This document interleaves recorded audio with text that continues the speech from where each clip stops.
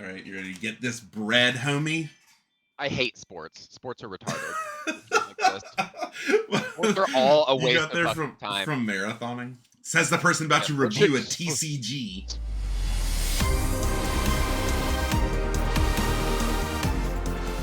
Hi everyone, and welcome to another Atmos Gaming video. We're back with Avatar. This is a pretty cool set. It actually has me watching a little bit of Avatar. I'm like 2/3 of the way through the first season. It's a cute show. I like it. It's well made. Yeah, that's the whole point. It's there to be cute, and it's like it's the most Pixar anime of all time. But and not obviously those are two good things. So like yeah. Now, you weren't being derogatory. You were saying and Pixar is good most of the time. So yeah, I'm gonna be pretty into this. We're just gonna do our typical review, commons and uncommons first, and set review order, starting with the multicolored, and we use the typical limited resource like rating scale, right, A through F, and we'll mention sideboard, but then we'll also mention if we think it's interesting in like standard or commander or something like that. That's obviously more the rare mythics. Sometimes uncommons.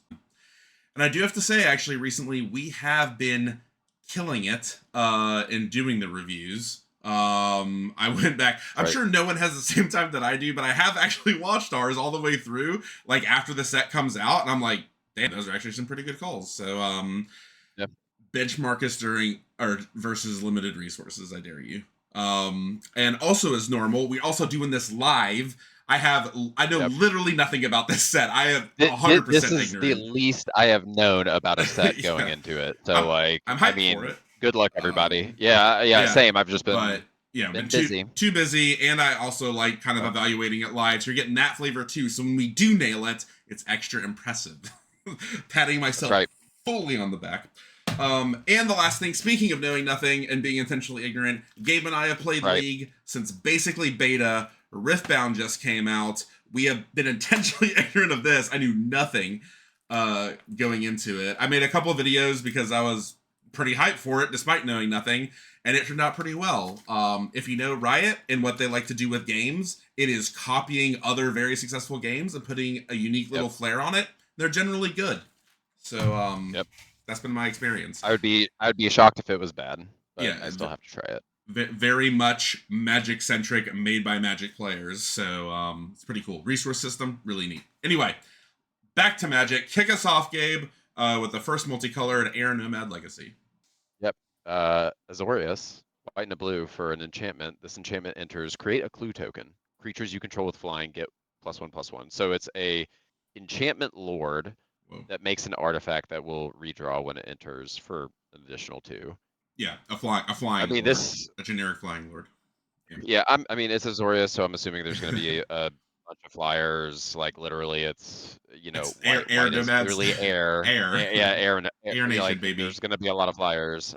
So most Azorius card ever, can we say, is an enchantment. It draws a card slowly and it supports flying. Yeah. I mean, I feel like this is just like a super solid card. I would say this is probably I mean, we'll see how slow this set is. I mean, this card's weird. On its face, I would say it's a little weaker than what we normally get at like an uncommon signpost, because it doesn't really develop the board. It sure is great value, and it sure does like help you get there in the end. But like this is I mean, maybe this is a 4-drop, right? You just immediately redraw. Yeah. Maybe you go like flyer on 2, flyer on 3, this on 4, immediately redraw. Oh, I think. Or if you have another 2-drop, absolutely or even turn 5, like. Yeah, well, I think like flyer you're attacking turn, or sorry, turn 4. Like if you're attacking on 4 with like a 2 and 3 drop flyer, like. Okay, this is upsetting. You should actually read this. Bam! First great insight already. You should actually read this as a tempo 4-drop. Because you really don't want to play this on 2. You want to go flyer on 2, flyer on 3, because you know they're going to have some broken, like, uncommon flyer at 2. And then, like, this and another flyer on 4, that would slap. Or, like, this hold up a counter. Like, if they have a counter that energizes with flying, like they do every once in a while, like, mana leak if you control a flyer or better. Like, and that and this on draw. 2. Yeah, or you just draw. Like, that's your cop-out. So, yeah, this really feels like your tempo turn 4 play here. So much better than playing it on 2. This is a Burbs out of Like, I Yeah. feel like this is gonna feel insane if you're like Yeah. guaranteed Oh yeah. having a flyer on the board. Yeah, and to your point, if there are burbs like the 1-drop 1/1 flyers, especially if we get Yeah, two of yeah, them, one in white and one in blue, which sets can have, that obviously makes this yeah, even better. Then I would consider this as a 2-drop if I 1-drop a flyer. But yeah, I would say this is a very obvious build around with flying, but I'm assuming that's prevalent. But it's like a B, right? This is probably a B. yeah, yeah. B. It's a B in those decks. Yeah. It can win the game quick, and it Or can gain unless you there's value. artifact synergy or historic spell synergy. So I'm guessing this is again. I know you. I guess have looked at spoilers. It's just that in the beginning. I have looked at almost Barely. nothing again because we be live evaluating, no studying Yeah. for me. All right. I really haven't. This is the least I've Yeah. looked at a set before it's come out in a long time. So I don't know, for instance, anything about the art. I don't know anything. Like apparently this is multicolor, right? We normally don't get 2 uncommon signposts, so I guess this is a more heavily multicolored set, which makes sense given nations. Yeah, If there's, exactly. I guess there's 4 of them, but then there's also a 5th book, so I don't know if that's actually a 5th nation. Anyway, Sokka, Lateral Strategist, 1 and double hybrid Azorius, so 3 total mana, but you can white blue in any order. It's a 2/4 legendary creature, human warrior ally, and whenever Sokka and at least one other creature attack, draw a card. Oh, that makes sense. Lateral Strategist. That's good. That's called Sokka style. Whenever this and at least one other creature attack, I think this is pretty good because I think you're probably drawing off this once. Yeah, you're playing it with flyers, exactly. Yeah. Exactly. You're playing it with flyers and you're probably drawing with it once. And at that, like a 2/4 vigilance for 3 is already fine. Like that's been kind of the joke that like Giant Spider, the 2/4 for 3 is like some of the best stats have held up like in the history of Magic. Like it's still not good, but it's like passable. Slapping vigilance on it and the ability. I mean, heck, even if this cashes itself out for a card, At least one card. I mean, if you're getting a card out of this, which you probably are, it's better with pumps. This is an example like you have to. And like if you flyer on 2, play this on 3, like your opponent has to basically play a 3-drop to keep tempo with that. And then if you have a combat trick in your hand, it is bad news for your opponent. Yeah. Because that's where you just start running away with it. So this definitely goes well with combat tricks. This is hilarious if you can give it flying easily. Oh yeah. If there's ways to enchant it with flying, or even like if there's like a cantrip that gives it flying and maybe +1/+1 or something. You know how sometimes they have that as a combat trick, like the white 1 mana +2/+2 and flying at instant speed. Yeah, that would slap with this. yeah, absolutely. So yeah, I think this needs help. It's probably just like a C+ on its surface, but I can see this be very, very aggravating with just the 1-drop pumps that are already. I think there are going to be like mid-range aggressive decks that are gonna love that card. Yeah. Cat Owl 3 and Hybrid Azorius. It's a cat bird. It's a 3/3 flyer for 4, and whenever this creature attacks, untap target artifact or creature, including itself. So better than vigilance. Yeah. So 3/3 vigilance flying for 4 is already like quite good. Yeah, that's quite good. Pretty damn good. But this is obviously better than that. Yeah. I mean, I would just say this is a C+ with maybe it can do something stupid that's even better. Maybe it combos into like a B-. If there's Mana Vault in this set, what are we doing? We're playing Cat Owl and untapping Mana Vault. Yeah. I don't know what the bonus sheet is. Yeah. Okay, so 2 uncommons and a common was what we had for Azorius. All right, I'll take Foggy Swamp Spirit Keeper. 1 in Dimir, so blue-black, 3 total mana. It's a creature, human druid ally. It is a 2/4. It has lifelink. Whenever you draw your second card each turn, draw 2's theme, create a 1/1 colorless spirit token with this creature can't block or be blocked by non-spirits. So it's like fear for spirits. Weird. Or shadow for spirits. I guess shadow for spirits would be more appropriate. Yeah. This is interesting. I mean, drawing your second card each turn can be pretty free. And okay, again, a 2/4 lifelink for 3 is already pretty good. Yeah, that's pretty good. And this is slightly better. maybe better than slightly better. If you can like crank out 2 free, like I turn think 4, this turn is 5.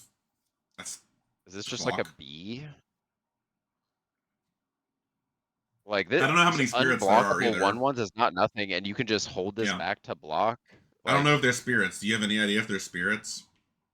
I mean, I'm assuming there's some, but Are these effectively unblockable? I mean, if these I are don't know. I don't if, know. if these are effectively unblockable, yeah, I would say this is probably like a B. And obviously, you need to lean into the theme. If they Right. are somewhat blockable, then it's probably like a C plus or B minus. But yeah, it's pretty cool. It's cool. Be drawing cards, play cantrips. Oh, you get another burb. Looking up spirits. Oh yeah, you on the job. No, there's very few spirits. Okay. Very few spirits, unless there are other things that are making these spirits, which I'm sure there are, but Okay. we'll see how many. Cool. So yeah, probably like B minus B. Yep. Messenger Hawk. All right. Messenger Hawk 2 and blue or black for a flying 1/2 bird scout. And when this creature enters, it creates a clue. This creature gets +2/+0 as long as you've drawn 2 or more cards this turn. Okay, so we've now seen 2 clues, and we've now Whoa. seen 2 draw 2 or more caring about in Dimir. Yeah. Clues obviously support that better than almost anything because it lets you cash it in when you want to. Yep. Which in both of these cards so far that we've seen, the answer is early and often. But presumably there will be Yeah. some rare that is going to do And something this can silly just go with in it. your Azorius deck as well. Yeah, absolutely. Yeah, it's very flexible. This is perfect in Azorius from what we've seen with flyers. Yeah, Yep. this feels like I mean, it is just a 1/2 flying for 3. It does redraw you and then get in crack in some damage. This is like borderline C plus, right? Is this a Yeah, I think it's borderline C+. wait? Do I still have it? Is this a high C? It is. It This is is a a high high C. C. I think we got our first high It is. C, and it might be a C plus, but at least it's a high C. All right, Hama, The the Bloodbender. Bloodbender. It is 2 in triple Dimir hybrid, so 5 total mana. Mix your blues and your blacks. Legendary creature, human warlock. It's a 3/3. When Hama enters, target opponent mills 3 cards. Exile up to 1 non-creature, non-land card from that player's graveyard. For as long as you control Hama, you may cast the exile card during your turn by waterbending X rather than paying its mana cost, where X is the mana value. That is a lot Holy of shit. words. It's so much words. Okay, so you mill 3. What you exile does not have to be among the mill, just anything in the graveyard. So the good version of this, pure upside. Yes. And then yes. only for as long as you can control this, you can cast that, but you can't pay its mana. That's not an option. You have to waterbend for X, where X is the mana value. And waterbending is while pending a waterbend cost, you may tap your artifacts and creatures to help. Wait, does that mean I can also play mana? Yeah, you can also pay mana. I can also pay mana. Okay. Yes, So it's upside. Waterbending is upside, not only doing this. Yes. Okay. Yes. Okay. So tapping artifacts and creatures is waterbending. Yes. So it's as well as paying mana. So it's improvise plus convoke. That's what it is. They made waterbending improvise plus convoke. I mean, but it only pays for 1. It does. So convoke can also pay for colors. That's what makes convoke like super special. Improvise cannot. Improvise is just the mana cost. So this is what you cast is still going to cost like 1 or 2 mana. Oh wait, no, I'm wrong. You waterbend X where X is the mana value. So it actually takes off the colors. So X is the mana value. That's just the total. So like if it's an 8 drop, it's just 8. It doesn't matter if it's 3 white. Yeah. Yeah, the colors don't matter, which means you can entirely cast this with waterbending. Like you don't have to use any mana with creatures or okay. So or it is or like your convoke. clues. Yeah, it is like convoke. Yeah, and This clues is being a insane with thing. clues. Clues being a thing makes this better. So yeah, this card's just cracked.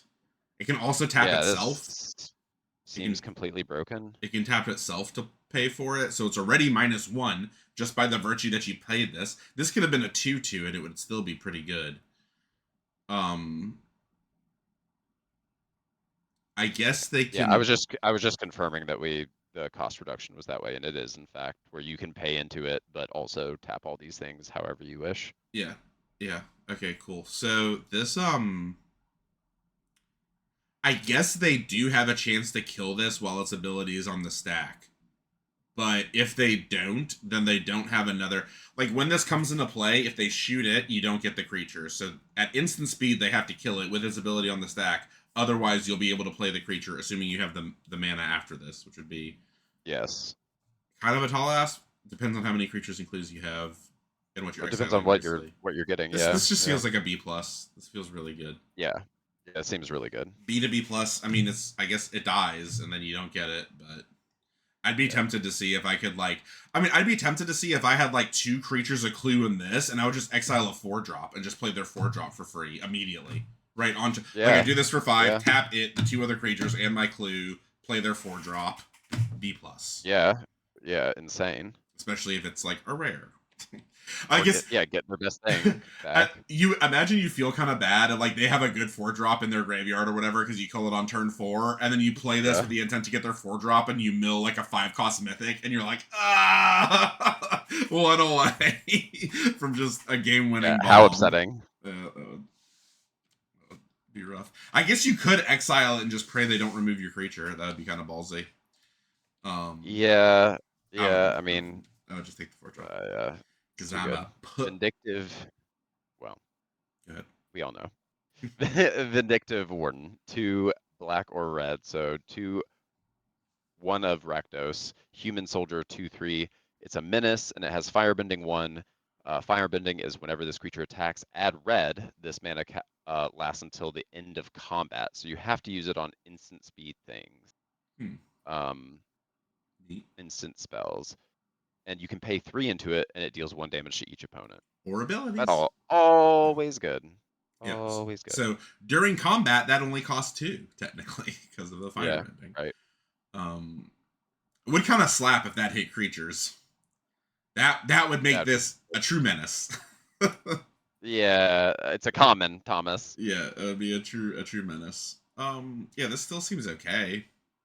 I don't hate this. Yeah, I think this is like a C+. Pay mana to ping them, I like. 3, you're right. I was gonna actually poo-poo it, but even that ability for 3 mana is lower. I guess for 4 mana, we see it being a drain, which is a lot better than just hitting them for 1. I mean, not when you're aggro red, but if you're more control-y black, then it makes a bigger difference. Firebending does make you more aggro. I'm also assuming that with other things making firebending, maybe there's a chance you can all of a sudden shoot them for attack at 6 mana. Yeah, this is probably a high C to a C+. I love this, so I'm just gonna do it again. High C, maybe C+. High C. It's at least a high C. Yeah, I like it. Everything can't be C+, although they do be printing it. I mean, in multicolored, you should have more C+s than not. Exactly. Zhao. Did I say that right? Zhao. Ruthless Admiral. 2 and 2 Rakdos hybrid, 4 total mana. For legendary creature Human Soldier, it is a 3/4 with Firebending 2, so you get 2 red manas when you attack, and it lasts till end of combat. Sacrifice whenever you sacrifice another permanent, creatures you control gain +1/+0 until end of turn. Oh, okay. So, combat mana and sacrificing, which is typically the Rakdos thing. I mean, that is also clues. Clues sacrifice. Clues. Firebending 2 sacrifices a clue for free during combat, which turns it into a combat trick with this, and that slaps. That's gas. Yeah, that slaps. So yeah, just mentioning the way that works together, this seems pretty good. I like how they give you the little puzzles. Pretty cool. Oh, I had 2 mana or sacrifice permanent. I wonder what costs 2 mana to do that. We'll see how many things are making clues, but I mean, clearly several things. I mean, that bird could also. I mean, it's just in black as well as red, so. Yeah, red typically does not make that many clues. They're too busy burning the evidence than finding clues. Yeah. Black Yeah, can though. black seems like the only other place. We'll see. Ob- Yeah, so obviously, like obviously, what this is insane with too is treasures. It's whenever you sacrifice a obviously. permanent, like, Obviously. Yeah. oh boy. Yeah, that So yeah, gets this explosive fast. I think this is like a B to B plus. Like your whole team plus one plus O is a lot, and you can vary. Like if you have a treasure and a clue, the whole team plus two plus O for basically free. I Yeah, mean, it's pretty insane. yeah, we'll see how many treasures and clues there are, but assuming like red typically makes the treasures, black can kind of make clues. We've already seen one. Now, there's a decent bit of that. I think this is like a B plus, and it's going to be a Yeah, terror. yeah. Maybe you're right. Because I could realistically see this cracking 3 to 4 things, like Yeah. the turn after you play it, like two Yes. treasures, a clue, and a creature. 2 treasures, 2 clues. That's entirely closed Which loop. is That's 4 which is also sacks. giving that bird +2/+0 by itself because you're drawing Yeah, yeah, when that makes like blue. yeah. Pretty good. And it's good that it's hybrid. Yep. Oh, here you go. Cruel Administrator, 3 and red and black, so 5 total for a human soldier 5/4. Has raid. This creature enters with a 1/1 counter on it if you attacked this turn. And when this creature attacks, create a 2/2 red soldier creature token with firebending 1. And that's not Wow. attacking, which is interesting. Normally, when it does Yeah. that, that thing is also attacking. I guess that'd probably be too good in this instance. Yeah, because it'd also be giving an extra mana back whenever you attacked. Yeah, this is still cracked. This card's ridiculous. Yeah, it's still very good. This is guaranteed a 5/4 that makes, or probably a 6/5 that makes a 2/2 for Yeah, free. I mean, if you play Guaranteed. this with raid, it's just it's a terrible Yeah, base. you yeah. you're like, boy, hard A six, removal. That's what I need. Yeah. a lot to deal with. Yeah, this thing attacking is definitely bad news because like it gives Rakdos even that extra reach where it's like because the thing with Rakdos or any aggro deck is like you run out of steam and they stabilize. Well, Yeah. trading this off the board is not stabilizing because it's leaving behind this No. stupid 2/2. So you Yeah. really just have to direct removal it to feel like you did anything good here. So this is probably a B to B plus, right? Like this is Yeah, I think this is a B, but I think yeah, it's probably a B. it's yeah, whew, it's a good one. Aw. Bitter work. Horrible. um, one and red green. We got the Gruul. Gruul enchantment. Whenever I see a Gruul enchantment with this cost, I think Fires of Yavimaya because I am an invasion fanboy. Whenever you attack a player with one or more creatures with power 4 or greater, draw a card. Okay. 4 Earthbend 4. Activate only during your turn. Target land you control becomes a 0/0 creature with haste that is still a land. Put 4 1/1 counters on it. When it Yep. dies or is exiled, return it to the battlefield tapped. Activate each exhaust ability only once. So this is a 3-drop that turn 4 makes a attacking 4/4 Right, that draws. that draws. No, it close. Wait, no, it does Yes. not. It does not untap the land. It does not untap the land. No, So you're right. so it cannot do that on turn 4 because the land itself would be tapped. It can do it on turn Yeah, 5. that's fair. If it could do Yeah, it on yeah, turn 4, like if it also untapped it, that would be yeah. Yeah, full on broken. Especially because when it dies, you just get the land back. That would be so dumb. It's like it's an actual 2 for 0, right? Because like you play this, yeah. it makes a land, it draws a card when it attacks, they trade it off, you're up 2, and you get the land back. So like Yeah. and then it's just sitting there. It's still really good. Just even that being delayed a turn, um, still kind of Yeah, slaps. is this like a B? I'm It, it's interesting I'm pretty sure that they brought exhaust back. pretty sure there might be a 2-mana ramper in this set. This is also funny if you bounce it because you get the exhaust back. Yeah. Um, yeah, this card seems good. I mean, obviously the 4 A power B. or greater is Yeah, I good by mean, we'll itself. see how much. Yeah, I mean, it's Gruul, so like, you're gonna do it. It's in there. Yeah, it's probably good late game. I mean, it's good late game typically in Gruul, unless I mean even ripping it off top isn't the worst because it's a 4/4. Um, like it's a pretty good top deck as well. How good is this? I was about to You know what talk you can, myself down to it, and then now I'm going the other way. What? if there's a way to like sack the lands, you can technically Oh do yeah, that towards like, yeah, like, yeah. You could because use it as they a will free come back sack, anyway. basically. Yeah, not Yeah, as creatures. I mean, you do lose the 4/4, but yeah, you don't lose the land. That's true. yeah. Yeah, interesting. Yeah, I'm gonna say this is a B, trending B plus actually, just because like it's good. It's not the best early. It's like okay. No, It's pretty good late. Um, yeah, I'm just saying it's a I B. mean, It's a B. yeah, I think it's a B. It's just really solid.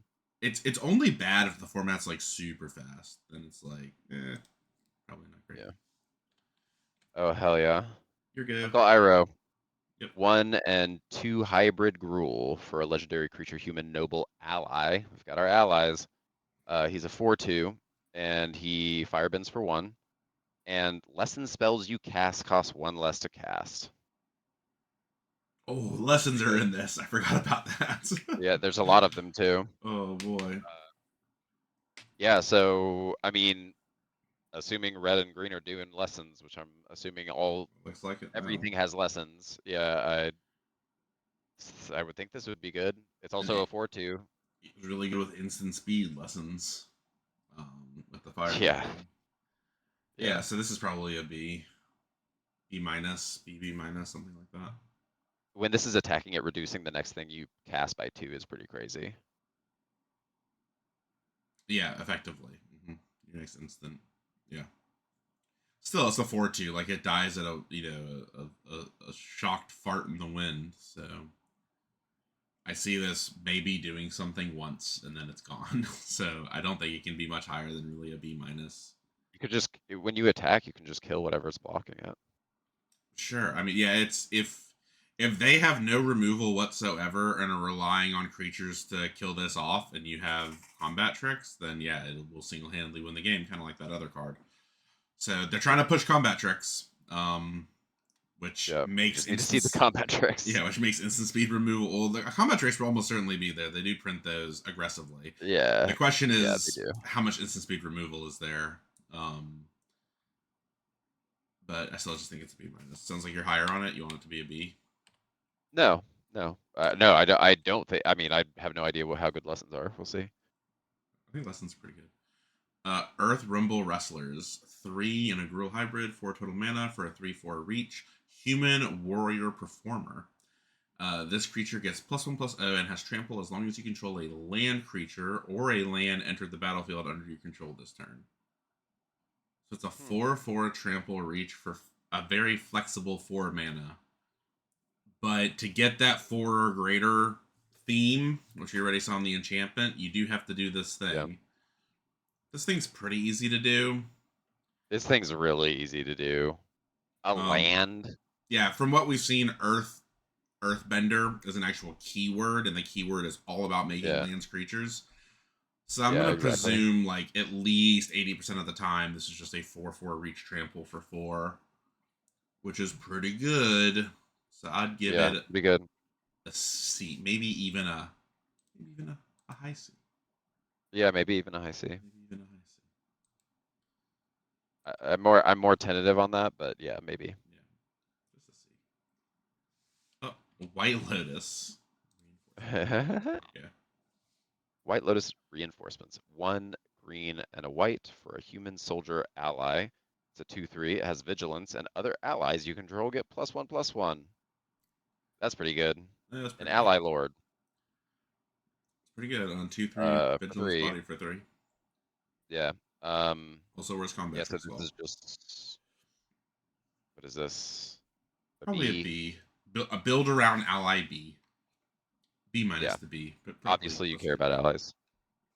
Yeah. Suki, Kayashi Warrior. I watched the episode of her on the plane. Yep. 2 green-white Selesnya double hybrid, so 4 total mana, legendary creature, human warrior ally. Suki's power is equal to the number of creatures you control. Whenever Suki attacks, create a 1/1 white ally creature token that is tapped and attacking. It's a star 4, not a star. So it's at least when it's attacking, it's a 2/4 because it counts it and its other ally, assuming you have nothing else going on, and it's made another ally, which obviously gets pumped by the other lord that we just saw, which would absolutely slap hard if you did that on 3 and this on 4. That would be frightening. Yeah, that would be frightening. It still just seems like fine. Like, yeah, I think it's fine. Like, so let's say you have 4 other creatures. This is a 6/4 that makes a 1/1 when it attacks. That's like all. So this with 4 creatures is still worse than the Rakdos one by itself. I feel like. Yeah, that one did cost 5, but still, it was like a 6/5 for 5 that makes a 2/2 that fire breeds. So yeah, I think this is like a B minus, C plus maybe. Yeah, I think it might even just be a C plus. I mean, we might be underestimating the going wide. Like we saw the sacrifice +1/+0. That was Rakdos hybrid, right? Yeah. Was that Rakdos hybrid? That was +1/+0. Sorry, it was the one that was whenever you sacrifice something, it was +1/+0 to the team. Oh yeah, no, that was Rakdos hybrid. It was Rakdos hybrid, yeah. So it was hybrid, yeah. So I guess you could. I mean, that would be both of these would be double spells effectively if you put them in the same deck. But maybe you can get there with go wide. Maybe there's really good land support. I don't know. But I'm gonna say this is just a C plus to start. But yeah, I agree. Maybe in go wide it is more important. You're good. Earth Kingdom Soldier, 4 and Selesnya hybrid, so 5 total for a human soldier. The 3/4 has vigilance, and when this creature enters, put a 1/1 counter on each of up to 2 target creatures you control. Yeah, so a 3/4 vigilance that spreads 2 1/1s around. This is an absolute slot in their limited design here recently. They're like every set this slightly changed. Yeah. And it can count itself. So right. A 4/5 vigilance for 5 that gives +1/+0 to something else is just good, and that's like kind of its worst case. Its best case is you're slamming this on 2 flyers and like good luck. Yeah. So yeah, this is probably like a C. This is, you know what? I think this is a high C. High C. I think it could be a high C. The downside is that you really love this costing 4 typically, but so I guess the question is this for 4 as a 2/3 without vigilance better than a 3/4 at 5 with vigilance? Maybe. Yeah, I think maybe. Was it so? Maybe it is just a C, or maybe even a C minus. I'm not sure how it. I mean, it is Selesnya hybrid, which is pretty attractive. We'll have to see if there's other caring about counters, which we have not seen yet. Yeah. We've seen a lot of other themes, but not that one. So, yeah, maybe this is actually just a C like minus modification or. What was it? Miles Morales is whatever in Spider-Man was a 2-drop that did this, right? Isn't it like 1 in a green that does this? That's ridiculous. I think I've jokingly said that ability for 2 mana would be completely broken, and it's pretty good. It is. So yeah, I'm actually gonna say this is C to C minus, but could overperform. It's well costed. Pretending Poxbearers, 1 and a surprising Orzhov. So are we getting all 10 colors? Because I think we've only seen friendly colors up to this point, I think. Right? Yeah, we've only seen friendly colors. This is our first enemy color pair. Alright. Pretending Poxbearers, 1 in Azorius, a 2 mana, 1's hybrid. It is an ally. When this creature dies, create a 1/1 white ally creature token. It's a 2/1. These are always good. These are always quite good. These play like C to C plus. It depends on how much of a sacrifice / go wide / material needing that your deck has. But yeah, C to C plus. It's also an ally. Yeah, it is also an ally. Tolls of War, white and a black for an enchantment. When this enchantment enters, create a clue token. Whenever you sacrifice a permanent during your turn, create a 1/1 white ally creature token. This only triggers once each turn. So this is a redraw that just guaranteed makes you an ally. But if you got a bunch of clues, I mean, this is It is just once each turn, going but crazy. them clues can be correct at instant speed. Yeah. They do not fly. Still, I mean, if you're doing a bunch of Mm. sacking, like It's just once per turn, though. No matter what the sack is. Yeah, fair. It is any permanent. So, okay. The reason I think this is good is assuming there is any other sacrifice theme, it does not say non-token permanent. It can't because it wouldn't work with a clue, but that also means it works with itself. So, like, it gives you the clue to get it started, and then if you sacrifice this stupid 1/1, it will give you another one perpetually. Yeah. Perpetually. Every turn. Like if there's a free sack outlet on a creature, every turn you just cycle this for value into another 1/1. Yeah, that's it's not infinite, It's but not it's constant. It's 2 damage every turn cycle. What do you mean 2 damage? Well, I guess it just depends whatever you're cashing it in for value for. It's whatever that is. Yeah. If that does 2 damage, I'm assuming, then it's 2 damage. I would assume there's something that's like, sacrifice something at instant speed. Well, like draw or deal a damage. Deal a damage. That would be Goblin Bombardment. This is infinite slow but infinite fuel for Goblin Bombardment. A candle of goblins. So yeah, this is thinking of it that way. This is like it's still slow, but it's probably pretty good. It is infinite sack fodder, basically. We just need to see, how many sack outlets there are and how good they are. It's very flavorful with Tolls of War. Infinite sack outlet. Slowly kill this guy over and over and over again. It's an additional +1/+0 every single attack phase for that guy. Yeah, for that guy. Yeah. Sack exit. Yeah. It also works with water bending. Like it's always going to give you a guy to water bend with, or a lot of the time it will.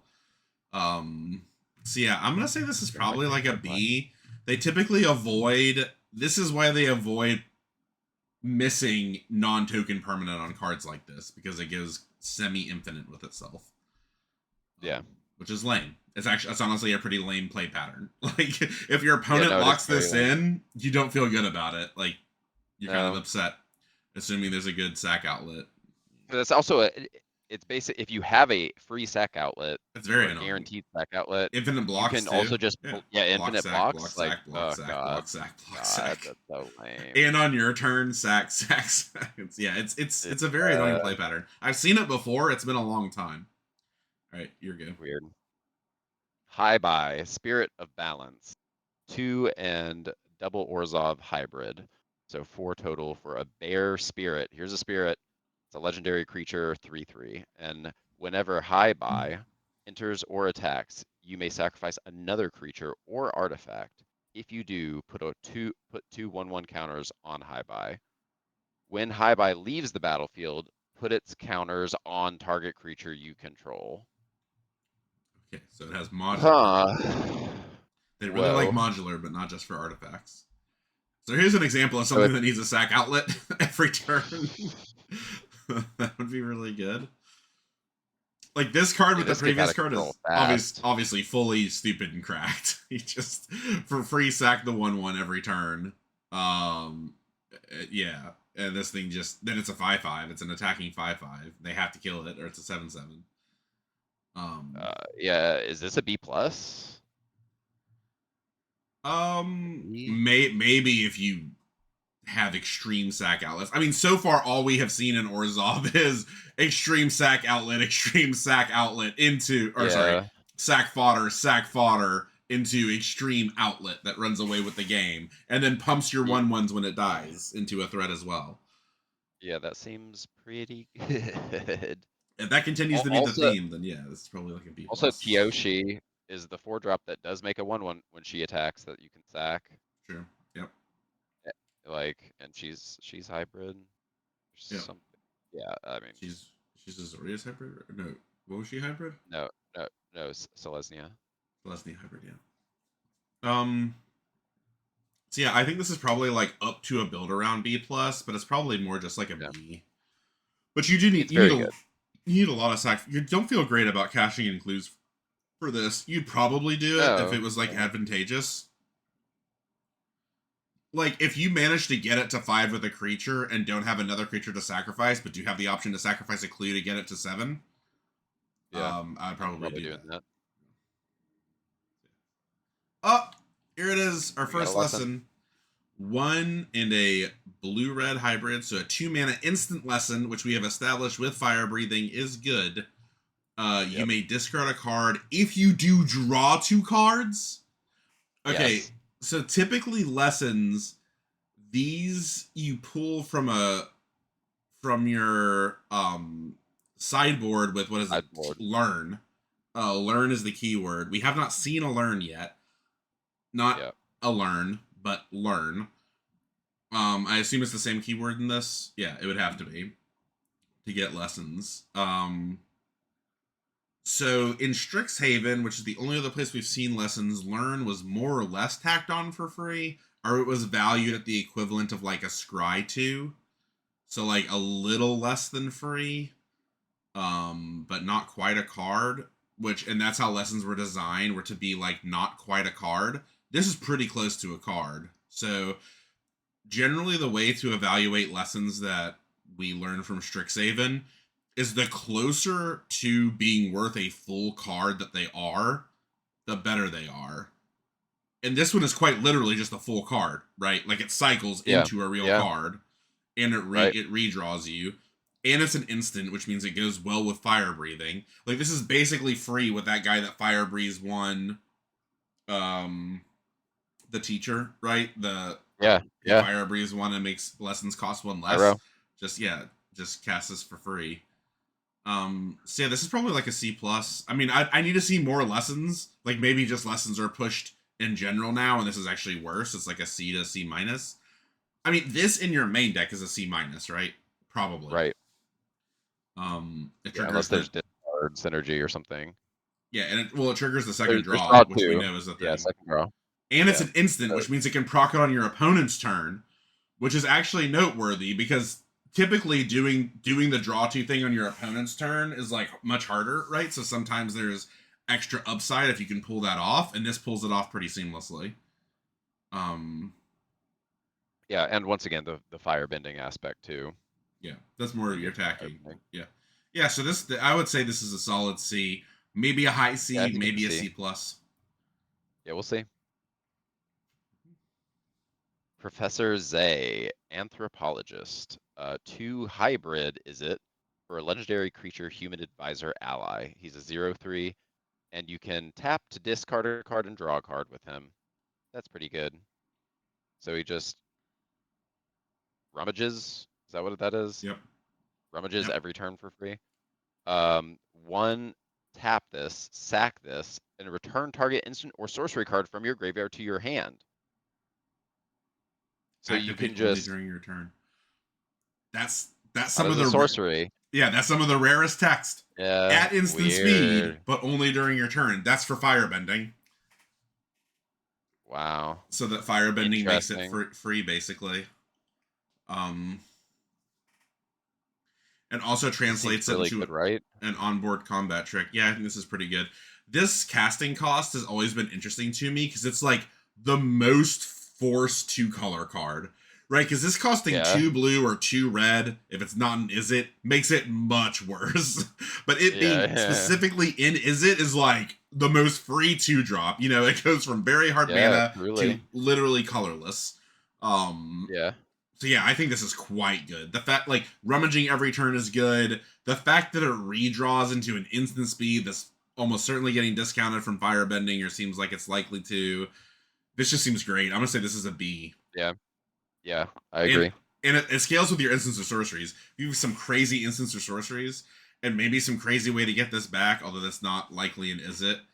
Like that could go pretty nuts. But yeah, I like it. It's a cool card. It's cool design. Well done. Yeah, I like it quite a bit. Rare text pulled off well. It was fun.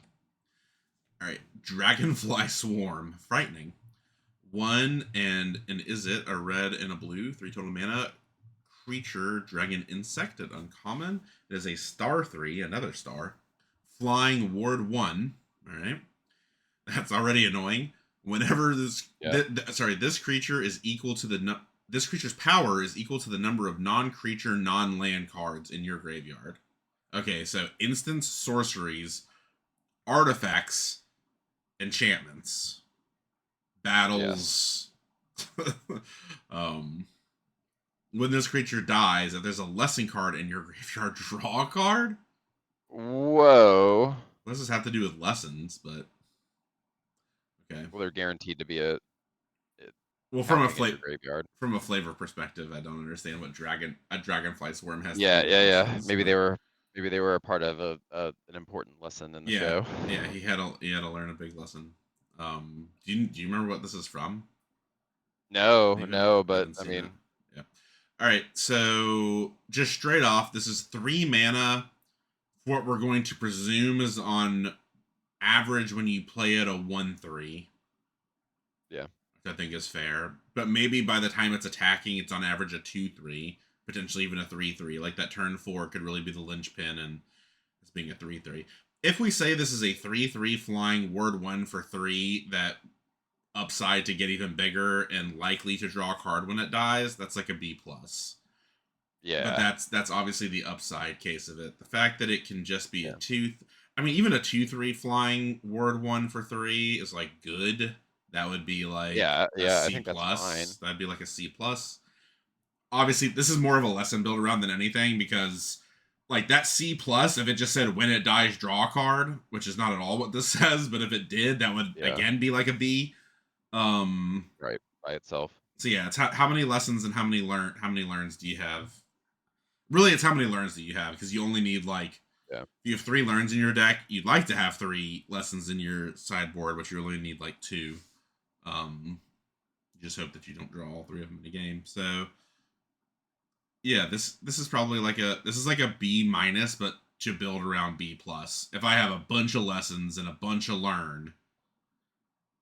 And obviously putting learn on creatures makes this so much better, because it can keep your creature density high in your deck while simultaneously fueling your graveyard. And yeah, so this is really a learn build around. Like, it's a B+ if you have a lot of learn. Yeah. But here we go. Earth Village Ruffians. 2 and black or green, so 3 total for a human soldier rogue 3/1. When this creature dies, Earthbend 2. That's pretty good sack targets. That's pretty good. This card's annoying. Yeah. Have we seen a 3/1, much less hybrid, but a 3/1 die into a 2/2 before? Die into a 2/2. Certainly not. The only reason they feel they get away with it is because it kind of locks up a land, right? Like, you're using the 2/2 creature is not free. Kind of. You can just keep using it as a land. I know, but then you don't get the creature. That's the only, like, they would never make this just die into a 2/2. Like, this cannot be as good as just dying into a 2/2. That would be outrageous. It's still that's not a ton of downside. Good. Yeah, it's not massive. So this is probably this is like also, if you care about sacking, we talked about it is technically another free. It's a double sack too. Because you really don't care about sacking the land, to your point, because you get the land back. If you're sacking the land, you can also tap it for mana before you sack it, so you still get to use it that turn. You still get the mana. Yeah, this is like a high C to a C+. That seems annoyingly strong. I do have to say, the earthbending, how they earthbend, like the movements they make, is exactly what I would think it was. It's like I'd already seen it before, even though I haven't. I'm sure other things have copied it. That's why it's like that. Man, this is a ton of multicolor cards. Yeah, it is. Long Fang Grand Secretariat. So yeah, I guess we are getting all 10 colors. Here we are in Golgari. 1 and 2 Golgari hybrid for a legendary creature human advisor. Whenever another creature you control or land you control is put into a graveyard from the battlefield, put a 1/1 counter on target creature you control. It's a 2/3. Whenever another creature or land from the battlefield. That does work with sacrificing even tokens because they do technically hit the the graveyard for a split second. Yeah. And it's whenever. It's not like this can keep triggering. There's no limit on it. Yeah. So I think the fact that this works with tokens, it doesn't work with clues, which would probably be too broken. But it still works with tokens, and it works with your earth, not bound, binded, your earth. What is it called? Your earthbending. Your earthbended lands. It's hard to say. Your earthbound lands. Then it's pretty good, and it can target itself. Right. It's hilarious with fetches. Yeah. Yeah. That is pretty funny with fetches. How good is this? What do you think? Is this like a B? Is it a B minus? I think it's a B minus. We'll have to, I mean, maybe earthbending does go crazy. We just really haven't seen it yet. I was thinking of this more on But Orzhov I so will say, far. yeah, well, yes, I agree. But also, I mean, we just saw the Earth Village Ruffians. So also, I guess, yes, also that goes in Orzhov. But yeah, the hybrid is So far, ridiculous. I mean, this is the first Golgari, but yeah, this is a B minus. But If you obviously this works with earthbending, so maybe there is other maybe it's Golgari better. ways to do sacking, or maybe there's more sacking in just black that we haven't seen. I'm tempted to be higher on this because of what it doesn't have the safety rails that we normally see. Yeah. It just happens as many times on your turn as you can care to sacrifice, and it works with tokens. Those are dangerous things, and it can target itself. So it definitely has upside from B minus. You're good. Dai Agents, 3 black and a green for a creature human soldier, and when this creature enters, Earthbend 1, then Earthbend 1. Okay. Whenever this creature attacks, each opponent loses X life, and you gain X life, where X is the number of creatures you control with a 1/1 counter on them. Huh. Okay, so you can just keep your lands at home, and this just cracks in for 2 drain the first time it attacks. Seems pretty good. This is turn 5. If you've been earthbending the whole time, like that's pretty sick. Yeah, you're true. It can be more than that. Although like I'm not sure you want to occupy all your lands. This can also just add a counter onto existing earthbended lands, by the way. Earthbending can stack. You see what I'm saying? Okay. You can target a land that just will add the counter the way that it's worded. It doesn't say a non-land, a non-creature land. It just says target land. You're right. So yeah, this seems pretty good. Like you could just make some to your like if you had a 4/4 like a 4/4 that you earthbound earlier, you can just make it a 6/6 with this. Yeah. I mean, I think it's So like a B minus. Modal. Yeah, I'm gonna venture to say this is a B minus. It also creates like a double sack outlet. This is a very weirdly modal card. You can like go wide with it to like drain them more, or if you're just going wide, or if you need sack outlets, or you can stack it to make a big thing. So yeah, it's probably like a B minus. The alt part of it is very good. Very good. I don't have all the arts up. I should have done that. Oh. You're good. Sun Warriors. 2 red and a white. 4 total for a human warrior ally 3/5. Firebending X, where X is the number of creatures you control. Whoa. And you can pay 5 into it to create a 1/1 ally creature token. Oh, I see what they've done here. That's pretty nutty. That's a go wide payoff into going wide. I mean, it's a 3/5 for 4. Like, let's start there. That seems good. That at least is firebending 1 already. And you have to attack with the other creatures. This card slaps, actually. This is a This card is nightmare. really good. This is also an absolute nightmare with combat tricks. Like, it's just a complete beating. Because things with bigger butts always work with tricks even better. Yeah, of Because course. they're already more likely to survive. Yeah, more non-symmetrical. This is, I think this is like a B plus, honestly.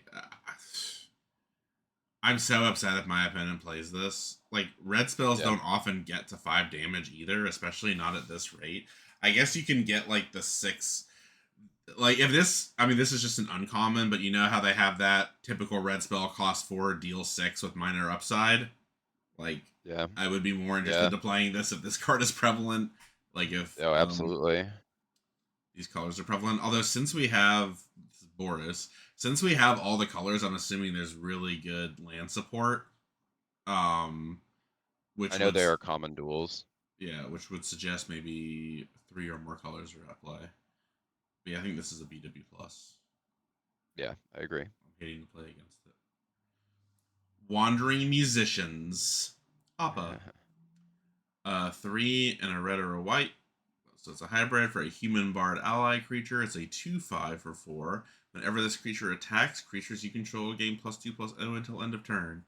We've seen this. It does count itself, so it's an attacking 3/5 for 4, which isn't like terrible, but this is just like a C. Yeah. If you're going wide, maybe you play one of these. Yeah, I'm not. It's a C-. I'm not playing it. What is an attacking 3/5? It has to attack. All right, you're good. Jet, Freedom Fighter, 2 and 3 Boros hybrid, so 5 total for a human rebel ally. It's a legendary creature and a 3/1. When Jet enters, he deals damage equal to the number of creatures you control to target creature and opponent controls. Whoa. When Jet dies, put a 1/1 counter on each of up to 2 target creatures. Whoa. So this is also very, very funny in Orzhov. Yeah. Yeah, Orzhov likes this. I mean, this is the ultimate go wide build around. Like, if this can shoot, this is just so good. If this, I mean, this is pretty reasonably shooting for 3. It's probably It could shoot for 4 or 5. 3/1 that kills something on entering and distributes 2 1/1s when it dies. Like, be sick if it had flash. Oh, I'd be so sick if it had flash. what about blinking it? Yeah, blinking it would be pretty good too. Blinking. So yeah, I think this is probably a B. I'm not sure it's quite a B plus. I mean, it does hit for 1 by itself. If you have one other creature, it deals 2 damage to a creature on ETB, and then it dies into pumping one of just the other creature. I think this is just a B. I'm not sure it's a B plus. It's a build. If you get a lot of creatures, it's a B plus. If you're super wide, it's a B plus. And Simic. Is it me or is it you? Me? It's you. Hermitic Herbalist is a creature human druid ally 2/3. Tap to add 1 mana of any color. Love it. Tap to add 2 mana in any combination of colors. Spend this mana only to cast lesson spells. Not to learn. Only to cast lesson spells. Sure, this is just, I'm just going to say this is like a B minus. Feels like a B minus. Yeah, it's a B minus. You have to specifically be in Simic. If this was 1 in a green, this would be like a B. Watch base green blue be like what you do to 5 color nonsense. Yeah, well, that's typical. Platypus Bear. 1 and hybrid Simic for a Platypus Bear 2/3. And it's a defender. When it enters, mill 2 cards. As long as there is a lesson card in your graveyard, this creature can attack as though it didn't have defender. Well, this seems pretty good. A 2/3 for 2 that mills you 2. I have to care about milling, Hell yeah. right? have to care about milling myself. Like, Or how lessons excited in are your you just... graveyard in Yeah. blue. Why do I want lessons in my graveyard? I'm just saying, what So do we you already saw one thing what do you that wanted value at lessons in 2/3 your for graveyard. 2? Just a 2/3 for 2. How good do you think that is? If it had no other text, fully vanilla 2/3 for 2. I see. Let's see. So how good is milling 2? So far, not at all. I've seen nothing that cares about milling at all. We've seen one thing that wants to see lessons in your graveyard. Oh yes, the flyer. That's true. Yeah. I'm assuming there will be something else that cares about being in your graveyard, surely. Yeah, I would say this is like a C minus, but I think this is a If D anyone plus cares C about milling, minus. it seems good. Yeah, Okay. we haven't seen it yet, but if you care about milling, I can see that. Garu Pathic. Guru. Jesus. Guru. What did I say? Garu? Garu. 2 and 2 hybrid Simic, so 4 total mana for a legendary creature, Human Monk ally. It is a 2/4. When it enters, look at the top 5 cards of your library. You may reveal a Lesson, Saga, or Shrine card from among them and put it into your hand. Put the rest in the bottom in a random order. Whenever you cast a Lesson, Saga, or Shrine, put a 1/1 counter on another target creature you control. So it's a top 5 look for Lesson, Saga, or Shrine. Are there shrines in this set? I don't know. There is. Oh, Yeah, there is. There are shrines. Are there sagas? Yes. Lessons are interesting. I thought lessons were supposed to be in your sideboard. I don't think there's any of what you were talking about earlier in this set. There's no learning? There's no learning, I don't think. Wait. There has to be learning. Finding out. Text learn. No. Really? Really. Okay, so lessons are all main deck? Yeah, they're meant to proc with other things. I don't know. Okay. We haven't seen what that is yet. Couldn't tell you. Very interesting. So this one can fetch one of them. I mean, it makes sense. The first one we saw is basically worth a whole card. Yeah, maybe they're just much better. What if they're gonna bring learning in for the new Strixhaven and make them broken? Yeah, I'm sure they would have to. I mean, they would definitely bring lessons back for that. That's where it debuted. So I have no idea how many lessons, sagas, and shrines you can have in your deck, but if you have upwards of like 6, this has a pretty good chance to hit. And otherwise, it also needs them for you to cast it to get any additional upside. It can't pump itself. I'm just gonna say this card is like a B minus. Just feels like a B minus. Yeah, I agree. It's maybe best in mono blue with heavy lesson concentration, or not mono blue. Yeah, but we'll see. Blue X. Oh, and we did it. Oh, we did it. All right, here we are on to white. Curious Farm Animals. It's pretty adorable set. I think we said it was Pixar-like once. Is 1 white for a 1/1 creature, boar, elk, bird, ox. When this creature dies, you gain 3 life. Pay 2 and sacrifice this creature. Destroy up to 1 target artifact or enchantment. I don't hate that. Wow. Yeah. We've seen some pretty good enchantments that are worth blowing up. We've seen so many things that care about sacrificing. Yeah. Just does it by itself. Yeah, gains you 3 life. Sacrifices. And kills an artifact or enchantment, which seems very reasonable this set. It's not a burb. It's not a burb. I'd rather have a burb, but all things considered. Pretty good. Yeah. I think this is a high C. Oh, you gonna bring up the high C immediately? Yeah. I really do think this is. I don't know how I think I'm sorry. It's a high C. We've seen so many clues. Yeah, you're really sacking this to blow up a kill you. I guess you could.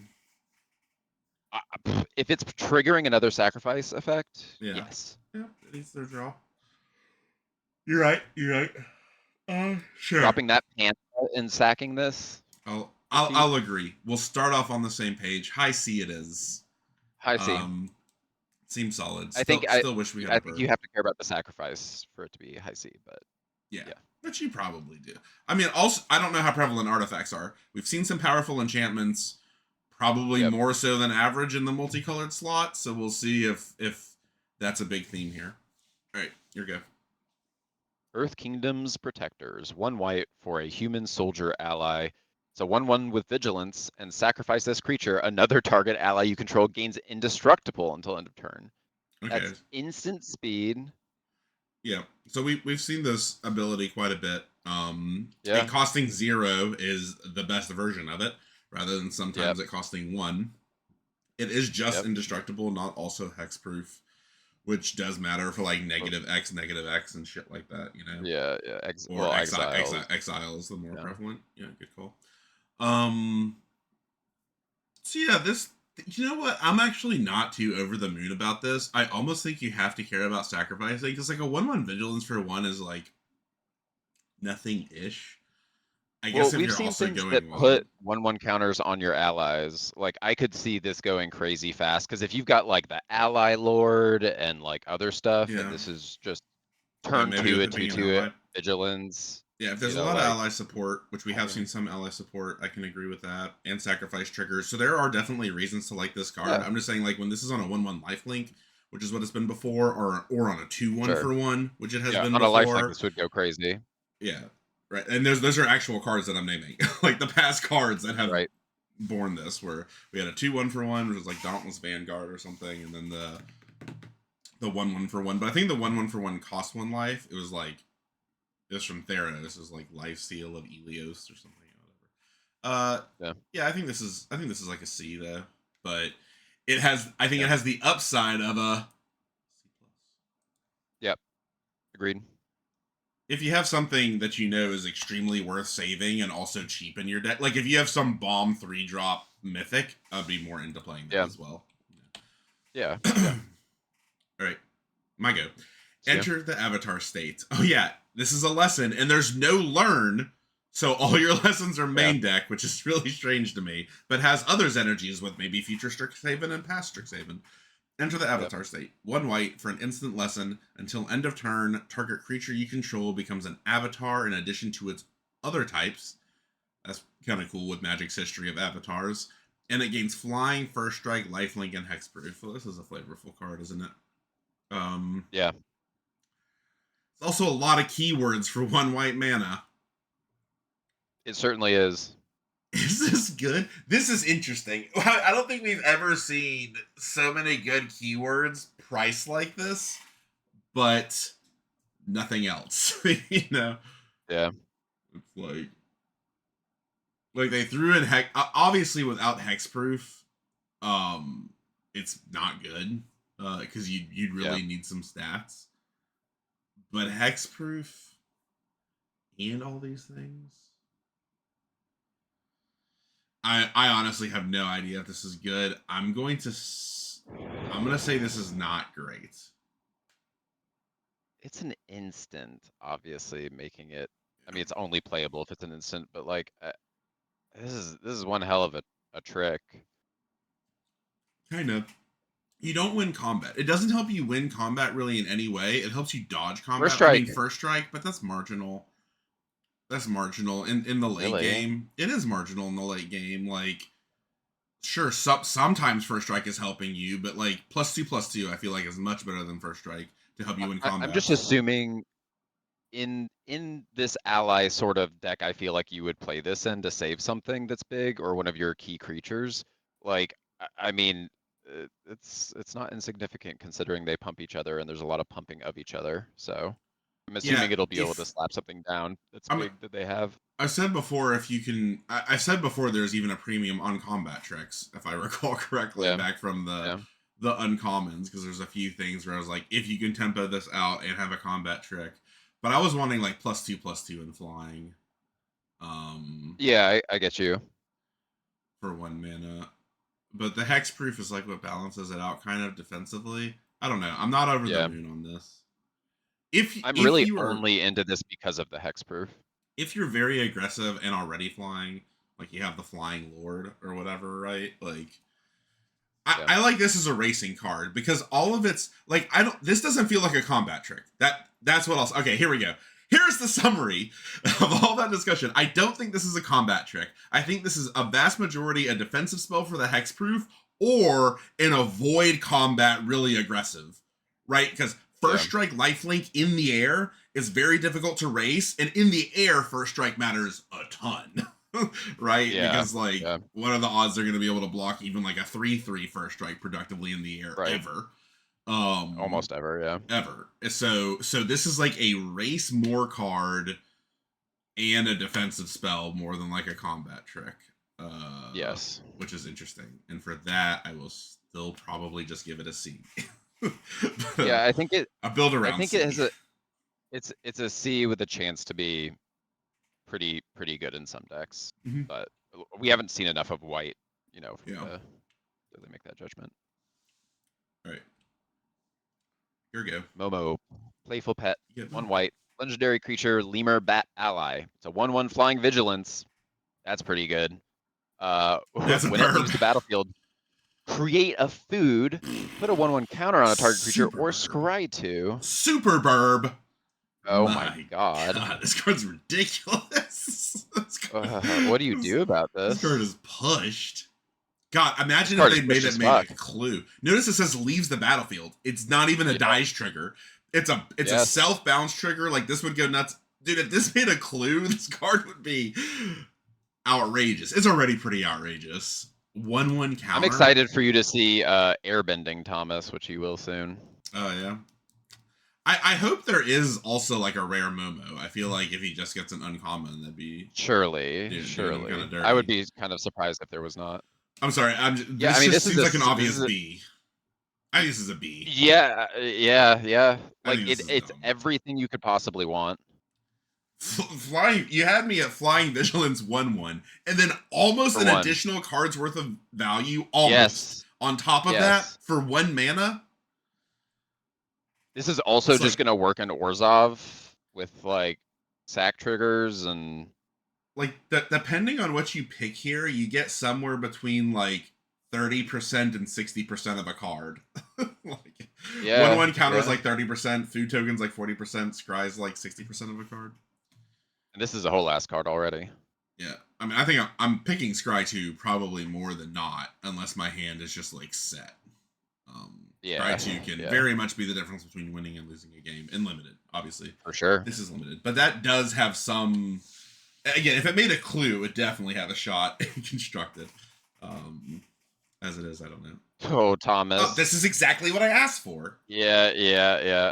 Yip. And it's of course it would have to be yip. That's like that's common. Yeah, that's the most perfect. So yeah, +2/+2. I guess we'll just combo do this one. Instant lesson, which means it's fetchable by some things, but not from your sideboard because there's no learn. It gets +2/+2, and if it is an ally, so you'd have to go back and look to see if those things that I said wanted flying were allies, but I think they were because they were in white. Yeah. White and blue. So +2/+2 and flying. So yeah, sure I think this is. I think this is a lot of allies. Better than your average yip effect. Yeah, absolutely. Because there's definitely some tempo flyers going on. And if you're in white, like the thing about white is even Orzhov, I noticed were like several of the Orzhov characters were allies. Was that 5/4 that makes the 2/2? It probably wasn't an ally. I think it was that skeleton, the enchantment. Yeah. It makes a creature every single time you sacrifice something, so it's an infinite sack. That was Orzhov. That was Orzhov. Target. Sorry, I was talking about the Rakdos guy. But it makes an ally. Yeah. Okay. Yeah, it makes an ally. But I guess I would have the main question is like, remember those two things that had all the things that had big butts, were they allies? Like the 2/2/4s. There were so many things that had good attack attack procs. Yes. There was like the Demir 2/4. We're talking about Sokka. Sokka was the 2/4 for 3. I think. There was a couple. There was a couple. There was a Demir one. I think it was 3. Hold on. And he attacks, or on attack he gets some shit. Yeah. I have to actually go see this. I want to know.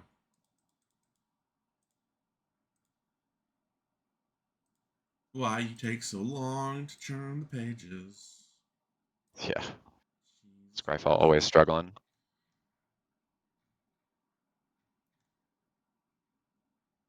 That one's fine. Uncle Ro is also like fine with. This one is pretty good on this one. Yep. She's an ally. It's good on Suki, but like not insane. That's an ally that or the. Yeah. That's an ally. That makes an ally. This is an ally, but also not the target. That's not. No. This was one of the ones I wanted to say. Oh yeah. Yeah, and it makes free allies. Yeah, I mean this one goes crazy. Yeah, that card is dumb. It fire bendings a lot. This is an ally, but not exciting. Previous pages. I think the Azorius ones that I want. Oh yeah, this one. It goes crazy with this one. Yep. It is an ally. Cat Burb is not an ally. And then this one. It goes crazy with this one too. Yes, yes. But that's actually 3 colors. So no bueno. Burbs are not allies. Is what I'm learning here. Does not go with Vindictive Warden, which is actually important because it would go very hard with this card and the fact that it's hybrid. So that's like kind of the only real miss, I guess, that we saw. And the Demir one, just because it's 3 colors, but maybe that's a thing. All right, that was a lot of time spent. It's a C. Right, onward. Yeah, it's a C. You can build around it, and it might be better. Here you go. Airbender's Reversal. 1 and a white for an instant. Destroy target attacking creature, or airbend target creature you control. All right. So this is the first time we've read airbend. It says exile it. While it is exiled, its owner may cast it for 2 rather than its mana cost. Wild. So, yes, it's enters triggers. It's so you can use this to pocket your own creature and replay it at any well. Holy shit! Yeah, this is broken, is it not? this works with Eldrazi because it's a full-on cast. It's a cast trigger. It's a cast trigger. What are they doing? Do they know that? Surely they know that. Yeah, they know that. So these are these are 2 very different things. It'd be sick if you could do both of them. Yeah. She's one or both. Yeah, for two. Yeah. So it's saying you can chump block, basically. Yep.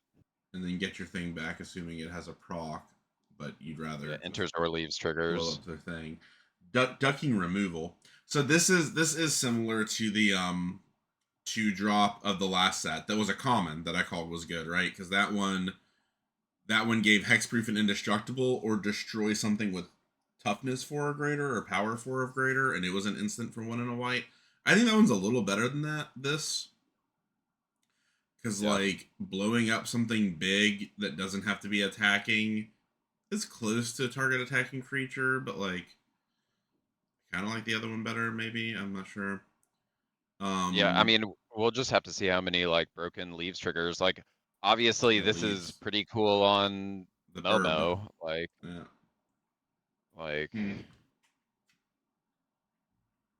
yeah, enters and leaves triggers. Pretty good on just have to see what's in this set. It's pretty good on the creatures that like can fetch lessons, assuming there's more of that. We've seen one of it because it is a lesson. Right. You fetch this lesson, exile it, fetch another lesson. So yeah, I think this is probably like a C+. Maybe a little better. Yeah.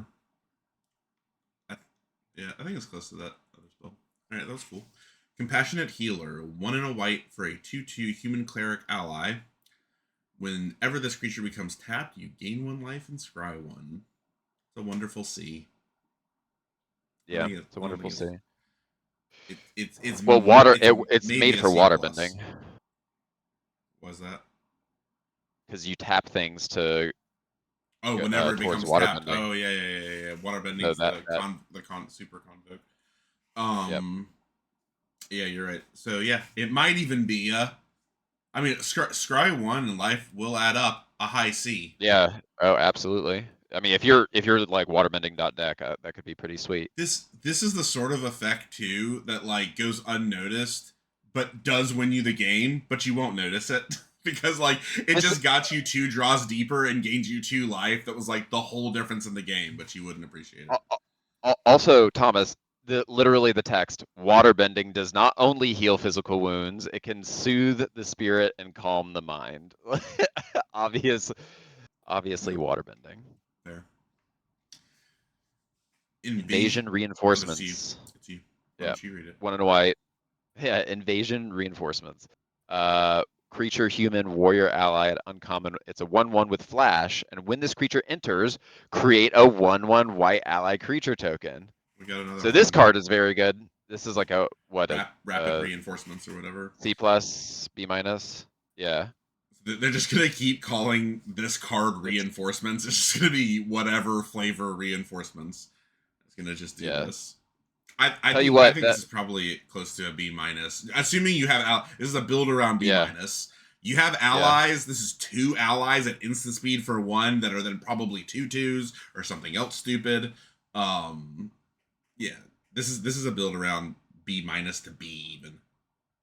Yeah. Let me tell It's you, the C stock of plus. that at 1/1 ally lord is going up Yeah, for me. yeah. I thought it was a 2/3 ally lord for 3. Or sorry, no, it's that or a 2/2, but It's a 2/3 yeah, it's vigilance still for 3. 2/3 yeah, it's vigilance still for very 3. good. Other allies you control gain +1/+1. So pretty good. All right, Yong's Deserters. 1 and a white, free 1/2 human rebel ally. All the allies in white. When this creature Yep. enters, put a 1/1 counter on target creature. That's pretty good. This Yeah. once again goes well with Momo. Momo on 1, this on 2. I have a 2/2 Yeah, I'm flying pretty vigilance that's excited about attacking that. you. If you kill Yeah. it, then this thing basically gets the counter back as the worst case scenario, right? From Momo's Right. abilities. Right. So yeah, this is probably a high C. They're kind of playing Yeah. around with this because like normally this is a 1/1 for 2 that does this. And they're Right. like, let's push it a little more. And so I think that gives it Yeah. a high C. If there are more counters energies, it would probably be higher, but we haven't seen any payoff yet. Yeah. Agreed. All right, you're good. Path to Redemption. 1 and a white for an enchantment aura. 2.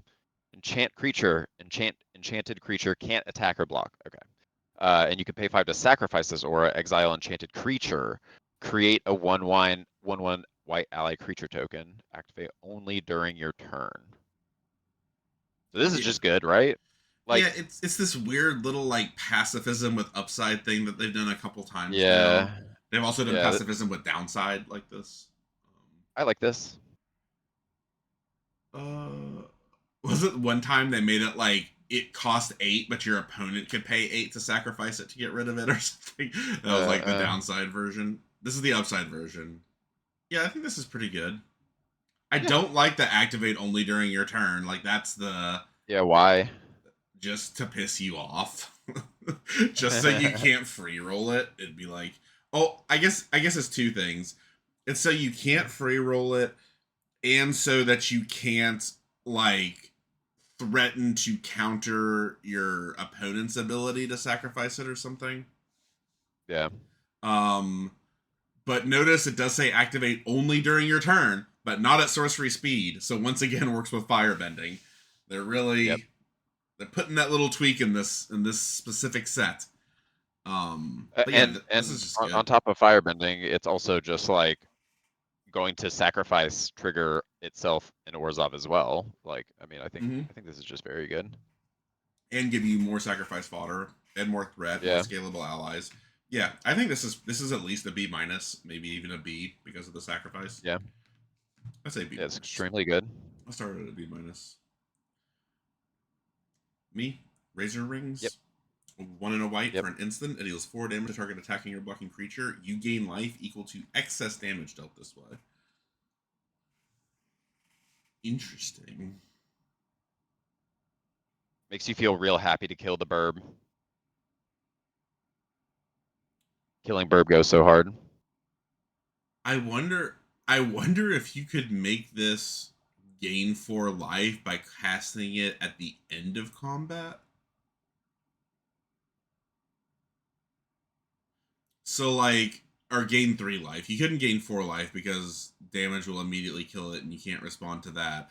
But I'm just trying to think, is there like a weird situation where you'd like do 2 damage to a 3/3, right? And Yeah. then you would just like hit it with this and gain 3. Yeah. Because Yeah, why not? I'm pretty sure there is an end of combat step where the damage is still on the creature and they're still attacking. Because you still have to satisfy the attacking timing part of it. I'm pretty sure that works. So that's a interesting mode. You could use it to gain 3. But you will have already died if that was gonna save you. So whatever. This is fine. This is like C plus removal, right? Yeah. It's like C plus. Just fine. Water Tribe Rallier. 1 and a white for might a. just be a C. Sorry. It Yeah. is just Yeah. 4 damage. I agree. It's pretty conditional. It's just 4 damage. 1 and a white human soldier ally 2/2 has waterbending 5. Look at the top 4 cards of your library. You may reveal a creature card with power 3 or less from among them and put it into your hand. Put the rest on the bottom of the library in a random order. What? This is Just a very rebels ability there. yeah. Waterbending. Cast as many times as you want. This goes nuts with a learn. Play it for free. Yeah. Tap it for more waterbending. Yeah. It's I mean, it's an infinite with a learn and intruder alarm. Once you get to 5, you just keep playing creatures for free, and they all untap, and you waterbend them to keep doing it over and over again. yeah, for sure. That's funny. We broke a learn and intruder alarm, everybody. This seems. I mean, it's just a 2-drop. Like, what more do you need from a 2-drop? Yeah, I mean, it's just good. I mean, especially there seems to be a lot of going wide ally shit. So like, this has got to be easy, right? I mean, you could even do this on turn 3, maybe. Like, imagine you go. Yeah. I mean, these are double uncommons, right? But Momo on 1, this on 2, attack with Momo, and then on 3 you can still attack with Momo and activate this because it has vigilance. Yeah. That's pretty good. Yeah, this has got to be just like, I think it's just like a C plus though. In the late game, it's really good Yeah. too. But Yeah, that's why I like it the most is like if you're in a go wide deck and you don't have a way to block inefficient or attack inefficiently, like it's a nice thing to widen your board. Might certainly get you yeah, there. yeah. I mean, it has to be But power 3 or it less, but almost like, honestly kind of does nothing until then though. Is the thing like yeah, that's yeah, why it it's is literally just a 2/2 that is hopefully getting buffed to be yeah anything more than yeah. that. It's a 2/2 that is at least a 2-drop and maybe draws you a card and could win you a stalled game. But I think Yeah, that's just a C plus. yeah, that doesn't sound great. It could be better. Airbending lesson. 2 and a white for another instant lesson. Airbend target non-land permanent. Draw a card. That seems pretty good. So Oh, this can be used yeah, that seems really good. offensively or defensively. And Yep, defensively multiple ways. Either like removing something yep. from combat, saving your creature from combat, saving your creature from removal. Also drawing a card, can like trigger the double card draw. Yeah, yeah, the 2-card draw thing a turn. Automatic blue. I'm assuming the cast still has to follow timing. Like you can't cast it at Blue instant back. speed.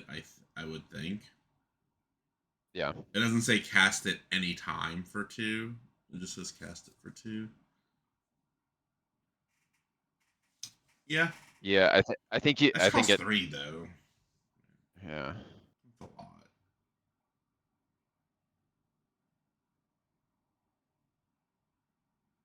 This feels hard to hold up yeah, because it's not really developing the board. It's actually like D. So how good would this be if it just said tap target creature? Because some of the times that's what you're going to use it as, right? And some of the times it's actually going to be worse than that because you would rather tap their ETB creature than do this to it. Because then they get the proc back. What do you think? What if But this it is might just... be, it might be a token. It might be, you know, Sure. something like Yeah, I it's don't know. I don't definitely think different than that. I'm just wondering, like how good would... What do you think this would be if it was just tap target non-land permanent? What would you rate this? probably like a C minus, maybe worse. Yeah, I think this is just a C, but I could believe I'm C gonna have to minus or see C how plus. I yeah, I think it could be a C plus if you have some like truly insane ETB shit, which there certainly should be. Yeah, Like it's true. Yeah, you could maybe get there, but I mean three is just a lot to hold up for this. Like three's a lot. I cannot Three's a lot. imagine playing two of these. Imagine having two of these in your hand and like one creature in play, and you're like, Yeah, well, yeah. What do you do? I'm going to be doing nothing for some turns to hopefully draw out of this using this card. That's kind of not what you want your cards to do in your deck. I need to draw out of the situation of them being in my hand. This is All you, right. I think. Yep. Avatar Enthusiasts. 2 and a white for a creature human peasant ally. It's a 2/2. Whenever another ally you control enters, put a 1/1 counter on this creature. Hmm. Whoa. So there's a lot of 1/1s being made. A lot of ally 1/1s. Are the Firebenders allies? Some of them. Remember that red white Well, one I mean like was? the one that gets created. Oh. There's like that 2/2 that Yeah. gets created. Maybe whatever. This goes insane with the veteran reinforcements. Obviously, Yes. Yeah. that's by far the best Invasion combo. reinforcements. Yeah, Yeah. invasion reinforcements. This show does the trope of like people foaming at the mouth, which is like a very old trope that I've never understood. That doesn't happen. Yeah. Agreed. People are rabid, and it still very rarely happens. They don't need help, but I still think this is just... I mean, this could be better than a C, but like specifically an ally build around, and then it's still just probably a C plus. And it's a 2/2 for 3. yeah, it is I, a 2/2 for I 3. play in that Orzhov enchantment deck that just constantly makes allies. Like, yeah, Yeah. Yeah, if I had a real big bunch of tokens, and there are several ways and colors that are making ally tokens, like I would definitely play this, but I don't think it's great. yeah. Here's a way to summarize this card. There has been versions of this card that have basically said get a 1/1 counter every turn, and they have been mid. So this needs to do better. This needs to do better than +1/+1 every turn, which is possible. It can do better than that. At which point it would be pretty good. Earth Kingdom Jailer. That's you. Sorry. Yeah, 2 and a white. Awesome art. Riding a chocobo. Human soldier ally. 3/3. When this creature enters, exile up to one other target artifact, creature, or enchantment an opponent controls with mana value 3 or greater until this creature leaves. So it is a limited Oblivion Ring on a 3/3 for 3. Yeah, that seems totally fine. I think this is quite good. Yeah, I'm totally. Yeah, I think it's an ally. I think this is a huge pain in your ass if this is a fast deck. Like, I'm playing this in Flyers every time. Oh my god, yes. Yeah, this is broken. Just getting so much pain on them so fast. Because, like, it creates this... Like, imagine you're, like... If they don't have removal, they're screwed. Momo on 1, Flyer on 2. They're, like, 3-drop. That's pretty good. You're, like, Earth Kingdom Jailer. And then you just don't attack with the Earth Kingdom Jailer. And you're, like... In order to get any tempo back, you have to kill this before you kill my Flyers, or my Flyers are just going to kill you. And yeah, I can eat clues. Like, it'll probably have a clue to eat just to be rude, because it just permanently eats that. We've seen good 3-cost enchantments or less. We've seen three of. There's the Gruul one, the Orzhov one, and the Azorius one are all worth eating. Yeah. So yeah, this is like a B. Yeah. It's a B. Maybe even a B plus. My ostrich horse loves a good That's chase. so good. Yeah. Okay. In a really aggressive deck, I think that's a B plus. It's ridiculous. Yeah. I agree. Fancy Footwork, 2 and a white for an instant lesson. Untap up to 1 target creature. They each get +2/+2 until end of turn. One or two. Untap 1 or 2 target creatures. Huh. We've seen this before. The +2/+2 to 2 targets for 3 at instant speed. That's about as well costed as it would be. Untapping them makes it a groan fest for your opponent. Yeah. Yeah, I mean this is a really brutal blowout. Yeah, I would play letting you one attack in with your aggressive deck. I play one of these in the aggressive deck, especially with how many of those uncommons. I was like, this would be good, or pumps would be good. So yeah, I definitely play. I'd value probably the first one of these at close to a C plus, maybe even if I'm aggressive, if I'm very Yeah, aggressive. I agree. Yeah, because this is gonna win you games. Yeah, it's hard to deal with. It's hard to fizzle as well because it has 2 targets. Yeah. Glider Kids. This is awesome. 2 and a white for a human pilot ally. 2/3 flying for 3, and when it enters, scry 1. Great. Windrake, eat your heart out. We got some Glider Kids. Yeah. Infinitely better than Windrakes. A 2/3 flyer is nothing to scoff at. Look how far we've come at common. 2/3 flyer for 3 that also scries 1. Yeah, this is. I think. Yeah, this especially is if you're buffing this. Ugh. I think this is a C plus. I think this does get there. Like a Windrake now is like a D plus, and this is literally why. I was gonna say this doesn't seem like much better, but this just beats the shit out of Windrake so hard. Pure power creep, Yeah. baby. Literal power creep. Glider Staff, 2 and a white. Here's an equipment artifact. When this equipment enters, airbend up to 1 target creature. Equipped creature gets +1/+1 and has flying, and it equips for 2. It's interesting how airbend is by default any permanent, but yet they like add qualifiers to it. That's kind of neat to like make the mechanic very open-ended, but then like already funnel it down. So this is like a really bad Oblivion Ring with marginal upside. +1/+1 in flying is actually a lot. Like for 2? For 2, it equipping that for is 2 good, is huge. But the 5 round trip is bad, and an Oblivion Ring it is not. Like I think it's pretty good for tempo, because even in a flying deck, you're gonna have things that are gonna be on the ground that you might want to give flying to.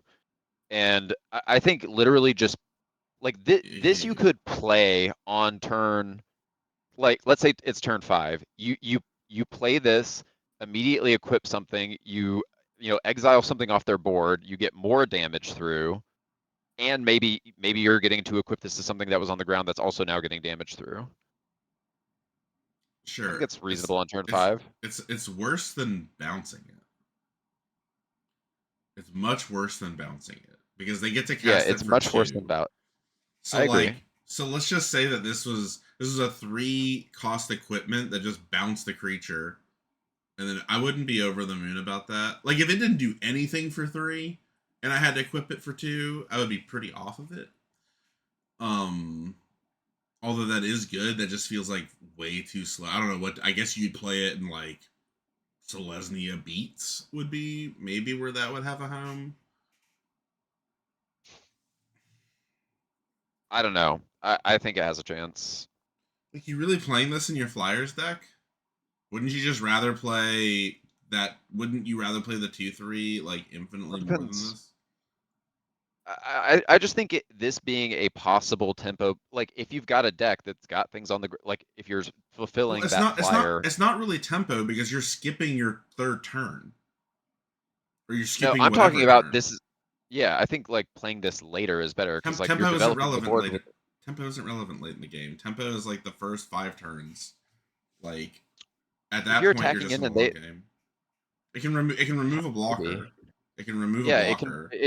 that's what I like about it, is that it's guaranteed removing at There's least a 3 blocker. mana. Like what? This is your turn 5 play. You're like remove a blocker, give my 3/3 flying.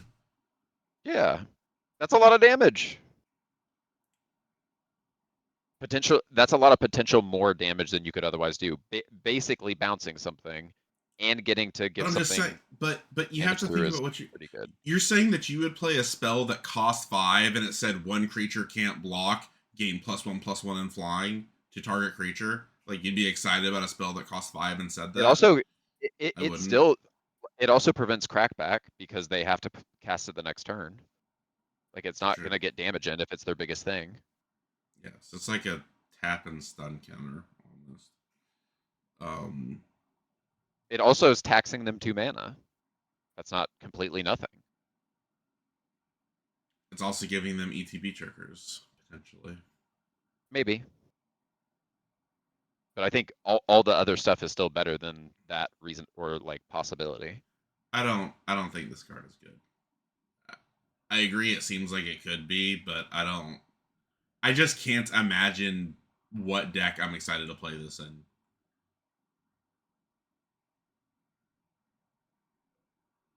Yeah, I guess it might specifically. I mean, like the scenario you're talking about, very Is its ideal specifically. scenario. If Yeah. maybe, but I Yeah. don't know why I want to play a somewhat I narrow could equipment also that being played turn 5 is its optimal place to be played. see this turn 5 in a Boros deck where you're firebending, like giving something with firebending the flying so it can get damage through guaranteed and Yeah, survive maybe and Boros like firebend. that 3 Like, 5. yeah, because then you have a bunch more mana, even though this has made that, 5 mana round trip. Maybe Boros is bigger. Yeah, this is really hard to value. I'm like between it being unplayable and quite good because Yeah, I think it's either a high C or unplayable, or even a C plus. yeah, I think it could But function as a I C think, plus, but it's just so yeah, I agree. situational. It's really hard to know how good airbending really is. I also, is it that bad that it is slowing them down turn 3 Yeah, that's and bad. giving you the, That's bad. like, but you're giving your thing flying the next turn and It's also probably getting it able to attack no, in it's again bad. if you are also It's bounce something. no, it's bad. Okay. It's bad because you are spending more mana than you are costing them. You are skipping your turn 3. You have spent 3 mana to cost You might them be 2 attacking mana. though. You might be getting It damage in doesn't the entire matter. time. It's turn 3. It's your 2/2. Who cares? I would let you do that They every have to day. replay that thing. If you wanted to spend 3 mana to bounce my 2-drop on turn 3, and that's your turn 3 play to attack me for 2, do it every game. Do it every game. And then if your next Sure. turn play is give your 2-drop +1/+1, and that's also your entire turn, also do that every game. I would love if my Yeah, opponents maybe. did that every game. That's just doing nothing. You're doing nothing. You're just spinning your wheels. I probably won't even replay the 2-drop. I would just like replay my 3-drop and like double my 2 on. The thing is that you can always just pay 2 to cast whatever this exiles. It's much worse than a bounce. Yeah. No, I get what you're saying, but Yeah, I don't think playing this on turn 3 is really ever the play. I could be wrong, but that was an interestingly controversial card. yeah. Very well Weird. designed. Very well designed. Team Avatar. 2 and a white, an enchantment, and uncommon. More enchantments to blow up. Whenever a creature you control attacks alone, it gains +X/+X until end of turn, where X is the number of creatures you control. Pay 2 and a white, discard this card. It deals damage equal to the number of creatures you control to Whoa. target creature. Okay, so it's like Which is instant. big exalted or what have you. Yeah, and that's instant speed from your hand. It's a discard, not a Yes. sacrifice. So this card's just really good. It's weird how it obviously is multimodal, but like both parts are good at the same time. Yeah. like it creates a weird conflict for you as the player, right? You're like, all right, do I Yeah. kill their 4/4 or do I make my I feel like almost one of these is categorically better than the other most of the time. Like, isn't just Yeah, I playing agree. it better than discarding it? Unless you're behind, but still have the creatures to kill something. Yeah, it's a conundrum. I don't want another mind bender after the last one.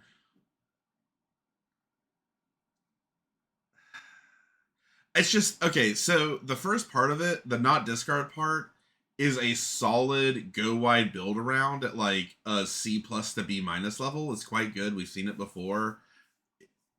If you can consistently make creatures, like if you have that Orzhov sacrifice enchantment too, to where this is always at least doing something, that makes it much better. Like consistently being able to make tokens is where this really gets it, because if your opponent falls behind even a little bit, it just snowballs completely out of control, and you're just like attacking with a 1/1 that's a 7/7 every turn. Like, what are they gonna do? Yeah. Um, Nothing. Lose. yeah, so it's definitely like a snowbally sort of card, but it can be quite good. So it's just how good you build around it. But I have no idea how to value the fucking second half of this. Uh, Like, what do you what do you mean? aren't you always playing like? So yeah, it could shoot something for 7, but if you're in the situation for shooting something for 7, isn't it still just better to play it than not Yeah, I discard agree. it? Like, that's what I'm saying. Like, how do I value? I guess the value of the discard effect is like they have a mythic that has some insane status. Like, there's something you Yeah. just have to get rid of because it will single-handedly win the game by itself, rather than playing this card, which will also single-handedly win the game by itself. Weird. I think it's a B minus. Build around B plus. Yeah. Weird ass card. So That makes super hard to evaluate. Go ahead. Water Tribe Captain, 2 and a white for a human soldier ally. It's a 3/3, and you can pay 5 into it, and creatures you control get +1/+1 until end of turn. Well, they putting this more aggressively costed. Yeah. This is an ability that come turn 10, it's real scary. Like when your opponent has you're 10 upset to lands, see you're it. like, ugh. Yeah, I mean, This has got to be a C, right? yeah, I think C so. minus. Yeah, I'm probably not playing it. It's better with fire breathing. I would play. Fire breathing. Yeah, it's fine. It's pretty good with fire breathing. Yeah. If you have 2 fire breathings, like, I'm upset if my opponent has this. Yeah, you're right. Actually, that makes this so much better. Fire Yeah, breathing is so massive for this. So specifically, Yeah, because there was the one that made 5 straight up. Yeah. Or like, yeah, the Boros one was fire breathing X, where X is the number of creatures you control. Goes nuts with all the cards we've seen. Yeah. Yeah. So I think specifically in Boros, this will probably play like a pretty solid C. It's a C plus. Yeah. And it's probably a C minus otherwise. Agreed. It's an ally. Aang. 3 and a white for Aang, the Last Airbender. I'm sure he doesn't have a mythic. A legendary creature, human avatar ally. He's a 3/2 flyer for 4. When Aang enters, airbend up to 1 other target non-land permanent. That's pretty good. Whenever you cast a lesson spell, Aang gains lifelink until end of turn. Whoa. That's nice free text on this card. This is where I like to have... Okay, so now seeing airbend to any non-land permanent price like this, that makes me think the enchantment's even worse, or the equipment's even worse. Because this card is basically entirely free, what they're putting on here. Yeah, exactly. Yeah, this is insane. This card's quite insane. Good. B plus? Like, is this just a B plus? It's if you have the lessons. Again, everything is like a slight build around, right? Like, if you have only 1 or 2, which is not a ton of lessons. If you have like 1 or 2 lessons in your deck, this is probably just like a B minus to a B, maybe a B. Because this is tempo. this is real tempo because you are paying nothing to make them pay 2 mana. Basically, you're playing a very good card to make them pay 2 mana.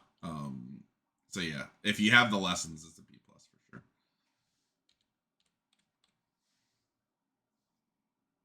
You're good.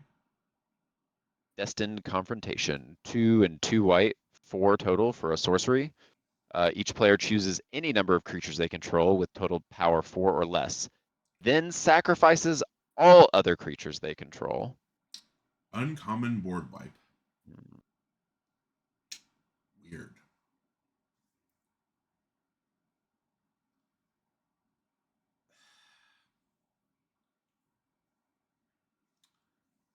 What is the best deck at using this? Is it? But it's double white. Like it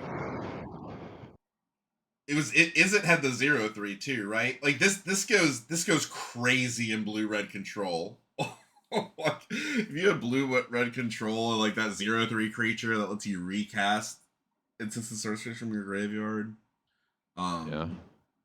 But it is obviously not. I'm. It's the best in Orzhov, right? That's the idea. Is if you can get some, again, that Orzhov enchantment that keeps working 1/1s. If you have like stall out mechanics that force your opponent to have to hard commit to the board, then I could see playing something like this and just like making it basically impossible for them to win. Right? Like if you're playing against Gruul and you're doing like cheap sort of Orzhov-y, my creatures die and come back as 1/1, so they're like 7/7, 5/5 trample 4/4, and you're like this. Yeah. So I'd probably just sideboard it. I would say this is like a sideboard B- in an Orzhov deck. How's that for narrow? Are you playing this in anything else? Yeah, I'm not playing this card. White control. Yeah, I'm not doing it. Maybe if you have Selesnya with just big butts, like the 2/4s, like the best case scenario in like a fair game is you have 2/4s. Right? They have a 4/4 and other stuff, and you have 2/4s, and you keep the 2/4s. They keep a 4/4, and you still can't. Like if there was some like insane sack payoff that had clearly 4 or less power that you could just sack your entire board and get insane value from just making 1/1s. Okay, maybe. Here's also an argument for it. It does technically say kill everything with greater than 4 power, no matter what. Yes. Yeah. So like that's why I think it's pretty good because like if that's what your opponent is doing, which means they're in green, then maybe you can bring it in. All right, you're good. Kyoshi Warriors, 3 and a white for a human warrior ally 3/3. When this creature enters, create a 1/1 ally creature token. As long as a single Kyoshi warrior is alive, their island remains protected. Yeah, so this is just for good. This is good. For good. Stock on the 2/2 for 3 is going up. Now that we have two white cards. This one's common. Make 2 allies. This one for free. 3 into 4, pretty straightforward. So yeah, this is like a potentially a high C. If you're it's a high C in an ally heavy deck. Yeah.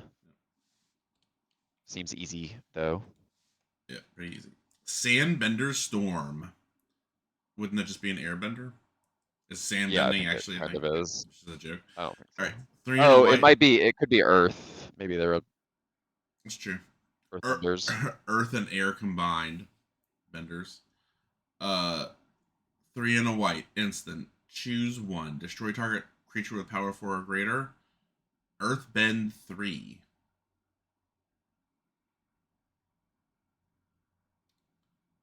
Both of these aren't great.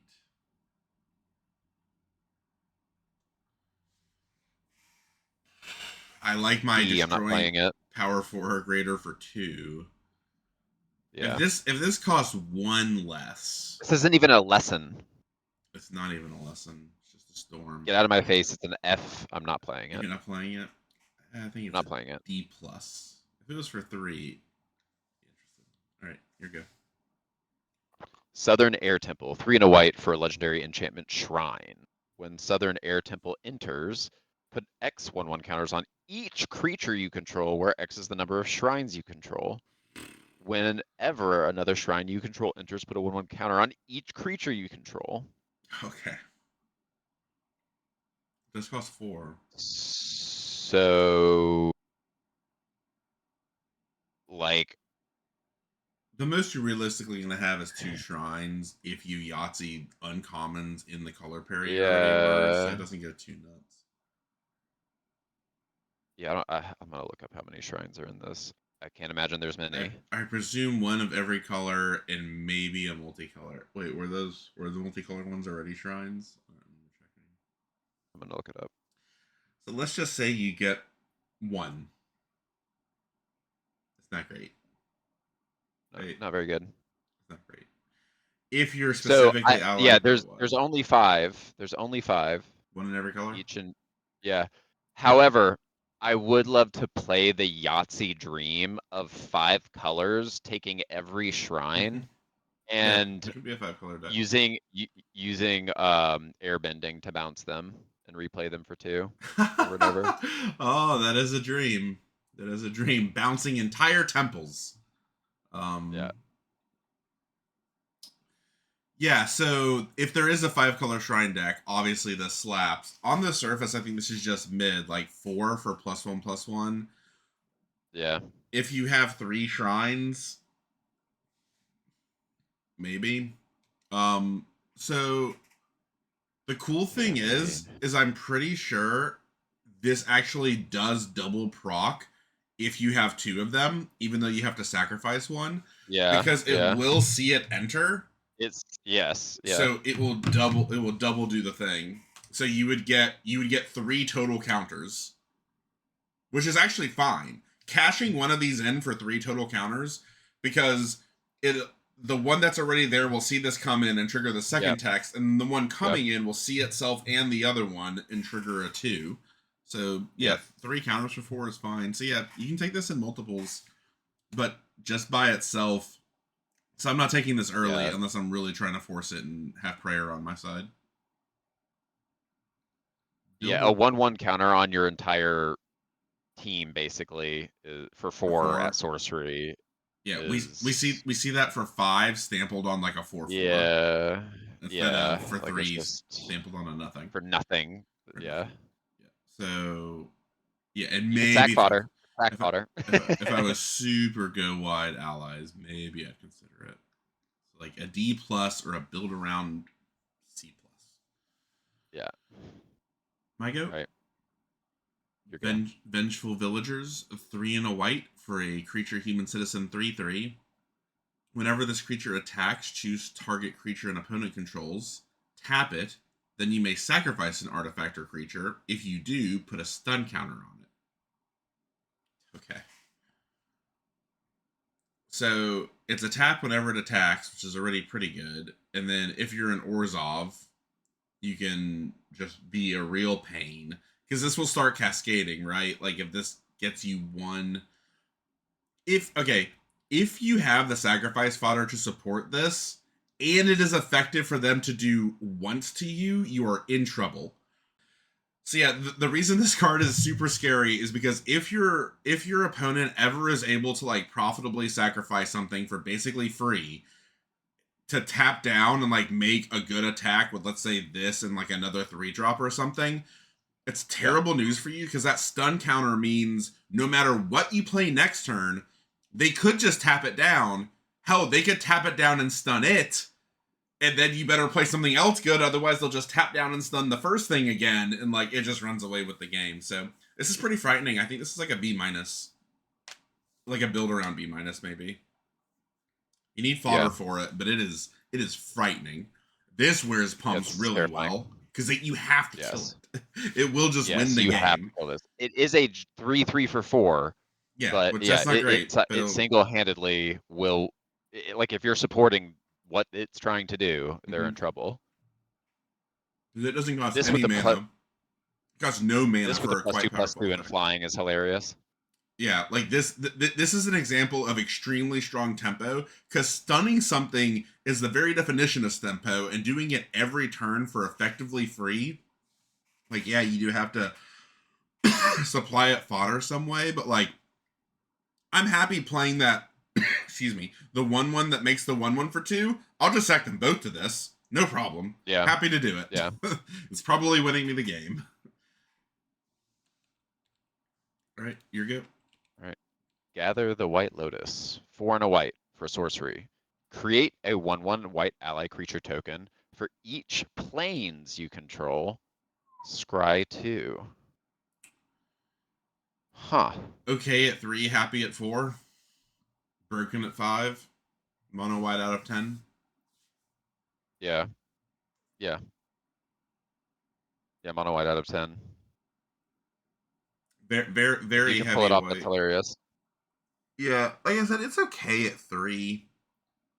Again, if you had stuff like Yeah. that other card, it's like okay at I mean, 3. So like, yeah, because if this is essentially making 3 2/2s with the Lord, or yeah, triggering some ETB on allies or number of allies, like that does go crazy. I Or even, I wouldn't really play this well, unless I'm playing like 12 planes. I don't think I'm playing this a with 10 lot. Yeah, planes. yeah. Maybe if I'm 10-6. If I'm 10-6, this is like sus. This is like a D plus Yeah. at I'm wanting to 10-6. only splash other colors. Yeah, The at only 12 thing I'm at trying to do. 12-4 or 12-5, this is probably like a C to C plus. Land splits. All right. Master Piando? Piandao? Yandao. Pandao? Yandao. Piandao. 3 and a white for a legendary creature, human ally warrior ally. It's a 4/4 first strike for 5. Not bad. When he attacks, look at the top 4 cards of your library. You may reveal an ally, equipment, or lesson card from among them and put it straight into your hand. Whoa. Rest in the bottom. That's an ass beating. It's a good tutor. That's gotta hit This, something. yeah. Not enchantments, equipments. Interesting. Makes sense because he's a fighter. Yeah, Hey, this is a good I am B. happy. I'm happy to put that 1/1 flying equipment on him. Sure you are. Yeah, it's pretty good. It's one. It's plus. Yeah, plus Yeah. one flyer. Yeah, this is like a B. Yeah, this Also, card's extremely good. wears pumps really well. Ass beating. First strike always does. Yep. Rabaru Troop, 3 and 2 white for a rabbit kangaroo. It's a 3/5. Landfall. Whenever a land you control enters, this creature gains flying until end of turn, and you gain a life. And it plane cycles.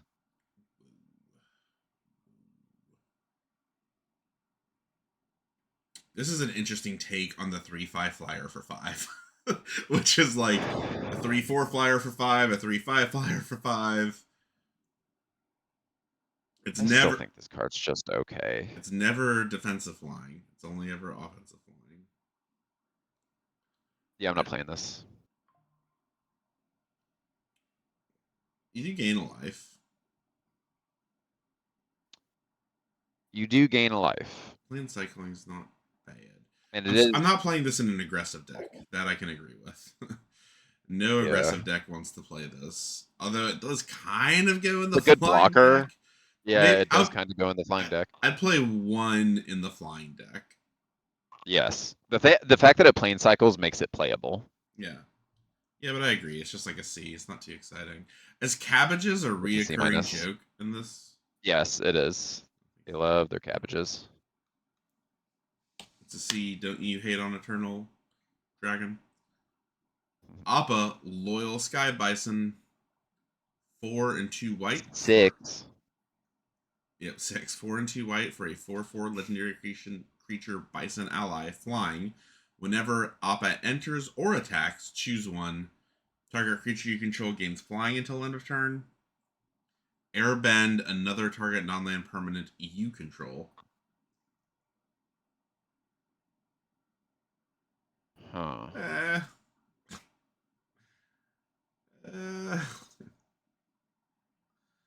Um.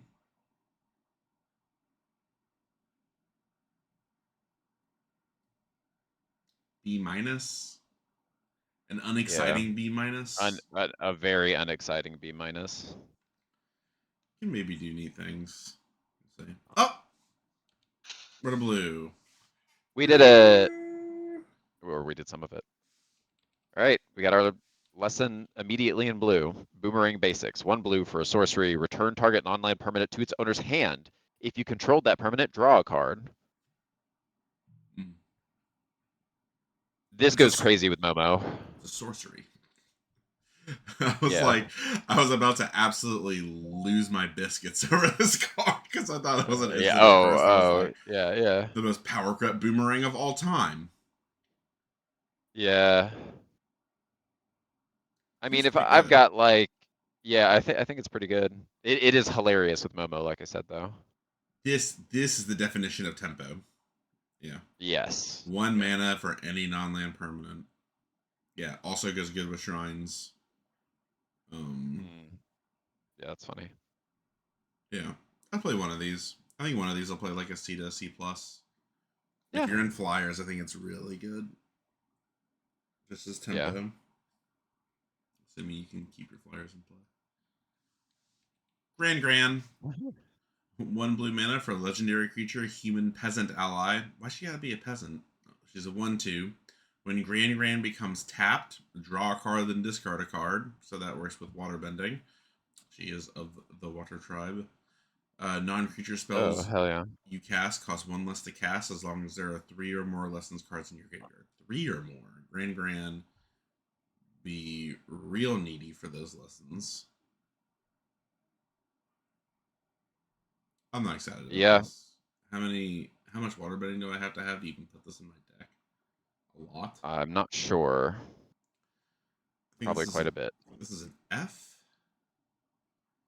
I'm gonna have to see the waterbending. I would like it, but I have I not seen probably. enough waterbending yet. Yeah, it's got to come thick I and mean, fast.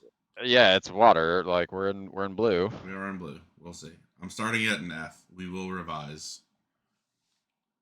Also, there is waterbending in black. Actually, I do know that to be a fact. Honest work. One blue for an enchantment aura. Enchant creature an opponent controls. When this aura enters, tap enchanted creature and remove all counters from it. Enchanted creature loses all abilities and is a citizen with base power and toughness 1/1, and it taps to add colorless. It's a humble merchant. Weird. So it mana ramps them. It's the first time we've seen it also clear all counters. They're like, no, you don't. Yeah. You don't get a pump from this on a 0/0. Yeah, interesting. This is very strange removal. Yeah, I mean, it's still good, Mm-hmm. but I agree. It's probably pretty good. Like a C plus probably. I think it's I think it's a C plus. I think it's for sure a C plus. But yeah, it's just weird. Weird. It's worse than usual. They're really flexing their design muscles over here. Yeah, Octopus they're form. Yeah. putting it out there. I mean, some of it just feels like different for the sake of it. They're like, I wonder if this is good. Yeah, I think that's what they're doing at this point. Yeah. What if we make removal mana ramp your opponent as a conditional base 1/1 with no abilities? All right. Octopus form. Yeah. One blue, instant lesson. Target creature you control gains +1/+wound, and hexproof until end of turn. Untap it for one blue. That's a common. It's a lesson, so it's kind of fetchable. It's annoying. It's a C. Yep. And I don't play them, but I do lose them. Yep. I might play them more now that they're lessons if I get enough lesson fetches. Yeah.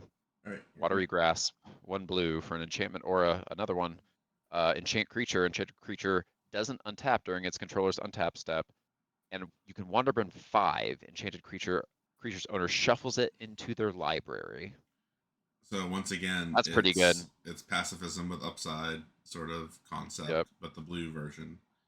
But this does not tap the creature, but instead of costing 3, it costs 1. Yeah. And you don't have to tap the creature because you can't just pay 1 and immediately waterbend for like 2 and 3 creatures, and it's a straight up exile. Yeah. So for 3 mana and 3 creatures, it's just not an exile, it's a shuffle.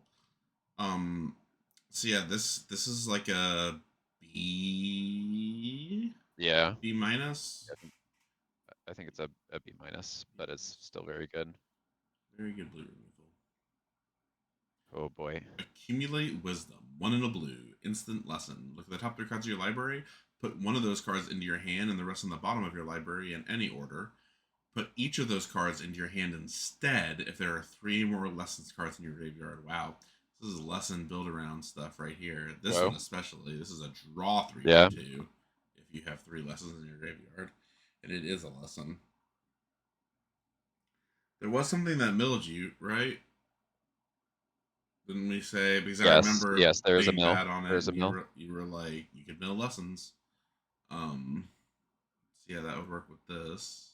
Draw 3 for 2 is crazy. Yeah, at instant speed, that's pretty bonkers. That's for sure.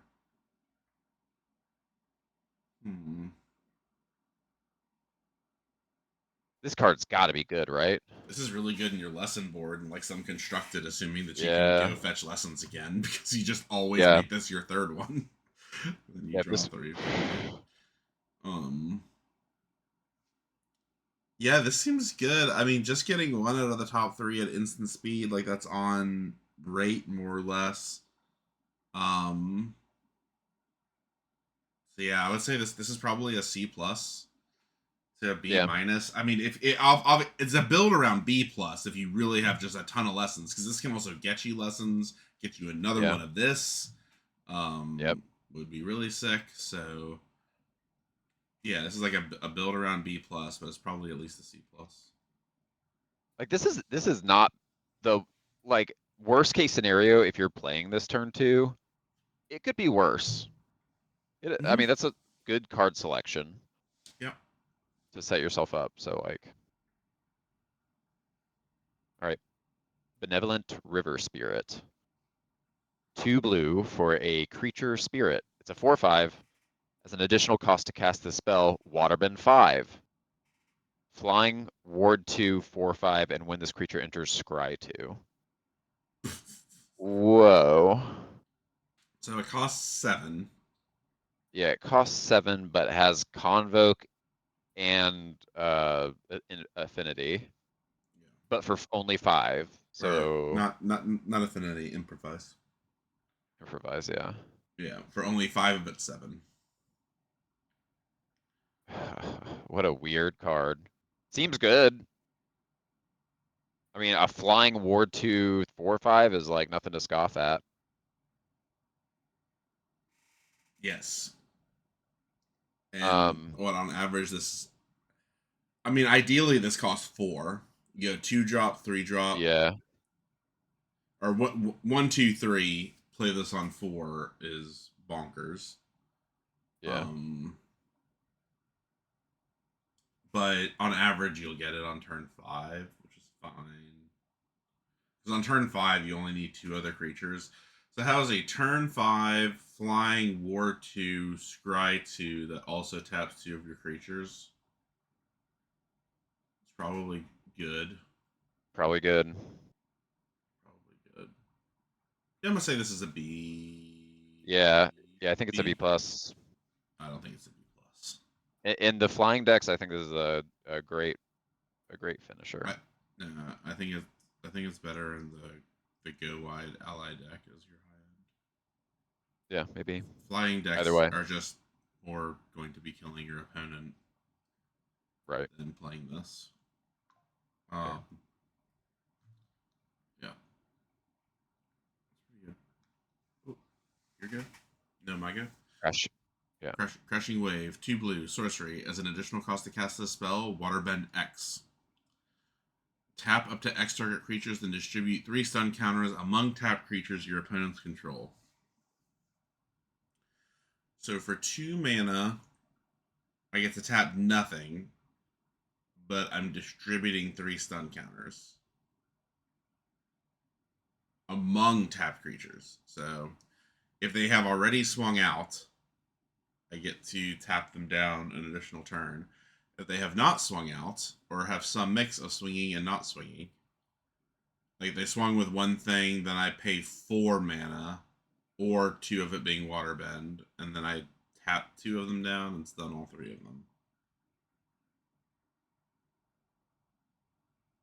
It's sorcery though, so you really don't want to be waterbending with creatures that much. I mean, this is definitely good in once again a go wide sort of strategy. That seemed more Boros and Orzhov than a Yeah. double blue Azorius spell.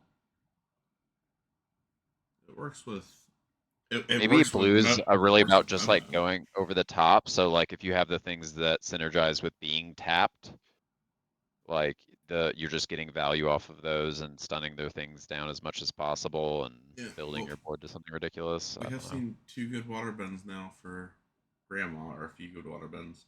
Yeah. Yeah. Um, I think this is obviously really good with Momo. Like Momo is what really where you can attack Yeah. and Oh still my do God. this. So Yeah, yeah, that goes crazy. it's decent. I think this is probably like a C to C plus, Yeah, I agree. assuming a deck can find a way to do it. Oh, alternate art for it for some reason. Mm, That's cool. pretty. Here you go. First time flyer. 1 in a blue for a human pilot ally. It's a 1/2 flyer, and this creature gets +1/+1 as long as there's a lesson card in your graveyard. So it's a 2/3 flyer for 2 if you've used a lesson. This card's ridiculous if you have Yeah, lessons. yeah, this card is insane if you have lessons. Flying deck is scary. We've been kind of joking about it, but like, yeah, Yeah, two 3 flyers for 2 at common are that's something. So yeah, yeah. I mean, is yeah, lesson flying build around C plus, solid C yeah, plus. yeah. Your entire deck is just tricks, lessons, and Yeah, I'm playing five flyers. five of these, 4 of the two, 3, 1, and Every like Momo possible. some other cards.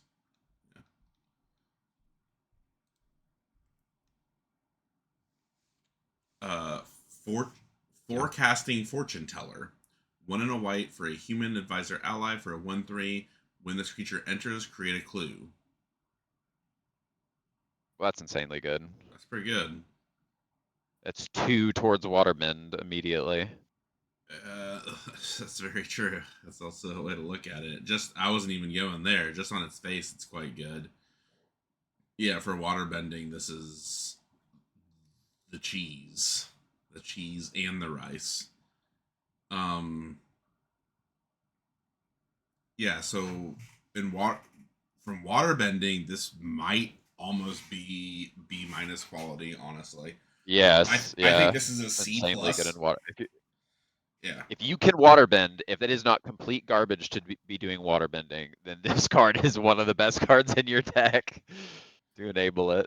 the only reason why this is like just the only down thing I can say about this has nothing against flyers. But the only reason I'm pointing that out is because 1, flyer seemed good, and 2, this is insane against everything else. Um, Yep. so yeah, I think this could be as high as a common B plus if you're really Yep. into the water bending sort of stuff and are kind of And controlly. blue black's gonna like it too, I think, Oh just in yeah, general. yeah. Well, that's the most controlly you can get. Yep. Yep, you're good. Oh my god. It'll quench you. 1 in a blue. Instant lesson. Counter target spell unless the controller pays 2. This is a compelling thing to be fetchable from your sideboard. Um, Yeah. I haven't seen enough yet, quite enough free tutors to be really excited about this. If we pick up even more free tutors, I mean, this is fine. This is such a fine line, the difference between Mana Leak and this, because Mana Leak is just like too broken to be printed, and it's 3 Right. for 2, and this is just like barely playable. Um, Yeah. but we have seen enough positive support, like just that flyer we just saw. I'd probably play 2 of these, Yeah. maybe even 3 of these if I just had the 1/2 flyers. Because even if one of them doesn't counter something at all, I'll just shit it into my graveyard to tap you out so that you can't double spell, which gains me tempo and makes all my Yeah. flyers 2/3s, right? Like, Yeah. certainly if I have the thing that lets me draw 3, if I have 3 lessons in my graveyard, I'll play 2 of these. So I think maybe this being a lesson from what we've seen so far actually does make this legit good. Yeah, I agree. I'm guessing this is legit good. I'm guessing this is You know what? I'm gonna say this is a high C. Yeah. High high C. Yeah, yeah, this seems legit good. Lesson built around high C. Yeah, obviously. You're good. My go. Knowledge Seeker. That's my go. Oh, yeah. What? Knowledge Seeker. 1 and a blue. Creature, Fox Spirit. 2/1 Vigilance. When you draw your second card each turn, put a 1/1 counter on this creature. When this creature dies, create a clue token. Okay. What? A 2/1 Vigilance for 2, which can very practically grow What? into being a real issue, but don't worry, if you kill it, they get a clue. What? B to B plus. Yeah. Very good card. Yeah. Uh, What the hell? a true horror to play against. Fuck. And it's a People are Fox out of their Spirit. minds. I love this card. I Yeah, need this yeah, this card's foil amazing. bad. I need this card badly foil. Where's the alternate art of that card? Yeah, for real. Messed out. Master Paku. 1 and a blue for a legendary creature, human advisor ally, 1/3 with prowess. Whenever Master Paku becomes tapped, target player mills X cards, where X is the number of lessons cards in your graveyard. Whenever he becomes tapped, he also has prowess, so he can kind of crack in there maybe. But obviously waterbending, which he is very obviously doing in the picture. Yeah. And the number of lesson cards. So once X gets to 3, which is what we've seen other care about, this becomes kind of frightening. Because notice it says target player. If you have like 8 lesson cards in your deck or something, and you're like, you get like 2 of them in your deck, and you're like, Master Puku mills myself, gets 1 more, mills myself again, gets 1 more, I play another, so now you're up to like 6. Yeah, that can end the game in a hurry. That gets scary. But it's pretty situational. I mean, it's a 1/3 for 2 with prowess. That by itself is not terrible. That is big. Yeah. Mm-hmm. Yeah, because it's most likely getting, if you don't have to waterbend it to get its proc, you're probably getting to attack with this. But on average, like obviously you want to attack with it. So interestingly, if you are the lesson deck, we've now seen how many 2 or 3 things care about having 3 lessons in your graveyard. So like you're probably targeting yourself with this to get to 3, assuming you don't already have 3. Yeah, I think I agree with you. Yeah, I think this is like a C+. I like this. I really like this. This is really cool card design. Yeah, it's going to take a lot of work to really get the juice out of that, but it seems it could just win you the game. Is you? We're on to Otter Penguin. It's adorable. It's 1 and a blue for an otter bird. It's a 2/1, and whenever you draw your second card each turn, this creature gets +1 and +2 until end of turn and can't be blocked. Yeah. So it's a 2/1. Will you go penguin sledding with me? An unblockable 3/3. Unblockable 3/3 is gas. Yeah, it's gas. Drawing a second card each turn, doable. Probably. Somewhat. Probably. I like that it's a pseudo burb. Yeah. 2/1 for 2. I think this is probably a C and maybe a high C. I think it's a C. It's just a C. Waterbending Scroll, 1 and a white for an artifact. 6 tap, draw a card. This ability costs 1 less for each 1 and a blue. Control. What did I say? 1 and a black? 1 and a blue. You said 1 and a white. 1 and a white. My bias is showing. So if you control 3 islands, it's 3 tap, draw a card at instant speed. Yeah. That's pretty good. You have to be pretty controlly. The fact that this wants to be in a control deck, and the fact that in the late game this could be as much as 0 mana, is pretty broken. I don't think the fact that you can also do it immediately, like if you draw this late game, you just play this for 2 and immediately draw. Like I don't think we've ever seen this aggressively costed. Like this is really aggressively costed. And notice it says island, not even like basic island. So they almost like they're almost trying to tempt us with other formats. I feel like formats that maybe even have fetch lands. Just I'm not sure island. we've ever seen 1 in a blue artifact tap draw a card for potentially 0 mana. Like, not unrealistically. That's a lot. I think this is like, again, I want to at least be playing 12 islands to feel great about my decisions. 12 islands, and this feels cracked. Yeah. You need to be control-y-ish, but yeah, this is an island build around. But yeah, this is probably like a B if you have 12 islands in your deck, I think. Yeah. It gets worse from there. It's like a C plus or a C if you have, like, the difference between 10 and 12 is so huge. like it's like a C to C plus at 10 islands in your deck, and it's like, it's just how many islands are you going to draw early, right, on a 10-6 split? Yeah. Versus a 12-4 split, like, you're always having the islands. So. Yeah, all the islands. Statistics, bro. Hypergeometric distributions. Your go. Iguana Parrot, 2 in a blue for a lizard bird pirate. It's a 2/2 flying vigilance that has prowess. Wow.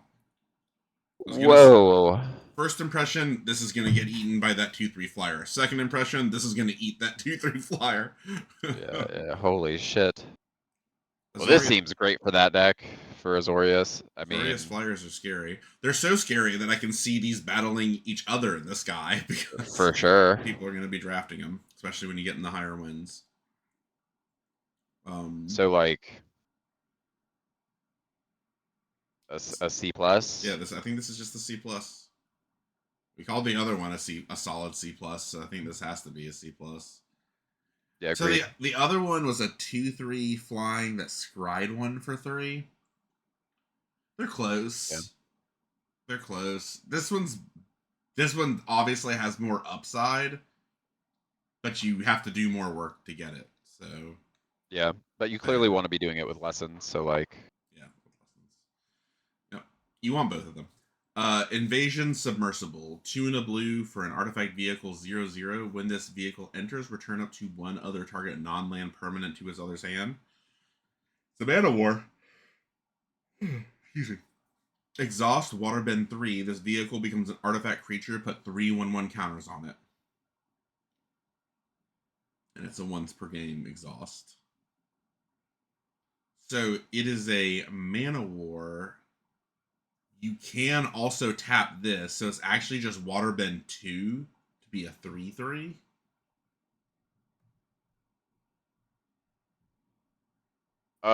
I think this is cracked, because also this goes so crazy with the 1 sorcery, bounce something of yours and draw a card. Or even airbending this and replaying it for 2. You bounce 2 of their things for 5 mana. Yeah. Well. Oh no, you use this on yours. You're using an airbender. Yeah. Regardless, like. No.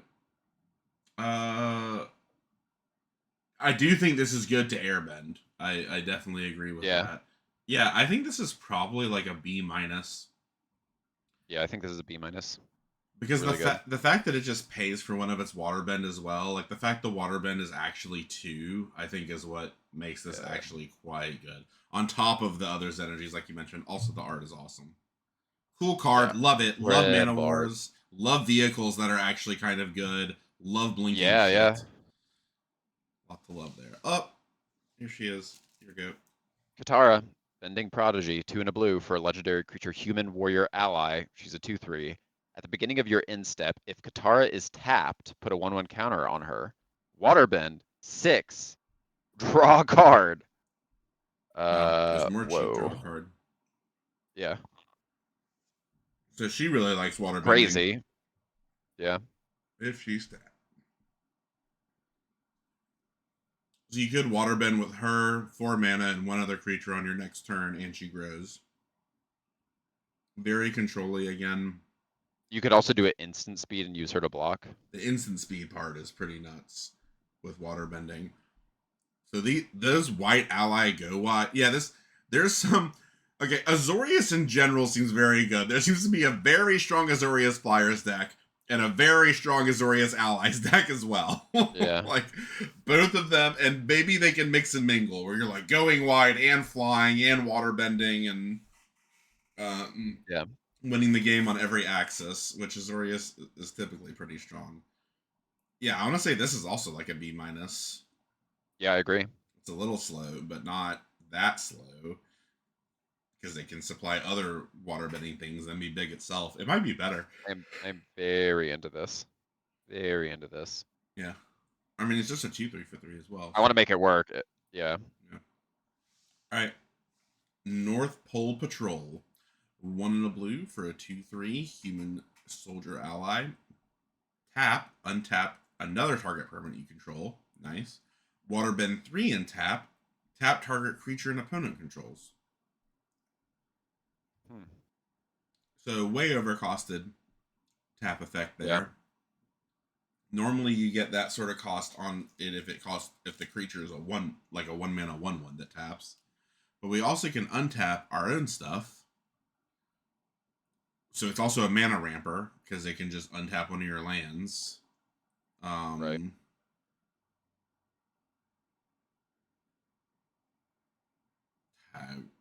It's an uncommon, which is interesting.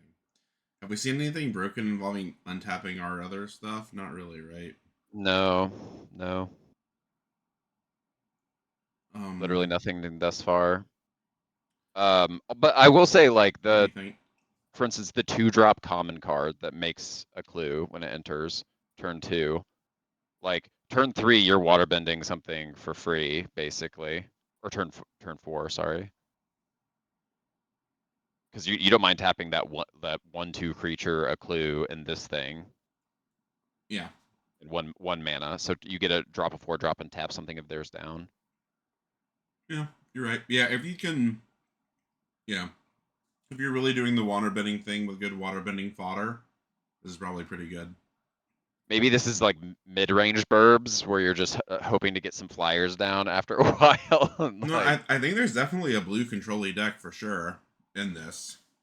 Yeah. Like the go white deck is actually kind of control-y. You're just dropping those 4/5 ward 2s flyers. This makes that exalted white enchantment even better.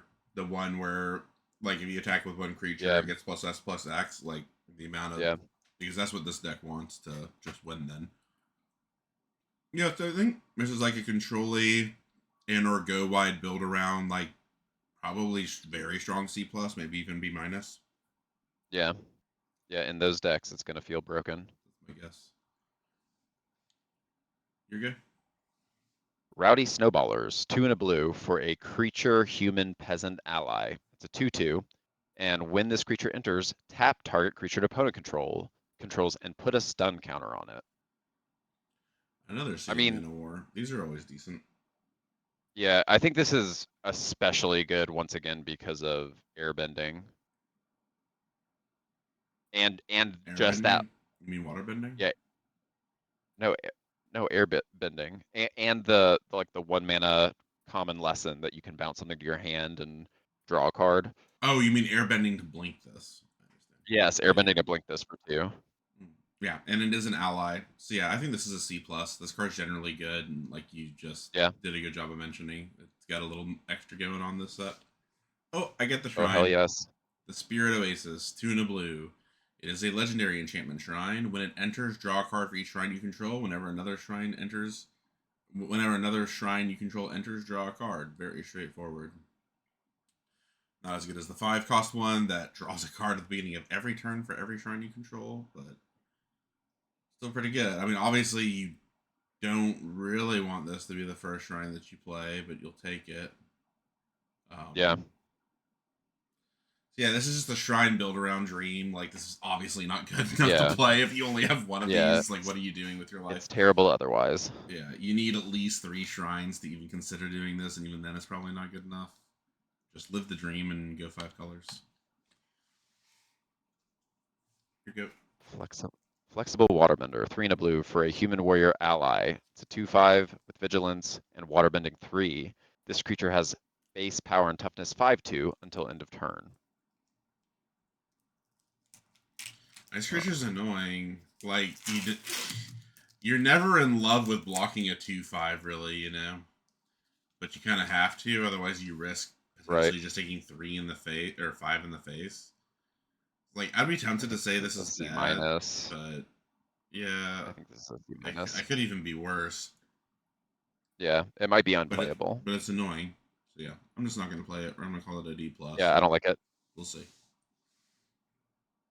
All right, Tio, Spirited Glider, 3 in a blue for a 1/4 legendary creature, human pilot ally. It has flying. Go figure. Whenever one or more creatures you control with flying attack, draw a card, then discard a card.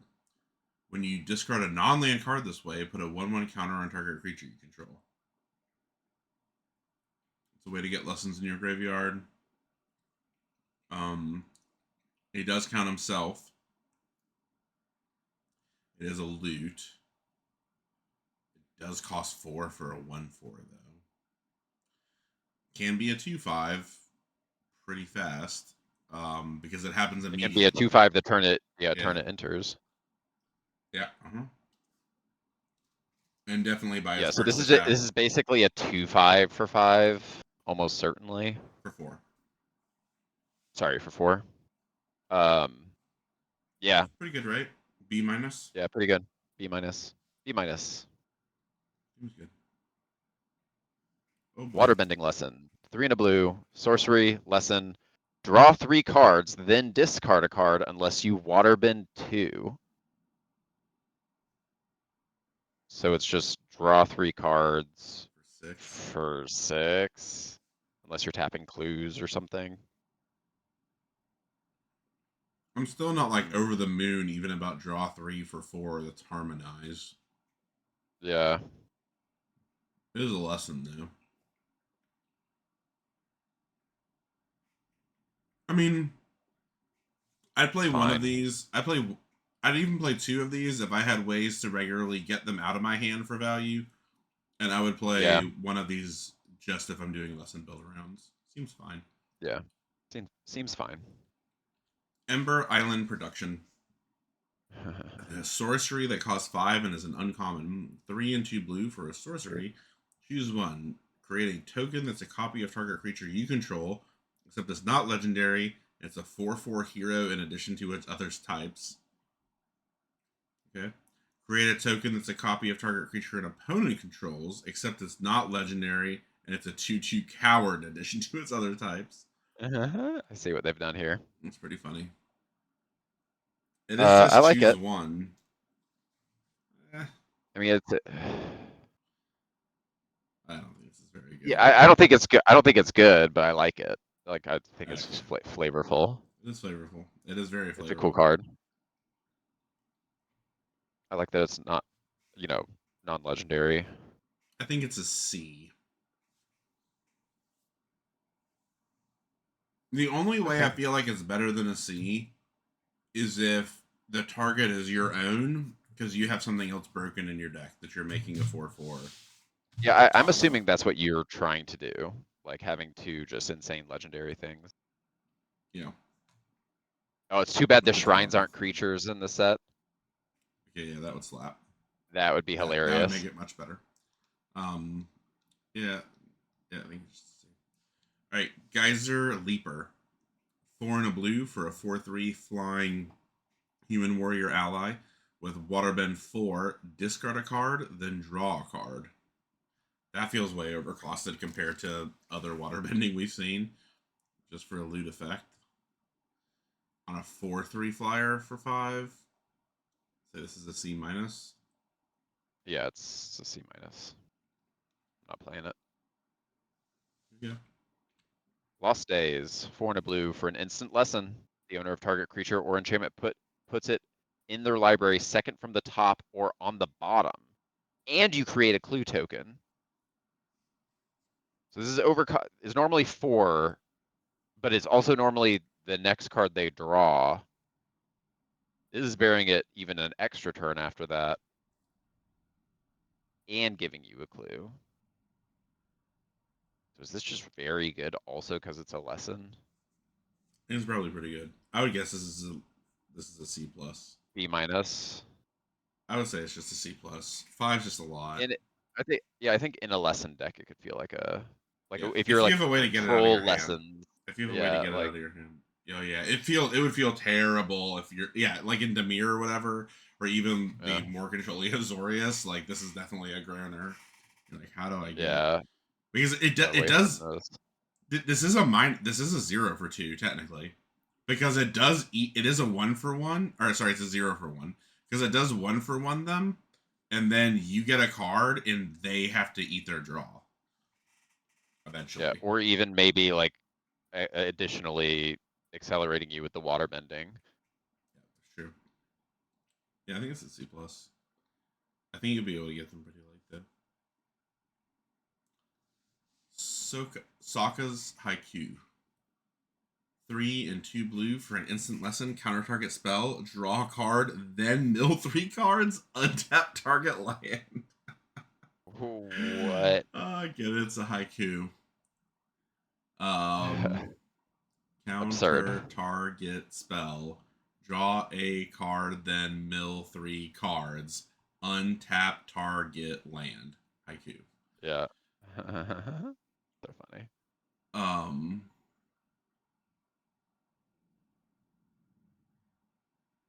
it costs 5, but it's a lesson, so like it does stuff, you know, it does a lot. None of it's like super well organized. I don't know. I'd play one of these. I'd play one of these for sure. I want to like it. Yeah, I want to like it too. It's control it's just really expensive. Oh, the giant koi. Yeah, giant koi, 4 and 2 blue, creature fish. It's a 5/7.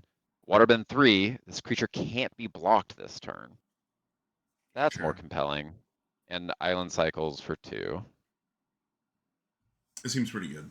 This seems like it ends. Yeah, this is really good. We've seen something like this before, and it like overperformed. Yes, absolutely. It is a This 5, is a 7 for nice thing to be 6. able to attack with. It's still just like a C, but maybe the first one's a C plus. Yeah, I think this is pretty good. Also, I mean, if I care a lot about islands, like if I had that island card, Yeah. I'd be taking all the island cyclers. Yep. Serpent of the Past, 5 and 2 blue for a 6/5 serpent at uncommon. If there are 3 or more lesson cards in your graveyard, you may cast this as though it had flash. Sure.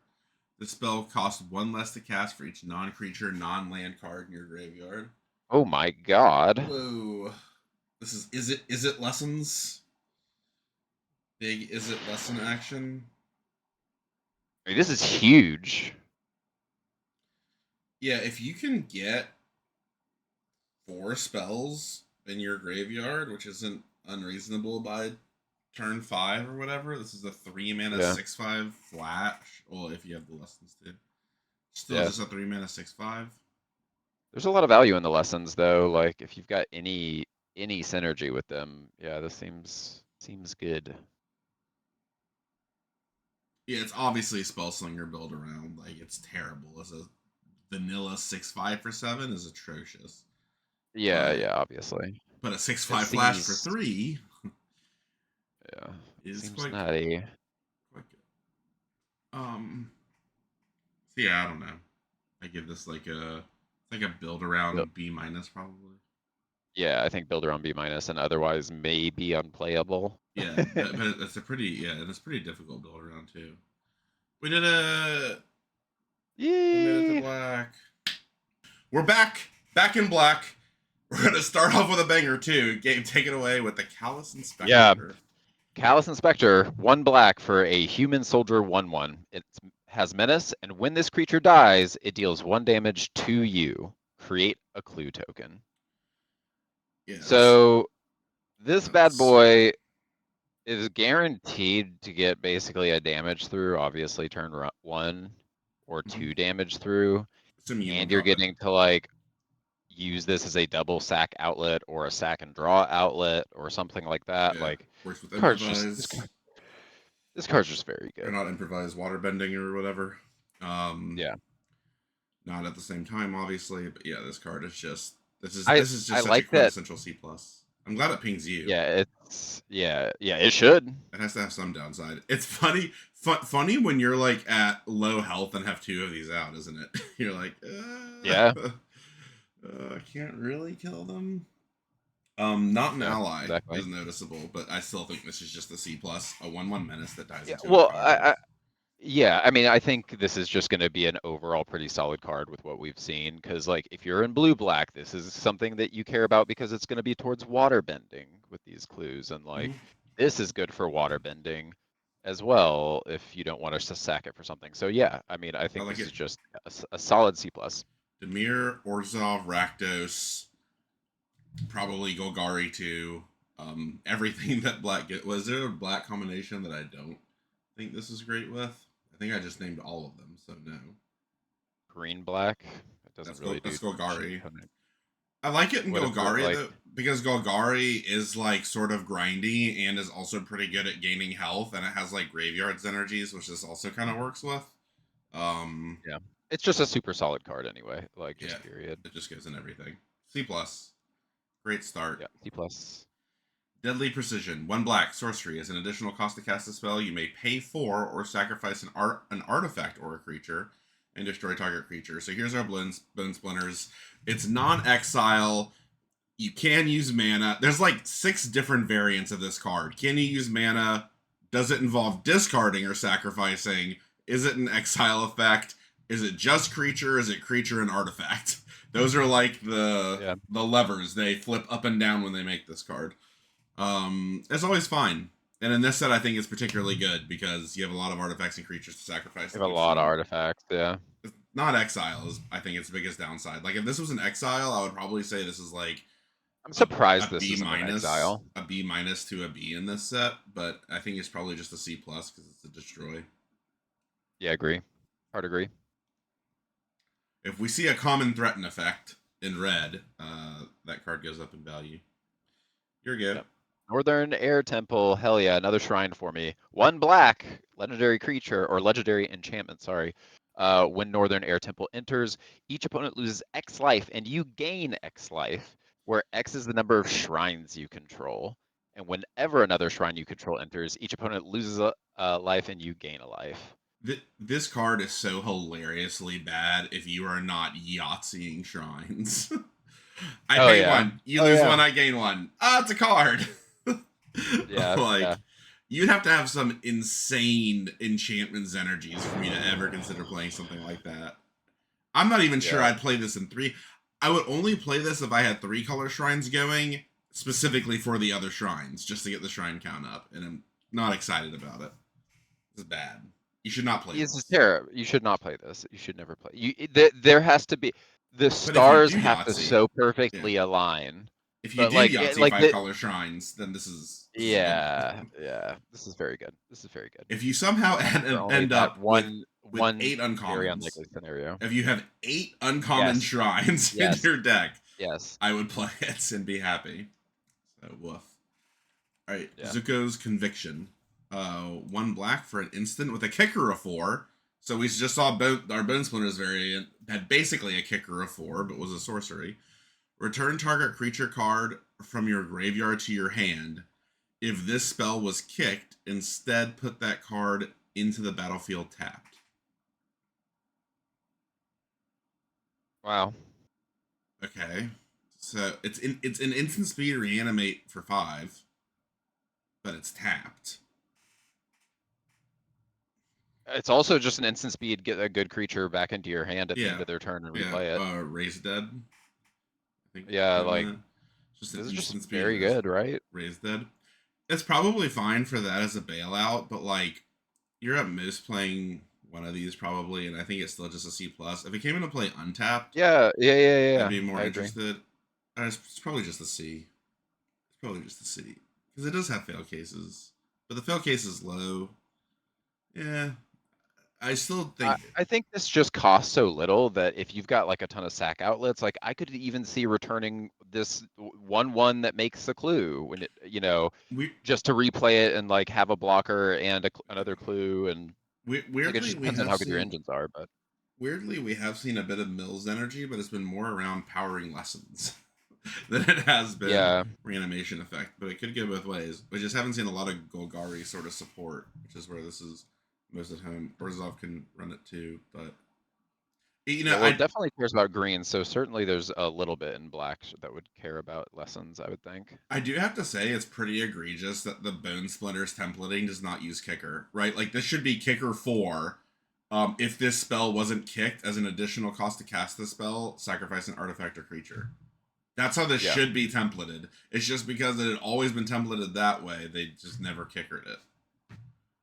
Yeah. All right. Whatever. Oh, speaking of lesson, Azula's always lies. Azula always lies. Okay. Yeah. 1 and a black for an instant lesson. Choose one or both. Target creature gets -1 until end of turn. Put a 1/1 counter on target creature. This is shockingly good. Yeah, this is very interesting. If previous history I've has never taught seen us, anything like this. no, we did have something like this recently. Exactly this? It did both of these things semi recently. I mean, like the last 3 years, there was like a spell that did minus and plus, and it was like I think it was for 1 mana though. I think it was like a 1 mana black instant and uncommon, and it was like +1/+1 -1/-1 to 2 different creatures. That was pretty good. Yeah, this is close. This does cost 2, but it is a counter. I think this is quite good. It is a real counter. Yeah, it's just very flexible. This is brutal in flyers. If you can do like, oh my god, yeah, Esper flyers, or maybe you can just pull off Dimir flyers, because there's a lot. The flyers in blue were. Yeah, there's a shit ton of flyers in blue, and we've seen it. Well, I guess there was the blue-black flyer as well. There was. Yeah, we'll see. Yeah, the hybrid owl. Yeah, I think this card's pretty good. I think this will shock you, how well it plays. Even without it being a lesson, I would say this is like a borderline high C, which is kind of shocking. Interesting. I'm not paying a bunch of shocking. them, is the thing. It's like, I don't think I Yeah. really have to take it early, unless it ends up super overperforming and people get the 17 lands data and they're like, 60% win rate. Then maybe it gets taken early, but I still think I definitely want one of these in most aggressive decks. I think you have to be kind of aggressive. At least tempo. Yeah, I think you want to be aggressive. Yeah. Mid-range or tempo. Yeah. aggressive. Yeah. So maybe not in like Dimir control, unless I care about lessons. Then I'm for sure. I think this is just slamming it a in solid lessons. C. A solid C. That's what I'm saying. I think it's actually better than that. I agree that would be the evaluation. It just ends up playing better. Because like you can win 2 the amount of times that this wins 2 combats. Think of the amount of times when you're like blocking or whatever and you're Exaxes. It's pretty common to be Exaxes. This blows up 2 Exaxes, and like the amount of times that happens is shockingly high, and the amount of times that then wins you the game. Brutal. It can just win you the game, and because of that, almost even the threat of that. Because, like, if that starts happening, this is common. You have to play around this stupid thing. So it, like, makes all your combats worse, right? Because, like, what if you're like, I can Exaxes trade, but if I attempt that on turn 4, I might just lose because they have this. Because we've just both curved. So that's why this is, like, scary. All right. Corrupt. Wait, was that me or you? It was me. That was you. It was me. Corrupt Court Official, 1 and a black for a Human Advisor 1/1. When this creature enters, target opponent discards a card. Okay, here's our Relentless Rats or our whatever bullshit. It's great. Artifact Spider. It's great sack fodder. Beetle. It's great. Yeah, it's a great card. C to C. No, this is I think definition high C. This is definition high C. It's not quite a C plus. I would take almost every single one of those I can. I would play 3 of these happily, I think. And I think the 4th gets questionable. Yeah, the 4th gets questionable, don't get me wrong. But right. Here we go. Dai Li Indoctrination. 1 and a black for sorcery lesson. Choose 1, target opponent reveals their hand. You choose a non-land permanent card from it. That player discards that card. Or Earthbend 2. So we make a 2/2 out of a land, which de-accelerates us kind of for that to do anything.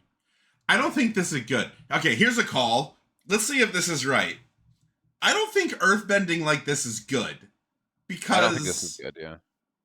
Are you really getting a 2/2 at the cost of a mana every turn? Like early, I don't know. No. It just doesn't seem great. Just focusing on the Earthbend part. Yeah, well, you're setting yourself up to have a sack target is literally the only use Yeah, case for this that's kind of entire it. card. Like, And the discarding. You mean the Earthbending part? yeah, I don't know. Fuck this. Fuck It's not. this. It's I'm actually. not playing it. No, okay, hold on. It's a lesson. It's a lesson. I understand. I I think understand it's a lesson. so. Here's the way I think this card actually reads. This is actually fairly aggressively costed just for the top because it's non-land permanent. That's rare. This is like as pushed as that text can get outside of highly playable and constructed, where they make it 1 mana with huge drawbacks sometimes. I'll say this. I am considering playing this if I'm in a heavy control deck. Like if I'm in a blue, I black, was gonna say sealed. super control deck. If you're playing sealed, I'm playing this card. Oh, interesting. Yeah. And draft is probably too fast, but like sealed, you just want to get rid. They have bombs like that. Their whole point of the deck is to build around whatever bombs they open. Bombs. Yeah. So this as a bailout of a 2/2 is not nothing. So I think the Earthbend is entirely bailout. Read this as a fairly aggressive, good discard card. That is a lesson. It is a lesson. And so in sealed, I'm pretty interested in this. I think I'd actually play 2 of these in sealed, which is kind of crazy. And then in draft, it honestly might be good enough for draft. We'll just have to see how the form. Very format dependent. If it's a lesson deck though, I'm playing this. I'll give it a C- and a C in a lesson deck. Thank you. I'll take it. Move on. Oh, Epic Downfall reprint. This is unexpected. 1 and a black sorcery, exile target creature with mana value 3 or greater. This is actually one of the best creature removal spells ever printed. Like, oh my god. This is a good one. This is a good one. It says, oh boy. Get guaranteed tempo advantage. Like I have to or I don't resolve. It is an exile and it's just huge upside. Devastating card. So this is like a B to B plus. Yeah, this is absurd.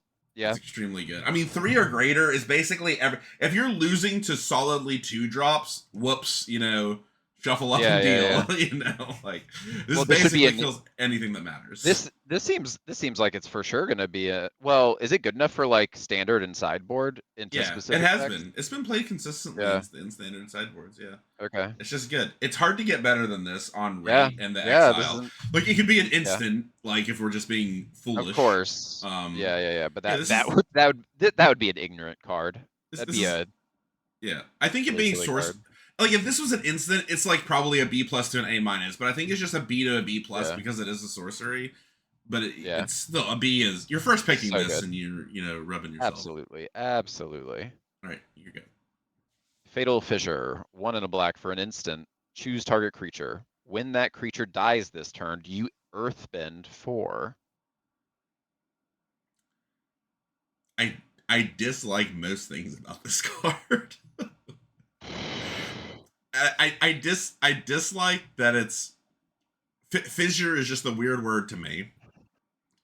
So I literally dislike everything about it. The art I actually don't dislike. The art's kind of cool. Yeah, I do like the art. But like, I mean, this is just a 4/4 for 2. Yeah, it's not. It's a 4/4 for 2 that like eats one of your lands for a while. Well, like if I'm just throwing my 1/1 into them, my menace or something, I would cash that in for a clue and a 4/4. What I was gonna say, hard. What I was gonna say is what I actually hate most about this card is that it is tempting, because there are real cases where it's a 4/4. This is really pushing my thoughts on Earthbend because I'm not even sure I'm like that into it. So let's say you do just shit your 1/1 menace and to get the clue on like turn 3, you're like they're gonna double block. That's fine. It's already hit them for a damage. And then your whole turn 3 is doing this. So you have a 4/4. Then are you gonna play something for 3 mana next turn and just hold up Hey, the 4/4? how about this? If you've got that Orzhov enchantment that makes a 1/1 every single time something dies, and you're just blocking with your 1/1 on their turn, and then you hit activate this I just and hate it just taking get my another 1/1 for free and get a 4/4. I But just it's just hate now it you have a taking my 4/4. land. Yeah. If you have a lot of tokens that are dying and that you can just throw this on, I'm playing this card. Yeah, I will try it because again, it's tempting. Like it It's could be tempting. good. I just don't like it. I don't like the idea of it eating one of my lands. Ironically, I feel like this is almost better in the late game. Like I feel like this is better on turn 6, where you can like tempo out a 4/4 on mana you don't really need and like another 4/4. Like this to me is like the turn 6 double 4/4 play. Right? Because that your Yeah. opponent would feel bad about. Like you said, you shit away a 1/1 and you're like a 4-drop and a 4/4. Yeah. Because you have 6 mana, you know, you're sending in the 4/4 next turn. So Yeah. Yeah. it feels good as like a past mid-game tempo play, which is just weird. I'm not sure how much I like it early. You know what it's else is actually good in? Weirdly, I think. I'll say I don't care for this necessarily in an aggressive deck. This is a hell of a defensive card. Because, like, especially if you're playing at instant speed, right? Yeah. Because people like Yep. to attack before they play things. So it almost changes Yeah. that dichotomy. If you're holding up in mana, they would feel pressured to play something before combat. Right. Just so that you can't block, you know, with all your mana Right. up. This is Right. interesting. Okay, I'm actually higher on this now, thinking of it defensively. It has weird blowout potential, but like this could get you to the late game if you're a control deck by itself. You know, Yeah. Aggro's not attacking through this. No. Uh, yeah, I don't know. I still want to say it's just like a C. This is an interesting card. It could be. It could be Yeah, better. yeah, because you could just, I mean, if you've got a lot of instants in your deck, or you're in a blue-black deck even, like, and you have to, and something, you're sacking things or whatever, or you just have something that's about to get killed, you know, and you're just able to make a 4/4. That's like, yeah, just a great Yeah. defensive play. Well, If this was a lesson, it'd be sick. it's also like we haven't seen good black 2 cost removal yet, except for the exile, which actually would not work with this. But it would also Right. be cool if there was the turn 4 play where you like, you know, imagine you have the 2-drop black spell that just like kills a 3-drop. So like they went turn 3 3-drop, you go turn 4 fatal fissure on your 3-drop, kill it. You know, like that's good tempo. Yeah. Yeah. You're still like kind of behind a land, but again, if you're more controlly, you're fine with that. So yeah, this could be like a C plus. Just have to be Yeah, I agree. careful. I wouldn't really use it in an aggro deck, even though it seems way undercosted. Um, unless you're an aggro deck that stabilizes at 2 mana, and you're just always sending this in with your 3rd mana or something. Yeah, I don't, yeah, I You want don't to give it see it. something better than that? You think it's better than a C plus? I No, think it no, maxes I out as a don't. C plus. I think it's probably a high Well, C to a C even. speaking of Yeah. two Oh cost boy. black removal, is this me? Yeah. I think so. This is also a Yes. reprint. Yes, Heartless it is. Act, also one of the best removal spells, black removal spells printed in recent memory. One in a Yes. black instant destroy a target creature with no counters on it, which is the vast majority, or remove up Yeah. to 3 counters Pretty from a broad. creature. Yeah, so it's not an And also exile. not a. There's not none, but there's not a ton of 1/1 counter synergy in this set. That black -1/-1/+1/+1 counter spell blows out this card. Oh God, that's upsetting. Um, yeah, That would feel bad. that would feel bad. So this card is also just this card is probably a B plus. It's Yeah, so yeah, yeah, yeah. the other one, whatever that the exile one, epic downfall or whatever. I would say it's closer to a Yeah, B than a B plus. This is closer to a B plus than a B, but I would still call yeah. them both This is Bs. so very good. Yeah.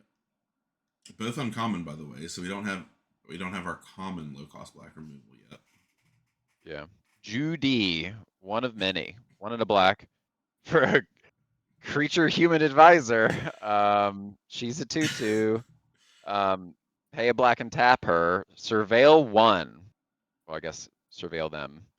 Create a token that's a copy of this creature.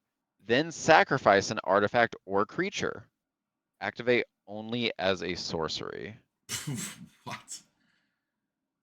Wait, it converts all your Uh, creatures into this massive surveil machine?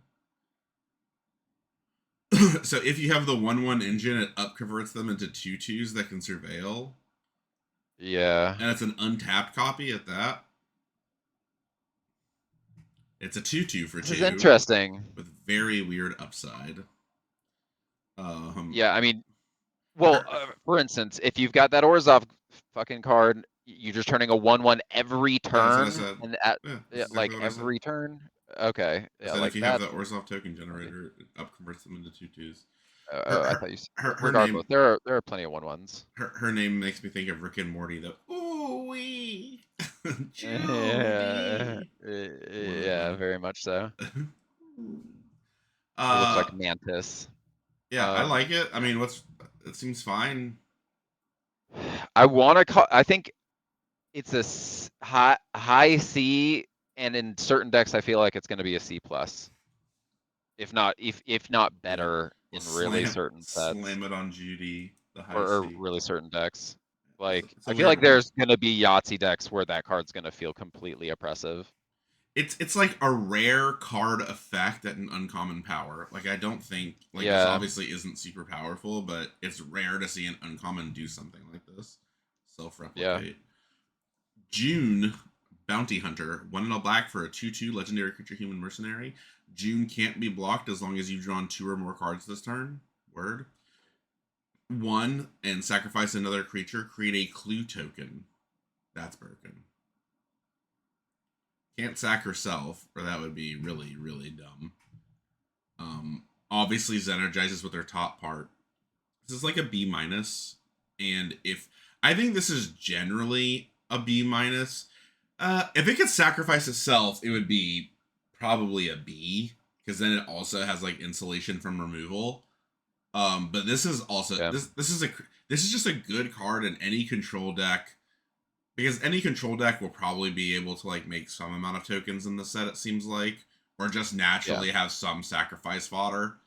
Like even your fucking Earthbound lands or whatever, like they're fine to cash into this. Yeah. Because it is only during your turn. Oh, it's only during. I just completely fucking missed that text. Okay, so it doesn't protect you from removal that well. Okay, it's probably just like a C plus B minus. Yeah. I mean, it's very good though. It may, This is your probably favorite sack outlet to find. yeah. Oh yeah, in the sacrifice deck, it's like a build around B. Like if you are Yeah, in the yeah. Orzhov sacrifice deck, you're playing every one of these that you possibly can. Yeah, this is insane. But it would be nice if you could do it on your opponent's turn. All right, you're good. Merchant of Many Hats. Got this 1 in a ridiculous. black. Creature human peasant ally. He's 2 in a black. Return this card from your graveyard to your hand, and it is a 2/2. That seems like low amount. Eat your heart out. Lower than normal. Reassembling skeleton. Reassembling Yeah. skeleton is a Is 1/2. 4. It's 3. Oh, it's Oh, 3. but Okay. it comes back to play. I think for that amount of mana, not your Yeah, this just hand. goes to your hand. So So this this is is 5 round trip. 5 round trip, but it's a 2/2. It's repeatable 5 mana sack outlet. Yeah. I mean, late game, I guess you're fine with it. It's just something to do with your mana.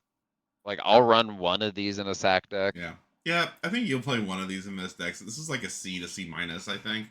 Yeah, I think this is a C to C minus. I think this is always a C minus unless you're in the sack deck, but this Yeah, is like a sack outlet you'll play. yeah. It's like a 1 of C in the sack deck. Yeah. Fire Nation Engineer, 2 in the black for a 2/3 creature human artificer. It has raid. At the beginning of your end step, if you attack this turn, put a 1/1 counter on another target creature or vehicle you control. Not you. Weird. I guess if he could do him to himself, that would probably be too good. It would be a 3/4 for 3, which is like good, That's but pretty good. Well, he does it every combat, and he doesn't even have to attack is the thing. So like, just making him yeah, also be undercosted on top of having this, because that ability is really good. yeah, it is a very good ability. Because think about it, like if you have one once the shit away, all it cares is that you attacked, and it's gonna proc it. So like, Right? if Yeah, you have that one, I mean that Orzhov 1/1 engine looking straight dope, yeah, in everything, because it just keeps the 1/1s coming, and worse with clues and whatever else. Yeah, then this is just cracked. So yeah, I yeah, agree. I think this is probably I was being stupid on the like, yeah, this is happening every turn. You every don't have to turn, attack with it. and when you play Also it, with it's at the beginning of your in end step. So yeah, when you're in Rakdos, like I could see you being able to like protect maybe whatever you're firebending and attacking in with, and then immediately playing this and starting to pump that thing so they can't deal with it next turn. Like that would be, I'll, yeah, I'll, this card would be I'll say great. this: if I'm playing against, because this card exists, if I'm playing against black, I am probably always trying to trade my 2-drop with them, because you do not want them to be able to attack with their 2-drop, it survive, and then play this. Yes, That's gonna yeah, feel bad. Uh, yeah, because then it's already giving them a 1/1, and you have to yeah. kill this. Mm-hmm. So yeah, this is probably like a B minus to a B. Because if they do trade 2-drops, it's just kind of mid, because then you play this and it doesn't have a target to proc on, because it can't Yeah, target itself. So like, I think as long as, yeah, I don't actually think it's that good, except for the sack deck. Because if you're playing against the sack deck, this card is just crazy. So it's like yeah, I think it's actually secretly like a build around card. So this is like a hidden sack deck interesting. build around. Because otherwise you're kind of depending on your opponent to make a mistake for it to be really broken. Because in the late game, it's just like, okay, Yeah, it's it's just, it's yeah, still you're right. fine. But all right, you're good. Fire Navy Trebuchet, 2 and a black for an artifact creature wall, and it's a 0/4. Defender and Reach. Whenever you attack, create a 2 colorless construct artifact creature token with flying named Ballistic Boulder that's tapped and attacking. Sacrifice that token at the beginning of the next end step. Well, this is nuts for the sack deck. What the hell? This is pretty good. This is also nuts in blue-black flyers. Yeah, also seems good in that. It's also good against flyers. I do have to say it's pretty offensive that this says fire and trebuchet in its name and it's not a red card. Like red cards Yeah, historically have had the trebuchets and also right, fire. right. Um, Yeah, maybe it's just so obviously a sack also deck card. yeah, it's excellent in the sack deck for sure. Um, yeah, this card just seems good. I don't see too many problems with it. Like any generic deck that plays creatures and attacks with them is probably fine with this. Yeah, Also like a pretty solid blocker. I think this is just like a yeah, B, yeah. I and think this is just a B. it could be like a B Yeah, plus like it maybe. goes. It's a B plus in sack decks, and otherwise just a B. Yeah, or like you could like have Demir sack with flyers in this, and just kind of be doing it all. You're also like you're literally happy about this in an aggressive deck because like you're attacking in with a 2/2 on turn 3 after playing this, and you're just getting an extra 2 damage in for free. Yeah, I Like think that's what I was saying. I think it's good in like every deck. was yeah, like I don't Yeah, yeah, it's just a B plus. It's just a B plus. because it immediately makes that 2/1 flyer. So like you Right. just play this And on it's 3 tapped and attack and it attacking. procs it. Yeah. Yeah, I think it's like a B to B plus. It's quite good. It's annoyingly Yeah. good. And it also has like pseudo vigilance, right? Like it does its thing, Yeah. and it's like a 0/4 reach. So Hog Monkey. 2 and a black for a Boar Monkey. It is a 3/2. At the beginning of combat on your turn, return target creature you control with a 1/1 counter. Wait. Target creature you control with a 1/1 counter on it gains menace until end of turn. And you can one shot, exhaust 5, put 2 1/1 counters on this creature. That should be Waterbend 5 or whatever. Be better. Yeah. That is that is a threat of activation. Yeah, it's any time. It's really strange to me that this is just a black card that cares about 1/1 counters. That's just not typical. Normally it's green and white, just to get at Yeah, minis. especially in this set, like I'm just kind of confused where this is coming from. It like has weird anti-synergy with other black cards. Like, It seems decent though. Like that threat of activation is gonna end up being real. Like they can't even feel yeah, good about yeah, blocking it with a 5/5. yeah. I I still think agree it's that like a this C isn't minus. terrible. I think it's a Yeah, but C like, minus. C minus. yeah, it's probably a C minus. It's a C minus, but I could see it ending up being pretty playable. It's kind of format dependent. Yeah. Ozai's Cruelty. 2 and a black for a sorcery lesson. Ozai's Cruelty deals 2 damage to target player. That player discards 2 cards. This card should just be called Dick Move, bro. Holy shit. Pay 2, discard 2. Dick Move, bro. Is this broken? No. In lessons? I'm playing in Like, lessons. I'm surprised how many lessons Black has here, but yeah, I'm slamming this in lessons. Still probably just one of them. I'm slamming 2 of them in lessons sealed. yeah. Yeah, this is one of the better ones of these cards that we've seen. Although we have seen Yeah. ones. I think we've seen one that like actually drains them for 2. If you meet some condition before, and it was like Yeah. decent. It was Yeah. decent. So yeah, I'd still probably in sealed. I'd Maybe say void. this is a I think it was void. C. In sealed, I think this is like a C, and Yeah. in draft, this is typically like a C minus, but is format dependent. Yeah, it's just very good for what it normally is. Yeah, I always want those cards to work. Pirate, I do not. Like this card is not fun. Pirate Peddlers, 2 and a black for a 2/2 human pirate with Death Touch. Whenever you sacrifice another permanent, put a 1/1 counter on this creature. That is unbounded text. Yeah. Whenever you sacrifice, and it is already a 2/2 Death Touch for 3. I think this is a C plus. Any permanent. I think this This is is a a C C plus. plus. This might even be better. This card might be stupid, Yeah. just depending on how easy. Because it's Sacking every clue. is, Yeah, it depends how easy sacrificing comes together. But like every clue goes into this. There's a lot of clues, yeah, and a lot of different ways to play them. Mhm. Yeah, this is nuts. C plus. You're Yeah, good. C plus. Ruinous Waterbending. 1 and 2 black for a sorcery lesson. As an additional cost to cast this spell, you may waterbend 4. All creatures get -2/-2 until end of turn. If this spell's additional cost was paid, whenever a creature dies this turn, you gain a life. That's an extreme waterbend card for our waterbend cost for that Yeah. kicker. Yeah. Waterbend 4, gain 3. Yeah, I don't know about all that. What's a lesson? Black has a lot of lessons to teach you. I'm not even super hot on it as a lesson because it's like pretty conditional. It's Yeah, I double agree. black, but I would play it in lessons. But I think it's like a C minus. I'd sideboard it in. If I was playing like Demir Control, I'd be more apt to play this probably. Sure. I'm not playing this in Orzhov like at all. So Yeah. so it's like a build around C in lessons, maybe C plus in Demir lessons specifically. Maybe. Be convinced. Swamp Snares Trap. Appa! 2 and a Yeah, black poor Appa. for an enchantment aura. This spell costs 1 less to cast if it targets a creature with flying.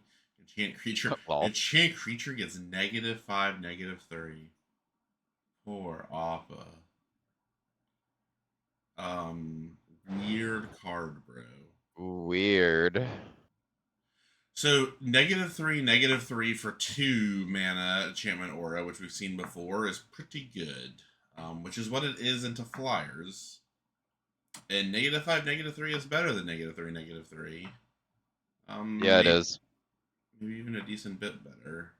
Does cost 1 more. I'd still say this is like a B minus. Yeah, it's a B minus. I'm playing the shit out of this But card. this is our cheap black removal, I think. Great art.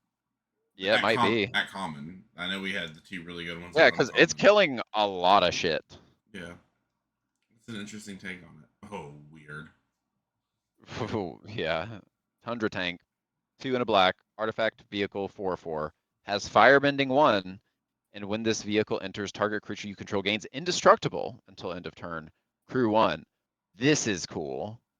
So you drop something 2 with firebending onto, or a 2 cost on 2, and then just play this so they get firebending value, I guess. Yeah, this is cool. Could be on 4 as well. You're happy to do it. Yeah. Also cruise for 1. Like, so in for this card. Yeah, so what, you play it on 3 and make your 2/2 unblockable, basically. And Yeah. then it just crews it next time. Yeah. It seems fine. You know, the funny thing is I think Firebending changes this card's color identity to include red because it has a red mana symbol on it. Even though it's otherwise Yeah. mono black. I don't think you can play this in mono black commander, which is kind of lame. Funny. But yeah, this is like a C. Yeah. It's like a C. C. Maybe a little better. The Firebending. Maybe it's like a high C. I don't know. Like eating your 2-drop to perpetually crew this. If you're really aggressive, this card seems kind of nuts. There's a lot of Um, 1-drops. Yeah, if you're really aggressive, this card might be pretty nuts. If you have a bunch of that 1-drop that Yeah. dies into a clue, That's what I'm might saying. Like, that be goes so pretty good. crazy with this. 1-drop, 2-drop, 3-drop. Like, what do you do? You're attacking with Mm, a 4/4 firebending next turn with your 2/2 also. Getting run over a Right. bit. Yeah, and holding a combat trick up. Yep. Is it mine? Wolfbat. Yep. Yep. Wolfbat, 2 and a black for a creature. Wolfbat. That's weird. Name is creature type. It's a 2/2 flyer. Oh, here's another Windrake. When you draw your second card each turn, you may pay black. If you do, return this card from your graveyard to the battlefield with a finality counter on it. Oh, interesting. So a Windrake that reanimates itself for 1 black Once. once. When you draw your second card each turn. You could technically airbend this. Yeah, and reset it. This is true. Sure. This seems fine. Yeah, this seems fine. I'm down for this card. I think it's like a C And plus blue as black well. flyers. Yeah, it's a C plus. It's just a solid card. Solid. Azula on the hunt. 3 and a black for a legendary creature. Human noble. 4/3. Has firebending 2. And whenever Azula attacks, you lose a life and you create a clue token. Baby, is this card good? Wow. So you guarantee redraw if they do not kill this immediately, Yeah. no matter what. Because you can always just firebending the clue. Yeah, this is a B plus. It's just pretty. I mean, it's I'm obviously surprised quite this doesn't good. make a tapped clue. Well, you don't have to tap clues to sack them, so it wouldn't matter. Um, which Oh, which okay. Not a is treasure. which is relevant for the improvise. You Yeah. can improvise with them and still sack them for 2. Oh, yeah, Um, yeah. I didn't realize that. That's huge. yeah, this is obviously just good in those decks as well because like you're eating a life All the basically to time. create a mana every time you Yeah. attack. Like, yeah, this is like a B plus. This is almost a borderline A minus. They just have to kill it. Yeah. Yeah. This is insane. This will You definitely play as good. This will play better than some rares for sure. this is gonna win you the game a lot. A lot of games. Buzzard Wasp Colony, frightening as Oh, fuck hell. this. Yeah, Three and absolutely not. 3 and a black for a 2/2 bird insect flyer. There's a lot of flyers. I feel like. When this Yes. creature enters, you may sacrifice an artifact or creature. If you do, draw a card.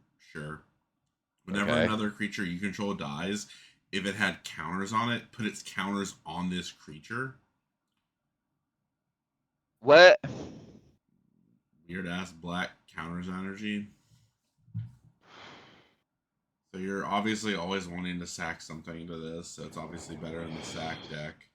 The That counters that thing is just weird. 1/1 counter, the 1/1 counter Yeah. common card is going up Mm-hmm. for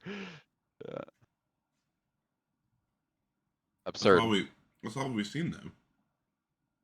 In black that makes counters, right? Like there was one other card that it needs other color help presumably. But yeah, this still seems like yeah. a B to a B minus, but like a B in the sacrifice decks.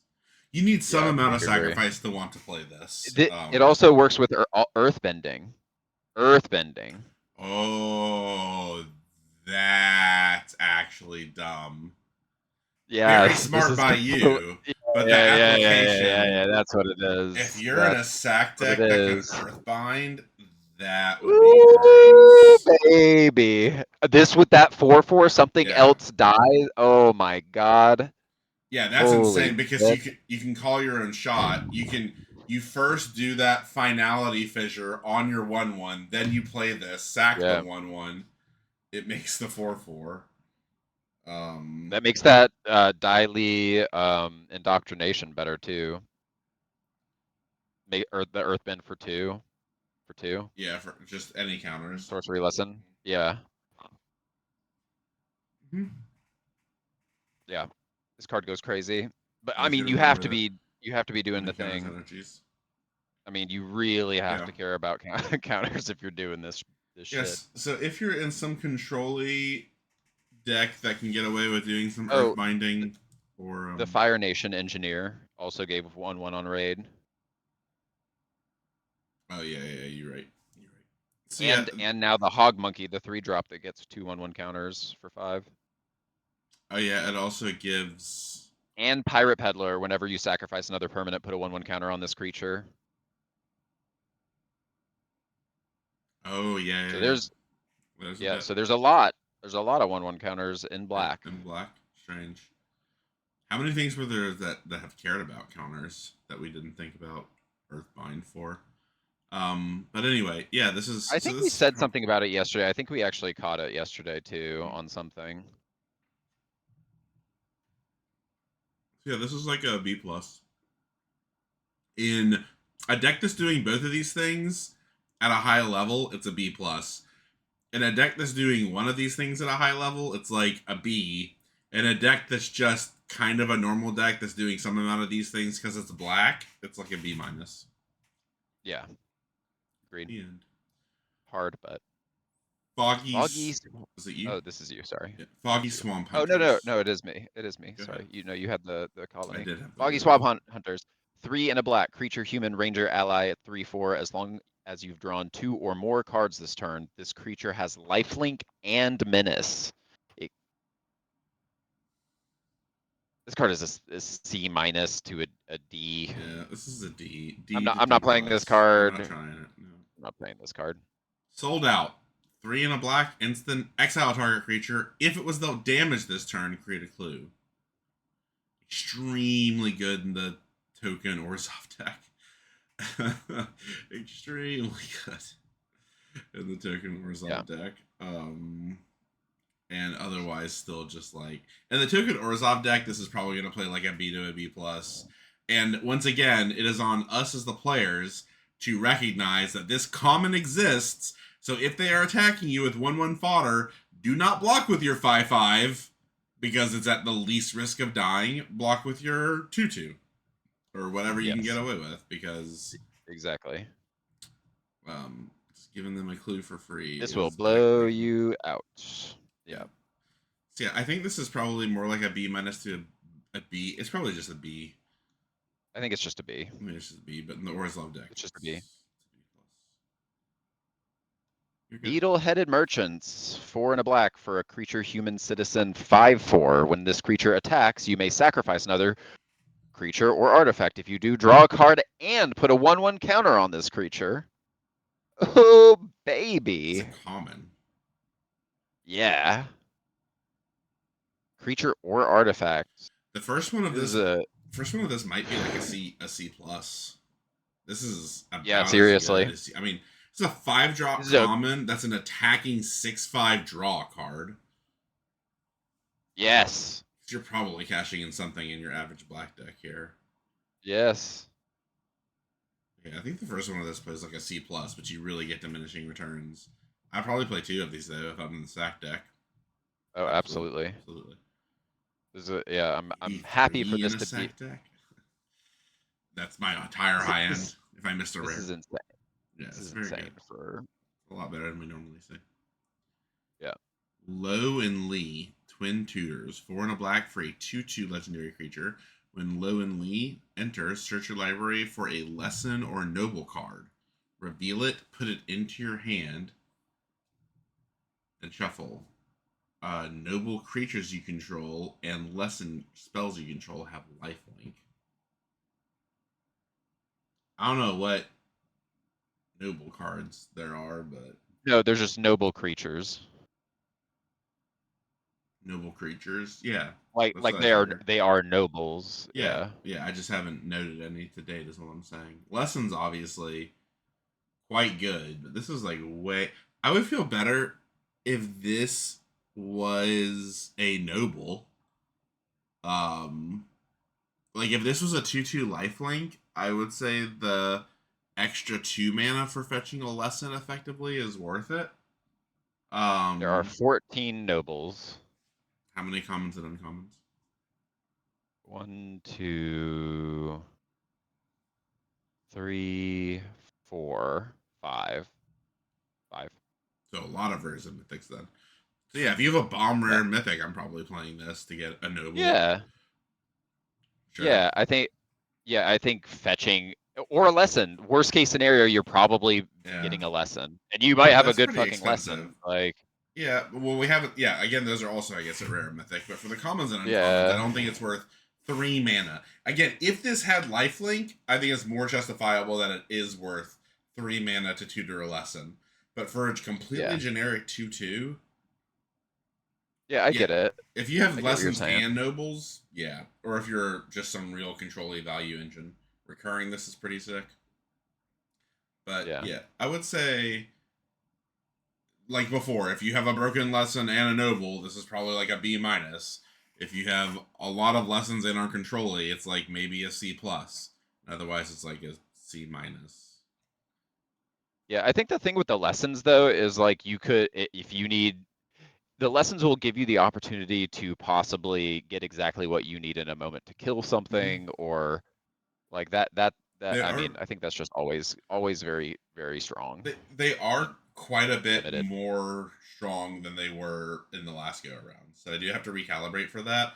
But Yeah, also, they're better costed. so it's great. Well, they're better costed because it's forcing you to main deck them, so they have to at least represent real spells, whereas before they didn't have to Yeah. because you just put them in your sideboard. Yeah. But it's also important to note the difference here because before learning was costed like aggressively like 10% of the card, 10 to 20% of the card. Here, what is effectively the same thing, tutoring a lesson, learning very close to it with some additional upside. But still, it's like over 50% of the card's value, right? It's 3 of the 5 mana is getting cashed into that. So they're clearly valuing it differently, but yeah, it's still good. I think in a deck with a bomb, this is always good. Always playing it with a noble. All right, Canyon Crawler. This looks like old school Phyrexian. Yeah, it does. Drawing. 4 and 2 black for a spider beast.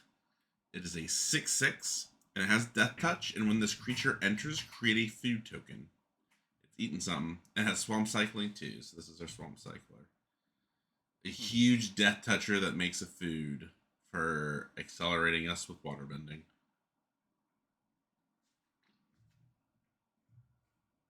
To see. This is fine. It's a C. To see. I'll play it if I have to. Making the food token is also like an interesting like delayed Colossus also, this is survivor. This is always excellent for a deck that is going many colors. Like if you can pull off the many color deck thing. Yeah. If you can go 5 colors, you're playing cyclers. Yeah. Yeah, I think I'm gonna try to do it. Take all the cyclers, all the shrines. Yahtzee. This is hilarious. It's you. Cat Gator, 6 and a black for a creature fish crocodile, and it's a lifelink 3/2. When this creature enters, it deals damage equal to the number of swamps you control to any target. Gary.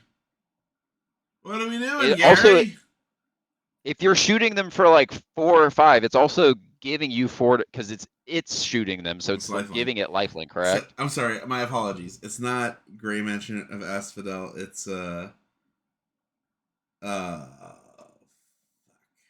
what's that card? Drain. It was a really cool card. That cost 6 mana, and I think he did this. And it was devastating. I want to say it was reprinted like in Dominaria Remaster 2, but it was like it was 5 and a black, and it was an instant, and it was just deal X damage, and you gain X life, where X is the number of swamps you control to any target. So it cost 1 less than this, and it was an instant.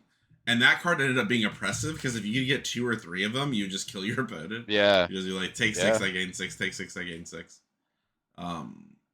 Yeah, this seems very, very strong, even though it does cost 7. Yeah, so for 7, I guess the hope is that you're just Flame Tongue KVOing something. This is and gaining, yeah. This is Flame Tongue KVO that costs 3 more mana, but has lifelink. And is only a 3/2 instead of a 4/2. Man, Flame Tongue KVO. Hey, maybe you're mono black. If you're mono black, I'm playing this. But it also does mono black. Cost 7. Yeah, costing 7's a lot. I feel like this is the most likely to get played in green black, where I'm assuming there's acceleration, especially with this maybe. Land shit. So like I don't know. This pretty interesting in any kind of deck you can't accelerate it with. I'm gonna say this is a C just because it costs 7. My concern is playing it.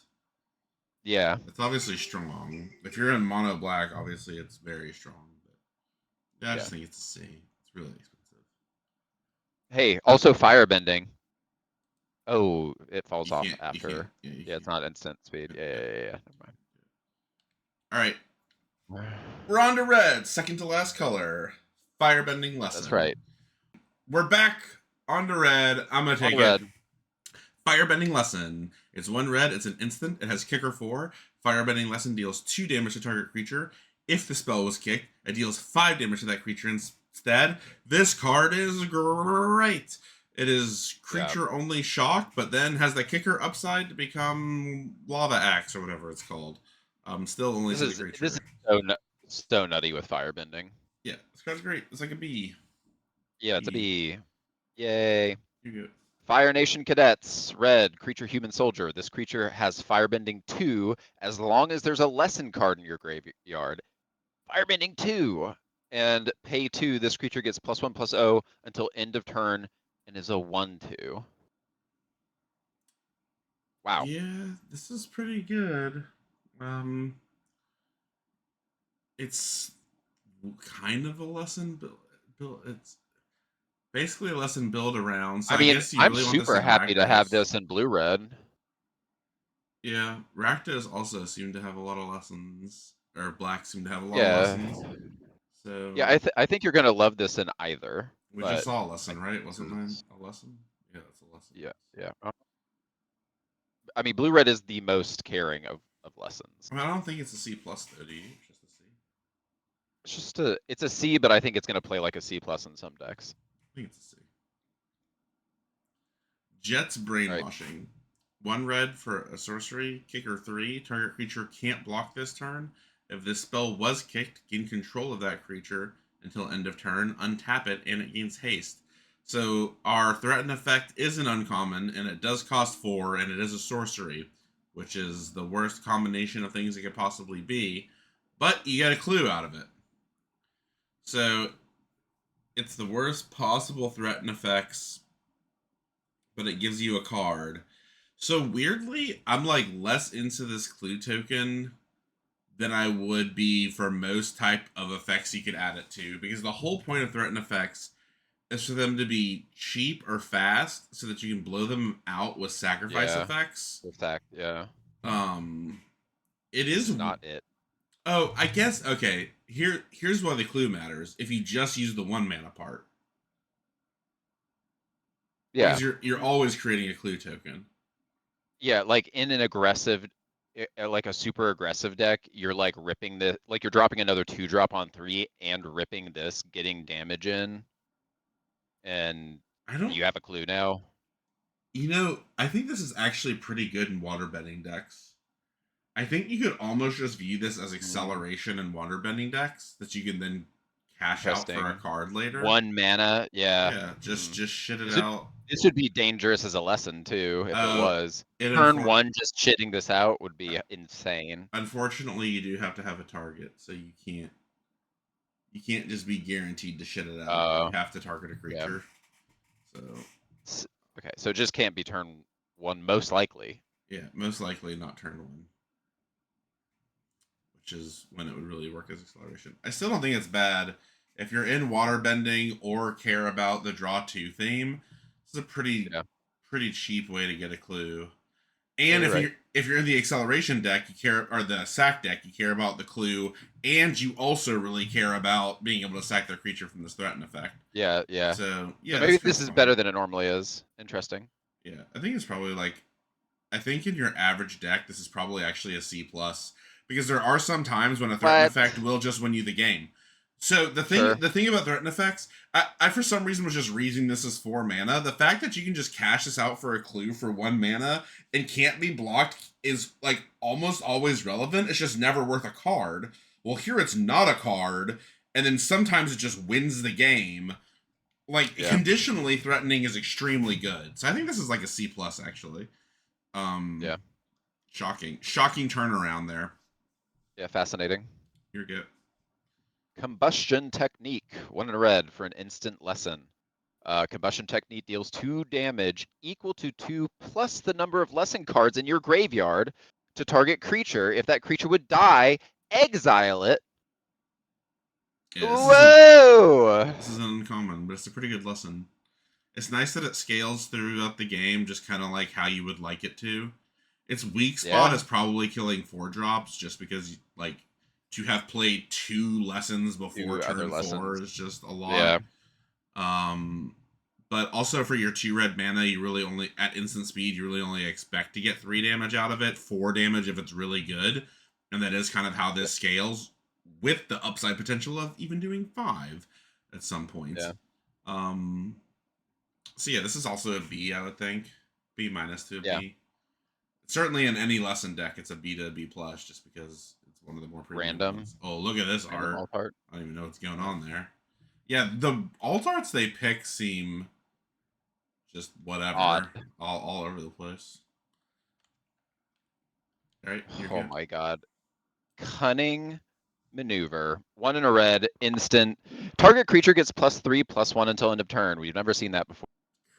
But it also creates a clue token. Huh. I think because that's a separate sentence, it doesn't fizzle.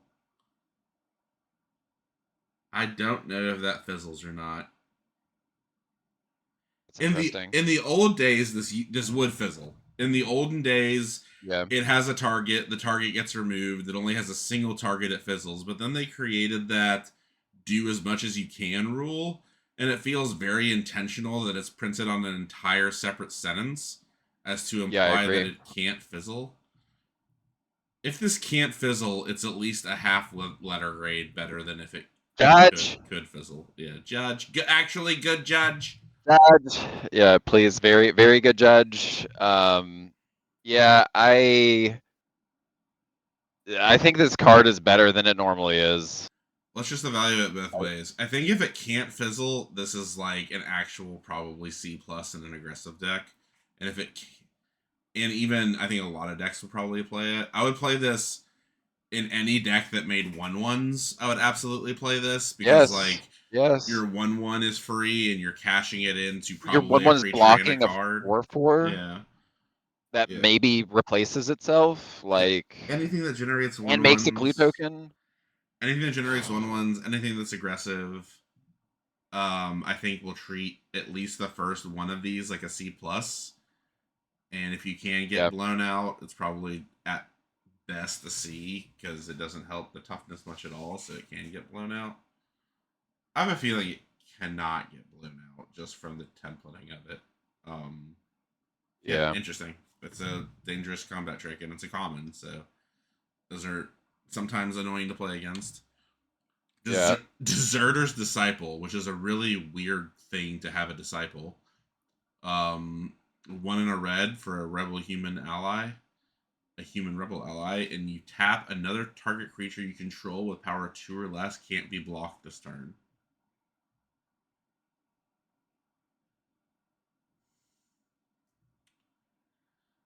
So whenever they print something like this, there's like some card that has the ability to like get targeted and then flip its power or something. Like and also combos with the other card, right? Because you can like make a 2-drop unblockable and then attack with it and then pump it for 3. Yeah. So it's just a 2/2 for 2. This is still just like a C to C minus to me. I would have to have some way to exploit it in order to even think this was a C. Like something like either I'm playing 2 of these in a very aggressive deck. If I'm in a very aggressive deck and playing 2 of these, I would probably take 2 of these at like C level, honestly. Just because getting through 5 damage, can be the reach you need to end it. Yeah. It's not asking too terribly much of you. I mean, it's a bear otherwise, so. Yeah. It's also good for flyers. If you've got like a 2/2 flyer. A flyer matchup, I guess. Yeah. Fine.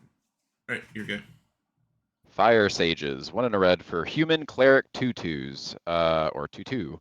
Has firebending 1, and you can pay 1 and 2 red into it and put a 1/1 counter on this creature. What are these democratized counters? Rakdos counters? Is strange to say. This is good. Yeah, it's an intense mana cost, double red. I mean, obviously a firebend's one of them. But yeah, if you can get up to firebending 3.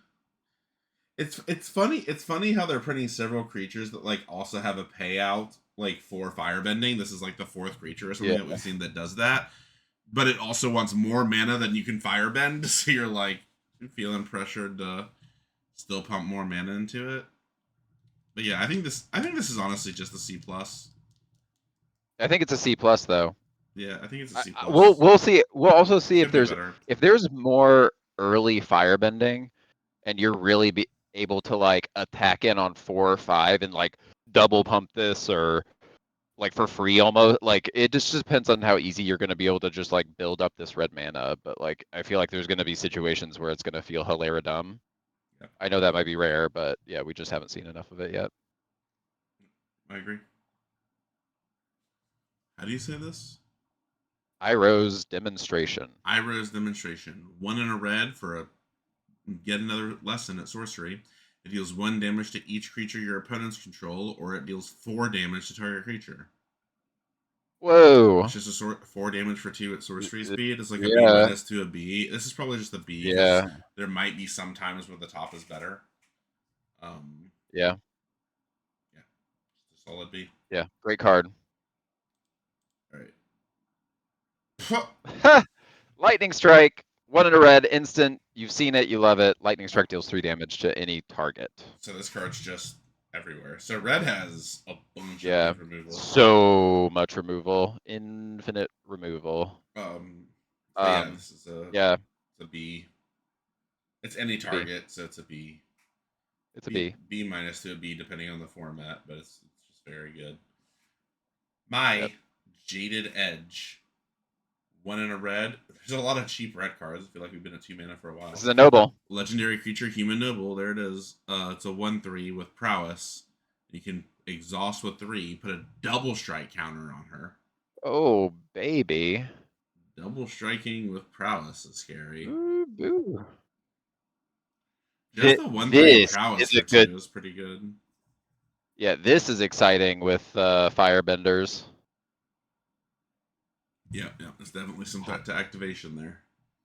On a couple of different axes.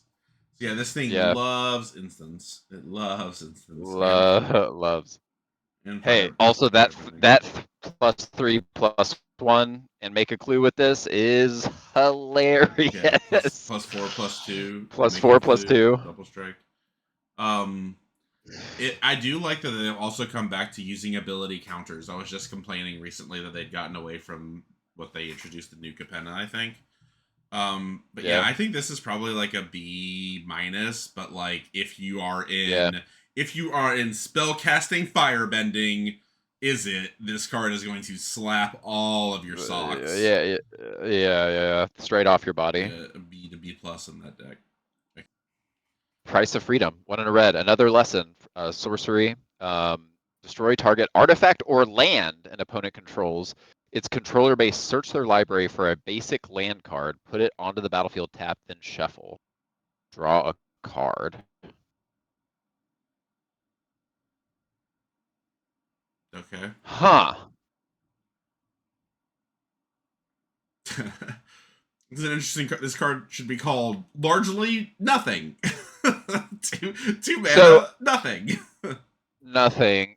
I think the only time I'm ever playing this is if I'm in the sorcery or sorry, the lesson deck. Like if I'm in the lesson deck and I care about lessons in my graveyard, I love to see this one in my graveyard. It does draw two. And in the late game, if they don't have the mana up, you'd cash this in to kill the clue and give them a land. Like if they're tapped out at 6 mana and they have a clue on the board, you're like, sure, eat your clue, you get a land, whatever, I draw a card. That's fine. This also just thins your own deck. It's an opponent controls, so you can't do Oh, okay. Yeah, you can't sack your own land. that. Yeah. So I think if you're in the draw 2 deck, if you're in the lesson deck, it's just always fine to bad. But its ability to eat a clue is kind of neat. Like it's always gonna have that clue target at some point in the game. Yeah. And it's Yeah, gonna there's a piss lot of off your clues opponent. getting. Yeah, yeah. Be like, Yeah. This killing a clue is pretty big from what we've seen. There's a lot yeah. of value driven off of them. So like they might be getting half a card if you kill their clue, and you're just replacing this, and maybe getting lesson synergies. Yeah. Yeah, it's a neat card. It's a neat card in other formats too because it is a lesson. Like destroying lands in older formats is more important. So I don't know. Maybe it's Yeah. less important. Hey, also if multicolor is really important in this set, like going multicolor, like people are gonna feel real bad if you're destroying one of their like dual lands. Possibly, you Yeah. could be really screwing someone over. Also Earth Binding.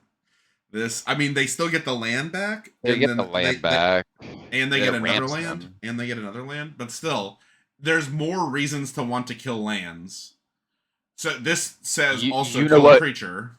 Basically, You know what would be hilarious is if you have something that's an instant that makes that earth bends, and then Yeah. you do you do this, or do that in response to this, and like really you're like, yes, I'll ramp myself, thank you. What do you mean? Like if you turn your land they are targeting with this into a creature in response to this card, you ramp yourself. Oh yeah. You do ramp. Well, yeah. So instead of it being neutral, it would actually ramp you one. Yeah, theoretically you're getting some other value off that. I was gonna say theoretically you're earth binding the new land.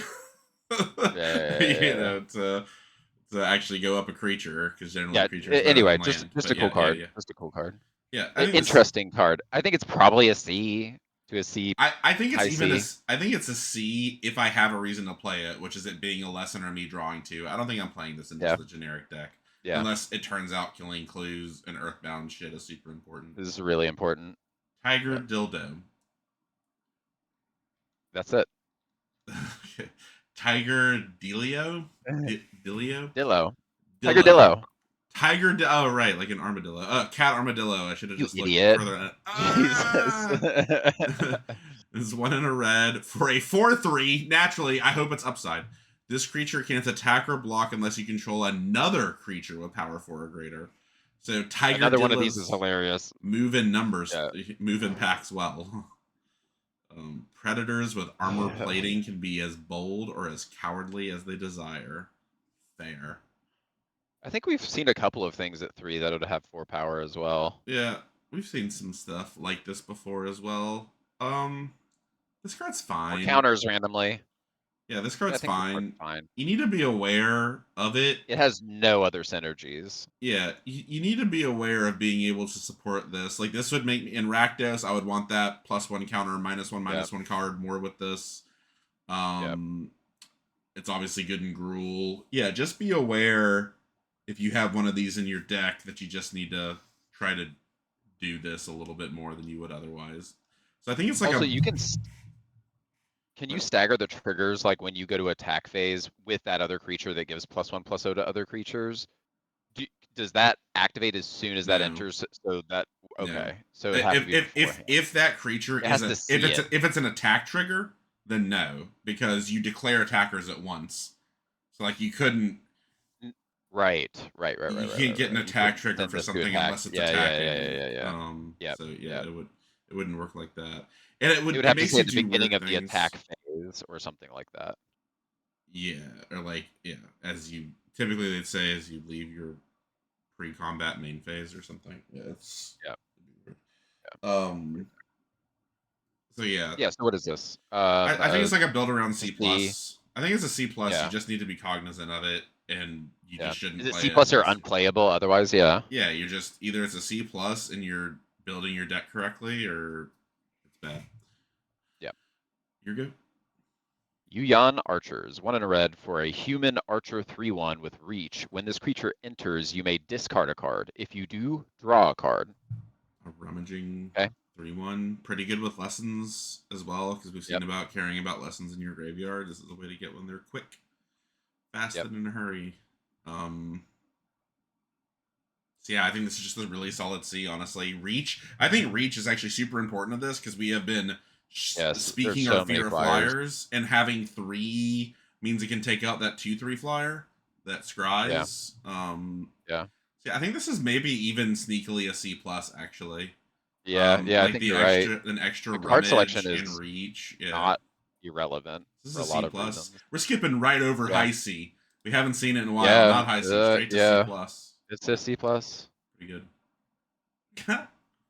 Borcupine.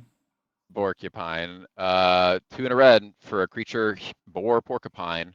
It's a 2/2, and whenever you cast a non-creature spell, put a 1/1 counter on this creature. You Just know, straight up. so this is actually an interesting compliment, and also my mental state of being kind of a zombie right now. I forgot this was Avatar.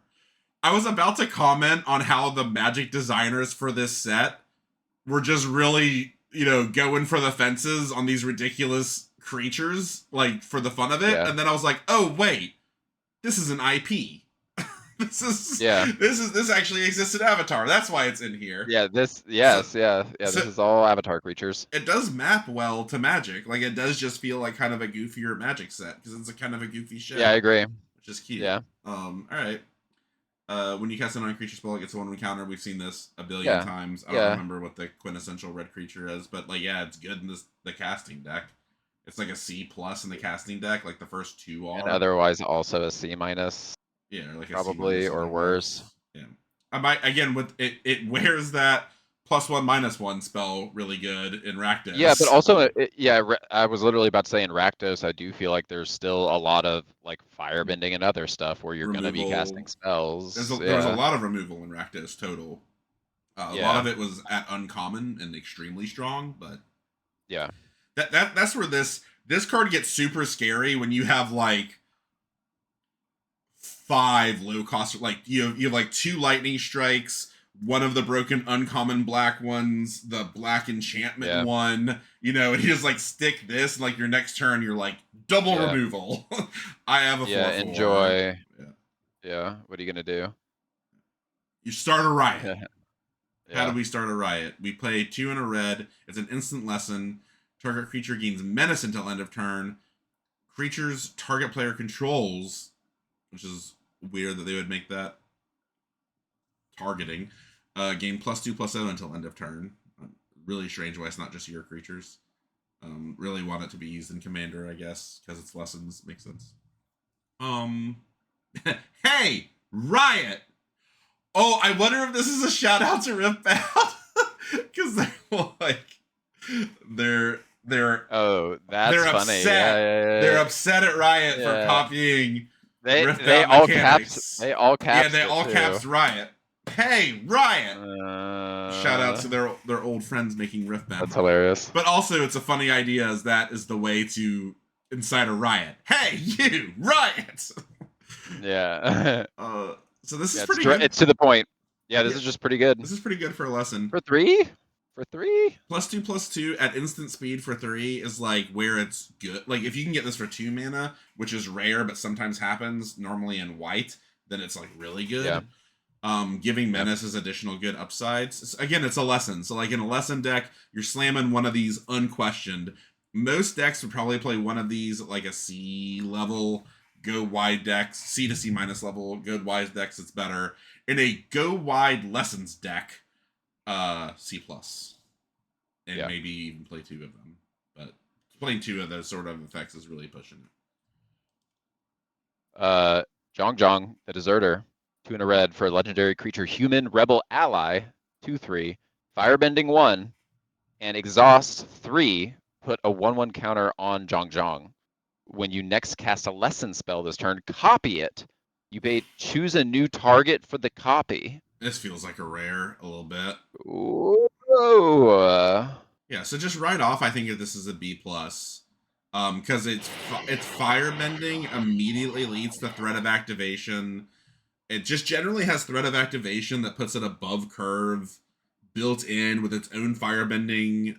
Like, and the firebending cost reduction is even more important because that makes it very realistic to cast a 2 mana lesson next turn, like with paying for the exhaust. So like getting that exhaust down to 2 is like such insane threat of activation. I think this is a slam dunk.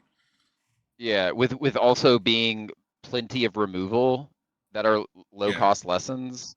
Like I don't think there's plenty of low cost removal lessons. There is. Yeah, there is. If you are lessening removal with this card, shock. What do you do about it? Yeah, the shock. Exactly.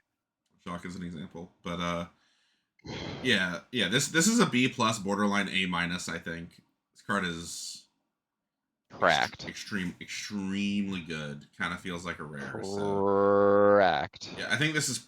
I mean, obviously you need a lot of lessons for this to be cracked, but it's still just good otherwise. I guess I should say this is like a build around A minus. If you really get there and like Rakdos lessons, or is it lessons, which both seems quite doable. Yeah. Quite doable. Yeah. Grixis really seems to have the lessons. Then this is like an A minus. Crazy. Yeah, absolutely. Solstice Revelations. This is cool art. I dig it. 2 in a red for another lesson. Instant lesson. Exile cards from the top of your library until you exile a non-land card.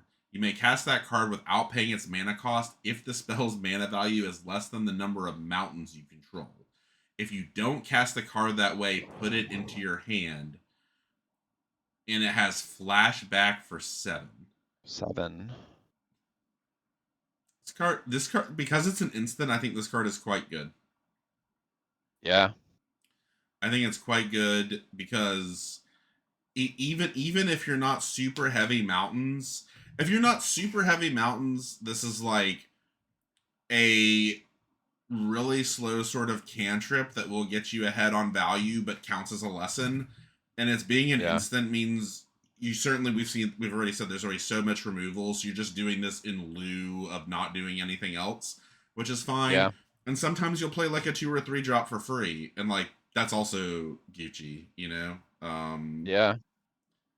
Also, this flashback you can use as an instant, so with firebending. Yeah, exactly. Yeah, firebending works with this. And the flashback obviously is late game, so you're much more likely to be able to cast the thing for free. This also seems maybe it's a big red baby. Let's go. Like this seems decent, maybe even in Commander for like big red. You know, I don't hate what's going on here. No, I agree. And constructed maybe even as well with this being fetchable. Like imagine you can just tutor this. It's a tutorable draw to maybe cast shit for free. Yeah, this would be a very interesting card. Shocks to see. Yeah. So we could maybe not even play this in mono red in standard even because of shocks. Yeah. Yeah. Cool. I guess I like it. I don't know what to. I don't really know what to value it though. I mean, I think you want to be control-y, or you really want to be in a spells deck, or you really want to be heavy red because it's, or you really care about lessons because it's slow as piss otherwise. So it's like a build around C plus, maybe build around C to C plus. Otherwise, you should Yeah, probably not sure. play it. Yeah. Right, you're good. Treetop Freedom Fighters, 2 and a red for a human rebel ally 2/1 with haste. And when this creature enters, create a 1/1 white ally creature token. Insane for the Boros ally deck. Like, Yeah, absolutely where you want to be. yeah, Aggressive by every dimension. yeah. Fine costed, like just everything. So this is like a C plus. A C plus Yeah, this is a C plus, and an legit. aggressive go wide deck. Also as fine in Allied, Rakdos yeah. Sacrifice. Like, Yeah. it's Gucci there. So it's just a Yeah, solid C plus. Twin Blades, 2 and a red for an artifact equipment flash. When this equipment enters, attach it to target creature you control. That creature gains double strike until end of turn. And it gains +1/+1 as well all the time. So it only gets that double strike once, only when it enters. No, but this goes, Thomas, this with firebending. This with firebending. Because you attack with your firebending thing that you get the proc, they block, and you just get to play this, and you 1/1, and it almost guaranteed is going to kill that thing for free, and you get to keep your firebending thing. Yeah, but And yes, this is a if it was equip 1, I'd be pretty high on it. But equip 2 for 1/1 is, it's a decent trick. yeah. It's just, This is also sack fodder. it's true. It is sack fodder. It is sack fodder. I like this. It's a decent trick, but I mean, I think we've seen. I think the best the spell has ever been was 2 in a red for +1/+1 double strike draw a card. I think that card was actually pretty good. And This is also funny to bounce. Yeah. The airbending. Marginally funny to bounce. Well, because you can play it for 2 at instant speed from, exile. That is true. Because it's not a bounce. That does make it better. Yeah. Yeah, I just don't know. I think this card is good. Like the firebending thing makes me happy because I feel like you can really. I think there are several options where you attack in on 4 But with your 2 and 3 drop, and you have the potential to really do some crazy stuff. The thing about equipment, though, which is only satisfied when they make the equipment variants that make creatures like living weapons, is because they tried this. They tried this before they really leaned heavy into the living weapon approach, where they started making equipment always attach when they ETB'd. And what they realized is that did not successfully mitigate the risk of just not having a fucking creature, which then makes this a totally dead card. And like that risk to equipment is actually very high. That's why the difference between equipments that make creatures themselves is just like massive between something like this. Because yeah, in the correct situation, this card is like pretty good. It's still not like brokenly costed, but it's pretty good. Like, what if you just don't have a target that matters? Is this double firebending? No, firebending's an attack. Because they attack twice. It's an attack trigger. They don't attack twice. They just do damage twice.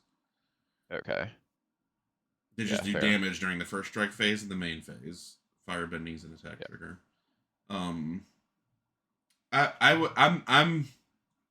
would be very hesitant to play this initially. This is the sort of card that I would need someone to prove to me that it's good. I can see it not being bad. It's almost not. This goes on the wrong side of the equipment check for me, narrowly. Interesting. Just right on the wrong side. I think it has potential. I'll leave it at that. I like it better as I like the sacrifice point too, but I would just give it like a C-, honestly. You're good. Yeah. Ty Lee, Artful Acrobat, 2 and a red for a legendary creature human performer 3/2 with prowess. And whenever Ty Lee attacks, you may pay 1. When you do, target creature can't block this turn.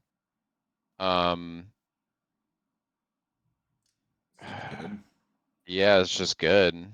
It's a very aggravating card. Preventing their like chump blockers from blocking this could cause some pretty crazy pain. You can only pay also, one this once. only costs. Yeah. You can pay it as much as you want too, right? No. That's what I'm saying. You can only do it once Okay. per attack. Because it's a single trigger, right? When she attacks, you get Yeah. this trigger. The trigger is you may pay 1. When you do, target creature can't block. That's the end of the trigger. Yeah. But I feel like realistically turn 4, you can attack and pay 1, they can't block, and you could play up to 2 spells if you have something else with firebending, you Yeah. know, and this is attacking in for just absolutely nutty numbers. I would say Or hitting normally them for 5 guaranteed. I'd say normally you're playing another 3-drop, typically, would be the ideal situation. The ideal situation is you play this on 3, it's good enough by itself to get in an attack with paying 1 to make something not block, and then you play another 3-drop, and then the next turn you play removal and probably remove their now biggest blocker and still get in there. Yeah. Because that's how you just really get them behind the gun. This is a very aggressive I card. But I think Yeah. it's a C plus. Okay. Yeah, I think it's a C plus at least. Yeah, I don't think it's a B minus. It's a C plus. I really like it. I think it's going to be a beating. In the right sort of, there might be a deck where this could perform at a B minus level, but it's Yeah. not exactly sure This what that this is. with that 3 Oh, one goes so crazy. +3/+1 make a this no this no blue. this goes crazy with fire breathing. With fire breathing, this Yeah. card is crazy. That's Yes. actually Yes. this is probably Yes. the best with fire breathing that we've seen. Funny that we didn't mention that until then, but yeah, fire breathing, that card's a B minus. That's why I just said a turn 4 with fire breathing attacking in with this. Yeah, yeah, I was thinking about something else then. Yeah, with fire breathing, it's good. But you have Yeah. to have like a 2-mana fire breathing, which there are a decent bit of them. Yeah. There's also the ones that are 1, so right. Here you go. There was 1-drop fire breathing. Yeah. I don't remember that. That's pretty crazy. War balloon, 2 in a red for a artifact vehicle, flying 4/3. 1, put a fire counter on this vehicle. As long as this vehicle has 3 or more fire counters, it's permanently an artifact creature, and it also crews 3. Thomas, real quick. Yeah. It's the 1-drop, it's the 1-drop 1/2 that if there's a lesson in your Oh, yeah, yeah, graveyard, yeah. firebends for 2. Yeah, yeah. So that's pretty conditional.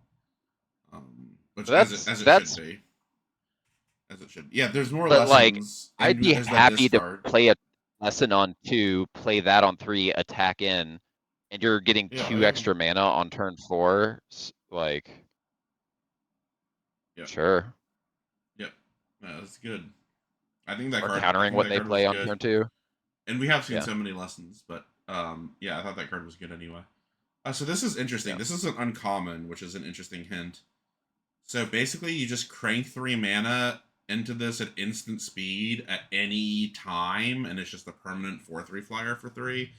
Well, for 6, I guess total, but like you just again are cranking stray mana into this. Yeah. Or Hell doing yeah. it immediately. Obviously firebending.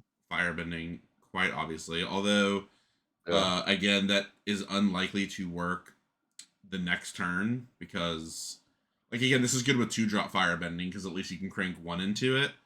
But Yeah. then next turn, again, it's the attack trigger thing where like you can't get firebending and make this a creature and attack with it in the same turn because Right. firebending your attack's already passed. But yeah, this seems like a C plus. Yes, Honestly, seems this seems good. pretty good. Yeah, I really like it. Seems pretty good. C That's plus. neat. You're good. Boomy Bash. 3 in a red Saw this for a one too. sorcery. Boomy Bash deals damage equal to the number of lands you control to target creature, or destroy target land creature or non-basic land. Okay. Well, it's So been a while since your we've seen pro this card, but it makes sense. yeah, I mean, I don't know how to like. Is this the This is like worst, like a worst C plus yeah. removal? This is like a high C to C plus typically. So we're just gonna give it a high C. It's pretty Yeah, good. It's decent removal. it has yeah, it has marginal upside. Yeah. I feel like this should yeah. The animation of Boomy when he was a kid was straight up reminded me of Rick and Morty because he had like the half open Yes, eye thing. yes, Like it looked very Rick and yeah, Morty. very similar. That's Yeah. funny. He's like snorting and stuff too, doing the weird noises. Yeah, he's disgusting. All right, Crescent Island Temple. 3 in a red. I get the second to last shrine. Shrine. When it enters, for each shrine you control, you get a 1/1 red monk with prowess. Whenever a shrine enters, you get a 1/1 red monk with prowess. So still just really bad if you don't have a lot of shrines. So Yeah. I would not even consider a deck a shrine deck unless it had 4 to 5 of them, and it's just going to be hard to do. And basically, because the problem is like 5 of them is not worth playing all 5 colors. It's not worth playing 4 colors. So can you really get 5 of them in 3 colors? Because then maybe it's palatable, but that's just difficult to do. And I don't know if there's any way you can get enough of these at uncommon to really justify a 5-color deck. Like, you just really have to Yahtzee. So, yeah. I'm just going to say these are basically almost all Fs. Yeah, all Fs. Fire Nation Raider, 3 in a red for a human soldier. 2, it has raid, and when this creature enters, if you attack this turn, create a clue token. That's pretty good for this kind of card. I feel like generally it's not great.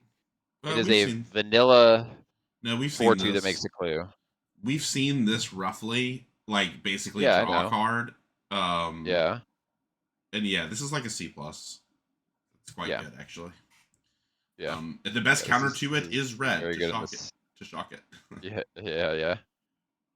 The Cave of Two Lovers, a uncommon saga. Interesting. 3 in a red. Weird. 1, create 2 white ally creature tokens. Seems good.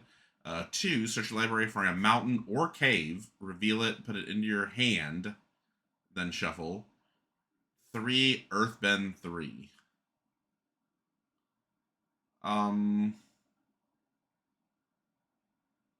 Sure. Seems good. Sure.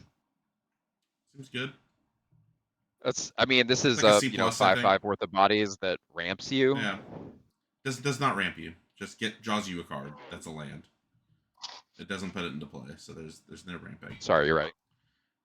So yeah, I think this is like a C to C+. It's kind of underwhelming altogether, but it's a lot of material. It's getting you a lot of material here. Yeah, I think this is a C+. It's just a lot of value. It's like roughly a 2 for 1-ish. Also, it's good for sacking stuff. Like, it's great in a sack deck. Yeah. I mean, a ton of sack fodder. Sack fodder and mana to crack your clues and keep doing other stuff. Like, yeah. Really. Oh, it's really good in the waterbending decks too. It's a lot of guess. Yeah. Oh my god. Yeah. Oh my god. I still just think it's like a C, maybe C+ in the right deck, but like it's really not doing much impactful. It's making 2 1/1s. Yeah. And like maybe a 3/3 kind of in a few turns. It draws them a land, which is nice, but like, OG Zuko. Here you go. Yep. Zuko, Exiled Prince, 3 in a red, another noble, legendary creature, human noble, 4/3, has firebending 3. And you pay 3, exile a top card of your library. You may play that card this turn. Well, this card is good. Yeah, firebending 3 is a lot. I mean, also you're paying 3 into this probably before you attack, I would think, unless you already have a play in your hand. But I'm saying you could use it before to dig. I mean, it depends what my other options are to do with firebending. Well, the fact that that is an option is pretty nutty. Or even late game where you could just like, pump twice into it and maybe have enough. It is unbounded. Firebending to it. Obviously, the intent is that you use the firebending with it. That's probably what I would do the first time, every time, because you want to see if you hit a land basically before playing your land. And then this thing's probably trading. It's obvious. This thing is obviously goes nuts with combat tricks. Like, you really want to keep this guy alive. But again, this feels more like a rare. So this is like a B+. Yeah, I agree. Just keep him alive. Keep poor sweet Zuko alive. He will win you the game. Combustion Man. 3 and 2 red for a legendary creature, human assassin for a 4/6. Whenever Combustion Man attacks, destroy target permanent unless his controller has Combustion Man deal damage to them equal to his power. What? He's a 4/6 for 5 that hits them for 4 whenever he attacks. So they're sure as hell not just letting you blow up permanents. I don't think. right? I mean, Yeah. you Yeah. just I mean, you unless they're destroy their just permanents unless they take 4. Unless you pump this, then they take even yeah, more. because it's your like you get to the fact that you get to choose is pretty Yeah, you crazy. just say your biggest creature, and they Yeah. say, I'll take 4, thank you. so you take 4, and you say, now I make it a 7/7 with the +3/+1. Yeah. Clue. Take 7. You Yeah. have to actually do that in response to this going on the stack because once they choose, it will just resolve. Yeah. Um, Fair. but yeah, this still seems like a B plus. Yeah. Chris, it's gonna be aggravating to play against. You're good. Yep. Fire Nation attacks 4 and a red for an instant. Create 2/2 red soldier creature tokens with firebending 1, and it flashbacks for 9. I think this could be a B minus. Yeah, I agree because like I feel like a lot of time you're gonna be able to play this on 4, or yeah, probably on 4. There is Yeah. a possibility you could literally play this on 3, which would be Mm. crazy. Yeah, if you In if you which go case that you probably if are you go winning. that one drop, you go the one drop, lesson on 2, Lesson, this on 3. yes, And then obviously it feeds into its own flashback because it is an instant, yes, so its yes. firebending can fuel getting more of it. So yeah, I think Yeah, this I is think like this a is B a B minus to a minus. B. This is like this is a firebending build around B plus actually. Like if you're Yeah, really there yeah. on If you're firebending, really doing the firebending thing, you this are thrilled this with goes this card. nuts.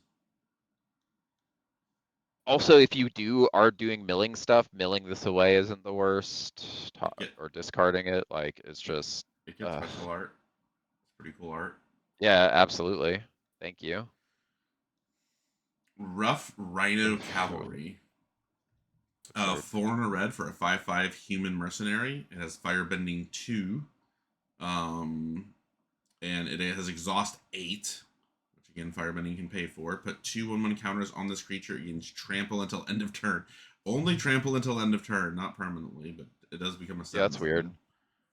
But it is a 5/5 firebending 2 for 5, which I think that by itself is actually kind of compelling, It's probably honestly. good enough.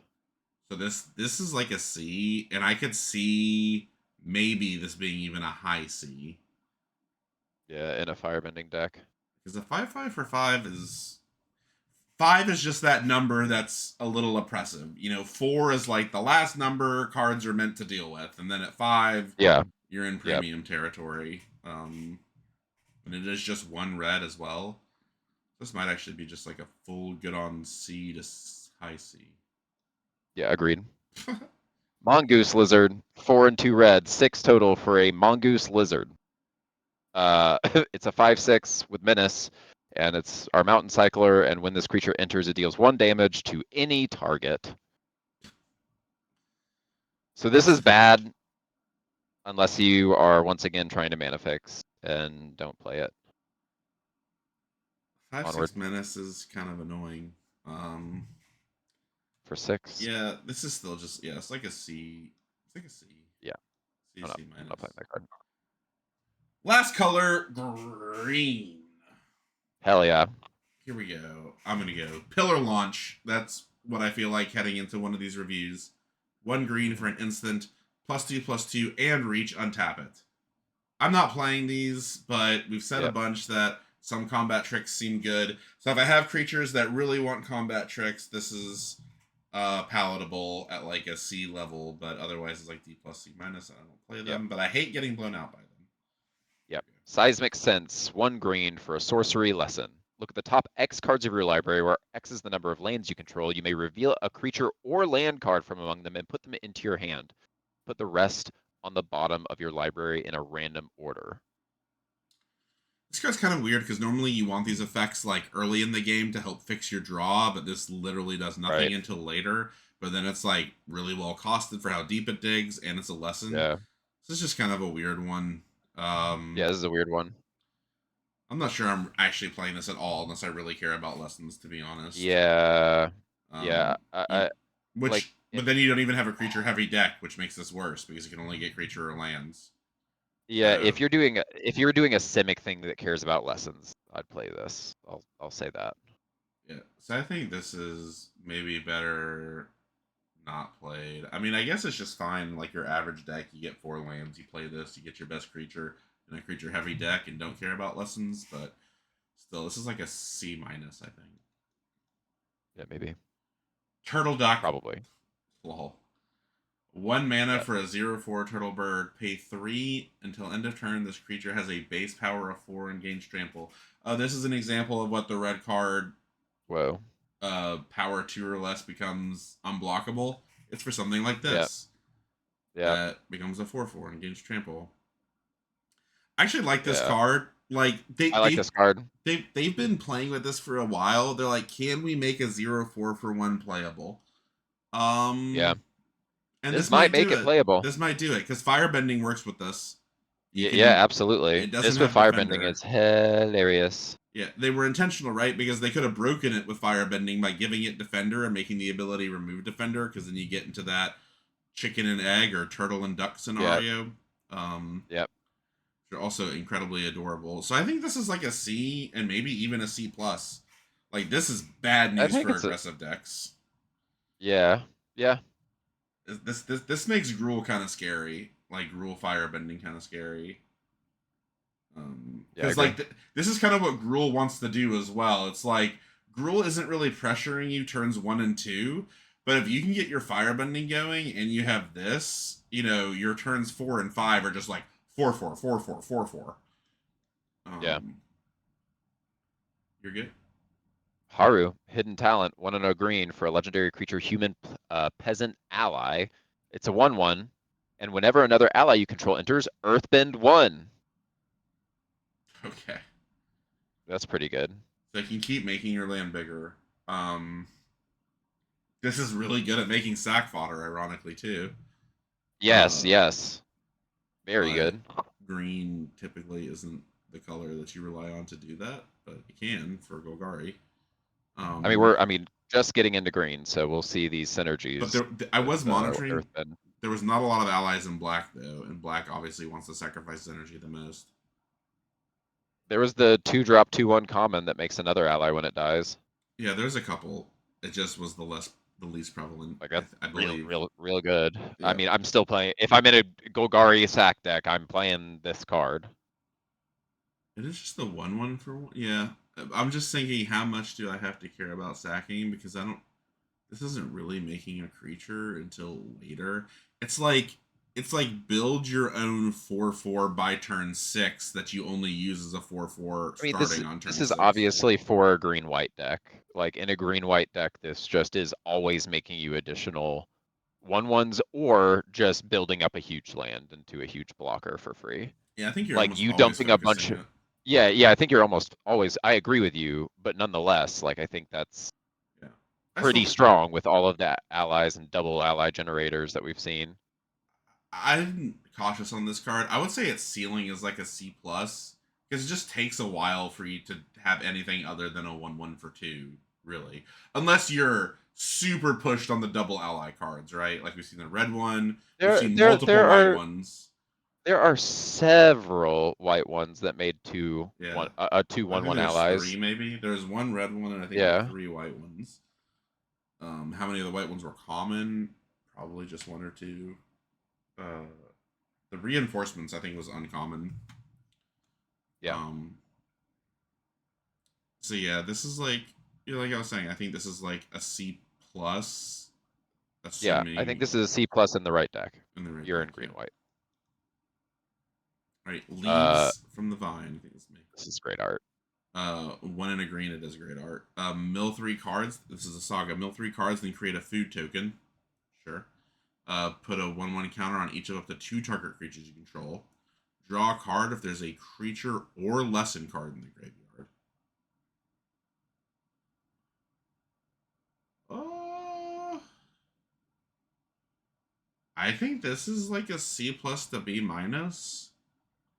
You just really need to have a high creature count to make sure you can make good use of 2.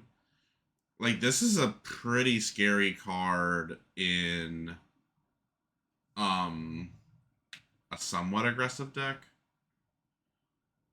Yeah, it's a lot of value. It is hard Mill to 3 catch and a though. few tokens pretty cool. I mean, the Millie 3 makes the last thing like very likely to hit, right? I just Yeah. don't think I was about to try to say if this is good in lesson decks, and I don't think it is actually. I don't think you should at all think of this as a lesson card. It just increases the chances of your build to hit. Like, I'm pretty sure you're playing this. I mean, ideally, you have a 1-drop and a 3-drop, right? That way you can play this on 2. No, you can't because it'll trigger. So you're never playing this on 2, You're really. never playing this on 2. Never, never, never. Okay, so You're this is like a hopefully 4-drop playing this one. on 3 or 4. That's kind of I awkward. mean, you could play this on 3 and like the seismic sense, for instance, and you get the lesson in your deck. You look 3 deep. Yeah. Yeah, I still want to say that this is like a C plus, just because you do kind of draw a Yeah, card on I it. agree. Create some Yeah, I material. wanna say it's a C plus. Right, you're good. Origin of Metal Bending. 1 and a green for an instant lesson. Destroy target artifact or enchantment. Put a 1/1 counter on target creature you control. It gains indestructible until end of turn. All right. There we go. There's our 1/1 counter, indestructible in green. It's a lesson. Again, you can cash it in to get rid of a clue if you need to. There's several impactful enchantments. I would say this one's main deckable at like a C value, and if you're into Yeah. lessons, it's maybe even a high C. Yeah, I agree. It's a C value. More playable than usual. Yep. Raucous Audience. Here's our accelerator. 1 and a green for a 2/1 human citizen. Tap to add green. If you control a creature with power 4 or greater, add 2 green instead. So this is what we used to have as a caryatid. Yeah. 0/3. Um, 0 With all 3 the is 1/1s probably a counters little flying better. around, 0/3 is probably too. better than a 2/1 on the whole with this, but this is a common. I Yeah, I mean, agree. this is like a C plus. Like, you're just always playing this card. Yeah. You'll Yeah, play absolutely. C plus. three or four of those. Yep. Typical ramper. You're good. Rebellious Captives. 1 and a green for a human peasant ally 2/2 with exhaust 6. Put 2 1/1 counters on this creature, then Earthbend 2. Uh, I guess this is once again this is sure. Gruul. Yeah, it obviously works better with firebending because that exhaust is expensive and it makes this a 4/4 and gives you a 2/2. I think this is just a C. It is an ally. It isn't a lie. I think this is Yeah. just a C. It's really slow, but Yeah, I agree with you. if you can't blow it up before it does its thing, that would be aggravating. Rocky Rebuke. Is this a bite? 1 in a green for an instant. Target creature you control deals damage equal to its power to target creature an opponent controls. It's a bite at instant speed. Yep. Literal, actual, factual bite. These are like B minus to B plus. Or Yep. sorry, B minus good. to B. B minus to B. You're good. Shared Roots. 1 and a green. Sorcery Lesson. Search your library for a basic card and put it into the battlefield tapped. Rampant Growth. Even A kind of looks lesson. like a version of Rampant Growth. Yeah, that's a lesson. Yeah. So this is a C plus. Yeah, this is C plus. And you're Just super solid. So yeah, Rampant Growth back in standard. With being upside of being fetchable. Again, that Strixhaven set coming. So yeah, this is C plus. It's just a great way to ramp. Hey, and once again, if you're in a deck that wants multiple colors in your base green, and I would crazy. I would say ramping's at a slight more premium because it makes Earthbound better. Yep. Earthbinding better. Yep. All right, Sparring Dummy, 1 and a green for a 1/3 defender artifact creature Scarecrow. You pay 1, or sorry, you don't pay 1. You just tap and mill a card. You may put a land card milled this way into your hand. You gain 2 life if a lesson card is milled this way. Interesting. So it draws a card if it's a land, and if it's a lesson. Yeah, I think this card is just like a C plus, honestly. Yeah, I mean this. I would assume this is the Simic Dream. Like, yeah, it gets lessons in your graveyard. It gets lands into your hand. I mean, Yeah, I think this is really, really better than it would appear. I think this is a C plus. It just costs 2. If this costs 3, I'd Yeah. be more off Yeah, it, yeah, but still I'd tempted. be pretty bummed. But at 2, I'm there. Yep. You're. Is it me? Yep. Sorry. True Ancestry. 1 and a green for a sorcery lesson. Return up to 1 target permanent card from your graveyard to your hand. Create a Regrowth. clue token. Regrowth, make a clue. I mean, regrowth is any card, but this is a lesson as well. It's also a lesson, I yeah. think this is a C plus. It's slow. Yeah. Yeah, it's slow, but it makes a clue for free. Yeah. It's a C plus. This is once again insane for the like the Golgari deck. Yep. And interesting, even in constructed a little bit. Yeah. Unlucky Cabbage Merchant. Here he is.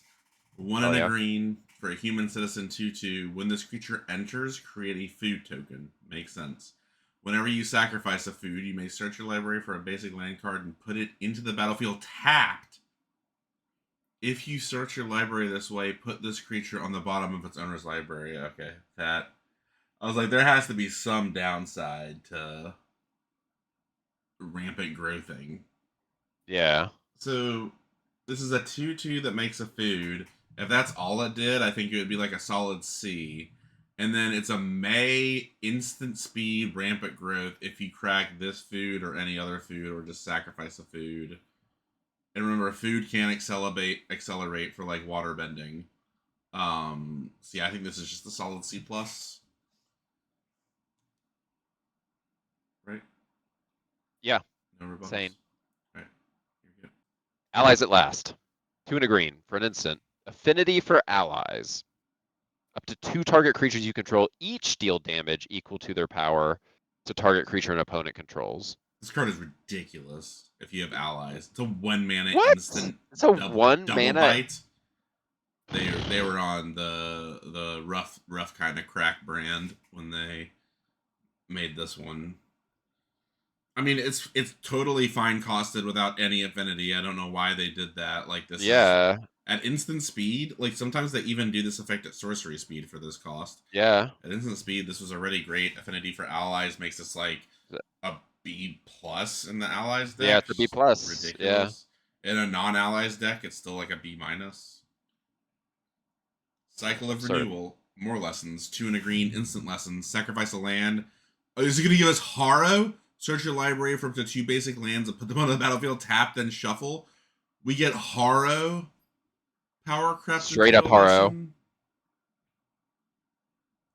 Okay. Sure. Seems good. Yep. I want to say this is also a C plus. It's a little worse than rampant growth unless you have sacrificed energies. Well, what it's insane with is earthbending. You sack your earthbound thing, and it doesn't even actually sack a land. Yeah, I'm not sure. I think the whole point of Earthbind is to have the creature, not not kill the creature. Well, for instance, the 2-drop 1/1 that makes 1/1 yes, when allies enter, like that is nutty with this. Yeah, then you're having to wait until turn 4 to do this, and then it's like so it gets me to 6 lands instead of 5. We'll see if there's other like free earthbending things. Yeah, I don't know. I don't think that will happen often that you're sacking an Earthbound land. I could be wrong, but I don't think that's Yeah, I don't. I think it's just I don't hard. disagree with you. Just because it's the difference between getting.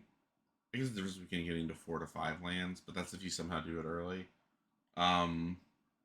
Yeah, so I still think this is like a C to C plus. Ara's good. Yeah, yeah. You're good. Ostrich Horse, 2 and a green, bird horse, 3/1. When this creature enters, mill 3 cards. You may put a land card from among them into your hand if you don't put a 1/1 counter on this creature. We've seen this exact text before on 1/1s. 1/1s for 2. Yes. Not 3/1s for 3. Still think it's fine as a 3/1 for 3. It's like a C, right? Yeah, I think it's fine. Maybe it's a little better. Maybe it's actually a C plus because you obviously want to hit the land, and then you played a 3/1 I think for it's a 3 high and C. drawn a card. I think it's a high C. High C. I'll take I it. We'll see. put the stamp on and we'll Because do it. I know for a fact I'm gonna play this, and the only time I don't want to hit a land is when I have it triggering something that cares about something power 4 Counters. Raider being You in, can you can choose to or miss. counters. You can choose to miss the search. By the way. You may put a land. Okay, Yeah, all right, and it says if you better. don't, Fine, so you can always get the counter if you prefer it. The land's fine. just upside, which is how they do those now, which is a good way to do it. Rockalanche, here's probably another good lesson. 2 and a green for a sorcery lesson. Earthbind X, where X is the number of forests you control. Oh my God. And this flashes back. So again, you want a high forest count. This card is the epitome of slow. The epitome of slow. Um Yeah, am I playing this? I don't even really want to evaluate this. I think so. If you're harrowing and you're, Yeah, you know, I don't even want to debate it. I'm not playing this. In unless someone proves to me that this is I good. think I because think of this is flashback. I think this is an F.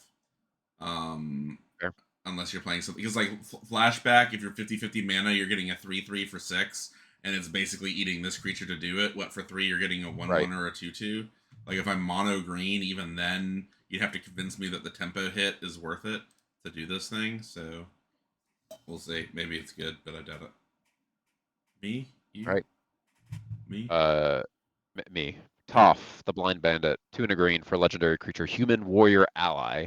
Star 3, when Toph enters Earthbend 2. That's pretty nice. And then Toph's power is equal to the number of 1/1 counters on lands you control. Makes Interesting. makes sense. Green is really the earthbending. And it's the number of 1/1 counters, so it's immediately a Yeah. 2/3 for 3.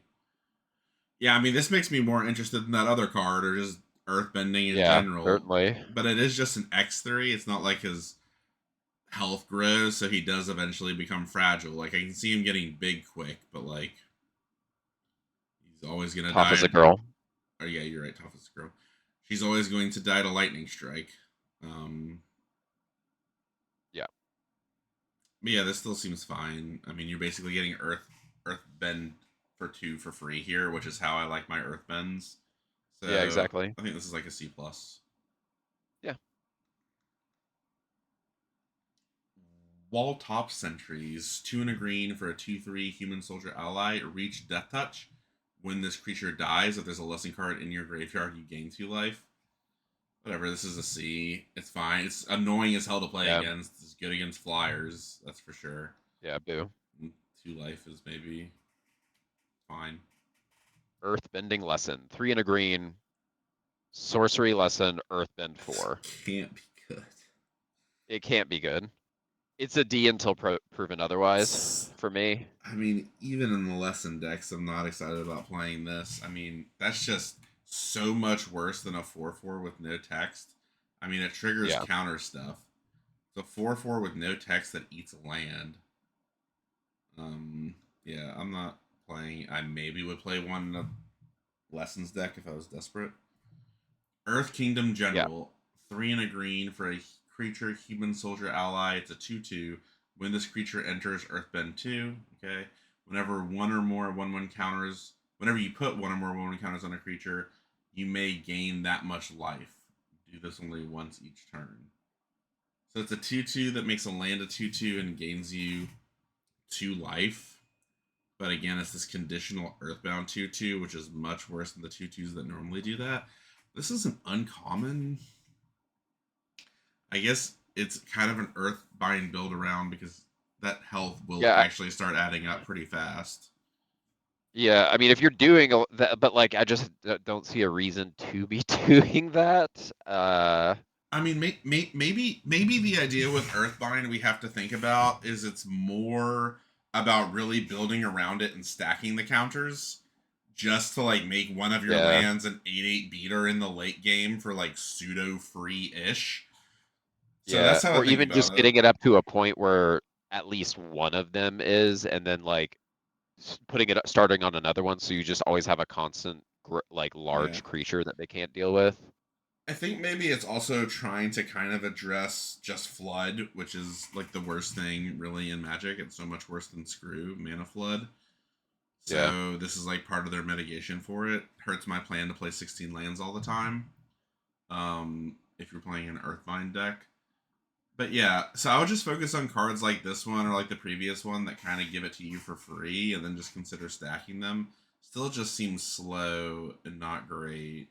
So I think this is just like Yeah, but once again, I think with the life gain, like if you can ramp hard in green and have a lot of card draw with that ramp in blue, I feel like you could make this Earthbend thing work because you'd be gaining enough life to stay I think alive pretty I think if you quickly. have any deck that is You both hit up drawing a green. lot of cards and ramping, you can make any deck work. Sure, but there seems to be a lot of But also good blue, ramp. but also blue green never works in limited Never, anymore. it never It was works. I agree. broken for a long time, and they were like, no more, no more. It will be unplayably bad from henceforth every time. Yeah, Um, because like you said, when they let it do those two things, draw a lot of cards and ramp, that's not a easy. You can't beat that combination of things. it seems difficult. Yeah. So yeah, I'd give this a Earthbind build around like C plus, and otherwise I think it's just like a C. Yeah. Earth Rumble. Earth Rumble, 3 to green, sorcery. Everything's Earthbind. Earthbend 2.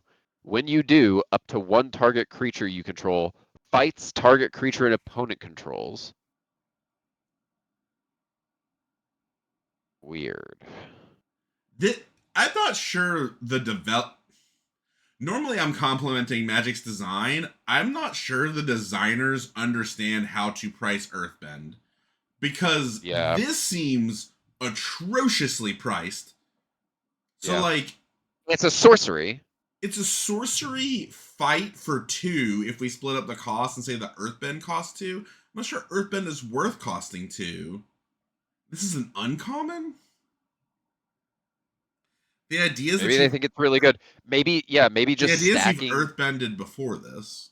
Yes, Yeah, yes. that's what I I'm think saying. that's where this goes crazy. This is why it's when we got to green, the way that green is doing earthbending, that's what really made me think, okay, it's really stackable. And this card really drives it home. But you really have to be an earthbend for that to be like a thing. Like this card just seems bad, not specifically in the earthbend deck, and even then it seems okay. Yeah, I agree. So I think this is like a earthbend build around C. Weird. You're good. One second, I'm reading something. 5. There have been 5 allies, so I think that is in green driving up that 2-drop 1/1 that makes allies that or well, it makes a 1/1 on a land. So like that would be getting one going pretty fast, which I think would be cool. Get what? Get it? Oh, just The Earthbend in the thing. general, because if by turn 4 you can do this Well, and just that thing remove can keep basically stacking as anything, like well. That thing can keep stacking them as well, which is yeah, yeah, of pretty course. good. Yeah, yeah, I agree. Big Red's probably good. You're good. Foggy Swamp Vinebender, 3 and a green for a human plant ally, 4/3. This creature can't be blocked by creatures with power 2 or less. Waterbend 5, put a 1/1 counter on this creature. Activate only during your turn. Water bending threat of activation. This is what I wanted to see. Um, I think this card's This is fine. fine. The kind of It joke it is triggers like the 4 drop stuff or 4 attack stuff. yeah, the joke is that this loses to 3 drops, but then you have threat of activation, so they can't really like value exacties it Yeah, to death because then you'll just water bend. So yeah, I think this is just a C, but it seems solid. it seems playable. I get the last shrine, Kyoshi Yeah. Island Plaza. 3 and a green for a legendary enchantment shrine. When it enters, you search your library for. I got all choked up. When you search your library for up to X basic link cards, where X is the number of shrines you control, put them onto the battlefield tapped, and then whenever you play a shrine, you also ramp at growth. Um, Well, this is an insane for the commander deck. Oh my god, I'm excited for that. Yeah, it's pretty funny in Commander. But yeah, it's generally obviously overcosted. Yes, For what it obviously. is. So it's kind of an F. Unless you are living the dream. You're good. Boulder, the Boulder, ready to rumble. 3 and a green for a legendary creature, human warrior performer 4/4. And whenever the Boulder attacks, Earthbend X, where X is the number of creatures you control with power 4 or greater. Whoa. So it's at least one. Yeah, it has to attack. In It order to has do to it. attack. Yeah, it's pretty good. Yeah, it's pretty good. It's like a C plus probably. Yeah. It's fine.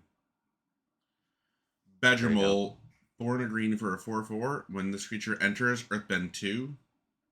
Yep. Creatures you control with +1/+1 counters have trample. Yeah, this is pretty good. Yeah, this is I will play one of these happily, especially if I'm Yeah. earthbending, Yeah, obviously. this is I like might play two. this is like an Earthbend build around like C plus. Honestly, it feels like, or close to it, because giving him trample is probably pretty big. Um, and yeah, this is obviously trying to stack them to make a big thing, but it Yeah. also adds it basically at haste The speed. yeah, the fact that it's at haste is giving something that's theoretically already big Yeah, +2/+2 and trample is pretty pretty good. And pretty loses big. 4/4 behind. Yeah. All right, Yeah. you're good. Invasion Tactics. 4 and a green. Enchantment. When this enchantment enters, creatures you control get +2/+2 until end of turn. Whenever one or more allies you control deal combat damage to a player, draw a card. There's one or more, so you only get one card. And the +2/+2 is only when it enters, so like that's not every turn. But the draw card ability is Yeah. seems mid. I'm not gonna play this unless I'm like super Selesnya go wide allies, and then I'd consider Yeah, playing because in it. Celestia, you can also technically bounce this for a 2 mana That's true. Yeah, and variant then of recast this. it for 2 Oh mana. yeah, Selesnya out of 5. Yeah, and even then, if you really Yahtzee it, I think it has like a ceiling of a C plus. Yeah, I agree. Boomy, Knight of the Three Trials. Here he is. 5 and a green. Legendary creature, human noble ally, 4 Ally. 4. Yeah. 6 for a 4 4. When he enters, choose up to X, where X is the number of lessened cards in your graveyard. Put 3 1/1 counters on Boomy. Target player scries 3. And Earthbend 3. So you have 3 lessons in your graveyard. You get all 3 of them. So you get a 7/7 for 6. That scries 3 and Earthbends 3, which is completely broken. Yeah. Honestly, as long as you get one, it's fine. So yeah, so this is how it goes. If you get one, this is like a C minus to a C, with Yeah. Earthbend probably being the best one. Scry 3 Earthbend probably. If you get two of them, like this is a 7/7 and you make a 3/3, or you scry 3, now it's like good. Now it's probably like Yeah. a C plus. And then if you get all 3, it's like a B. So This cool makes card. that the rampant growth pretty cool, because it's a lesson. Yeah. Oh yeah. So yeah, this is like a build around B. Yeah, absolutely. Flopsy. Boomy's Buddy, 4 and 2 green for a 4/4 legendary creature Ape Goat. When Flopsy enters, put a 1/1 counter on each creature you control. Each creature you control with power 4 or greater can't be blocked by more than one creature. That's hard to deal with. Yep. No double blocking and a 1/1 counter on everything for 6, Whoa. including itself. So it's actually a 5/5 and 1/1 If you know you're counter running this, you're synergies. probably more likely to stack up several lands too. Yeah, this thing is like a B, and it's Yeah. probably a B plus if, like you said, you do like the land thing and kind of Yeah, like if you're do really extra doing work this land about it. thing. Yeah, that card's pretty nuts. Saber-tooth Moose Lion. Jeez. 6 mana for a 7/7 reach, for a cycling 2. These are mid. This is like a C to C minus. Moving on. Yep. We did it! Artifacts. We did it. Now to artifacts. And lands. Lands. And are relevant.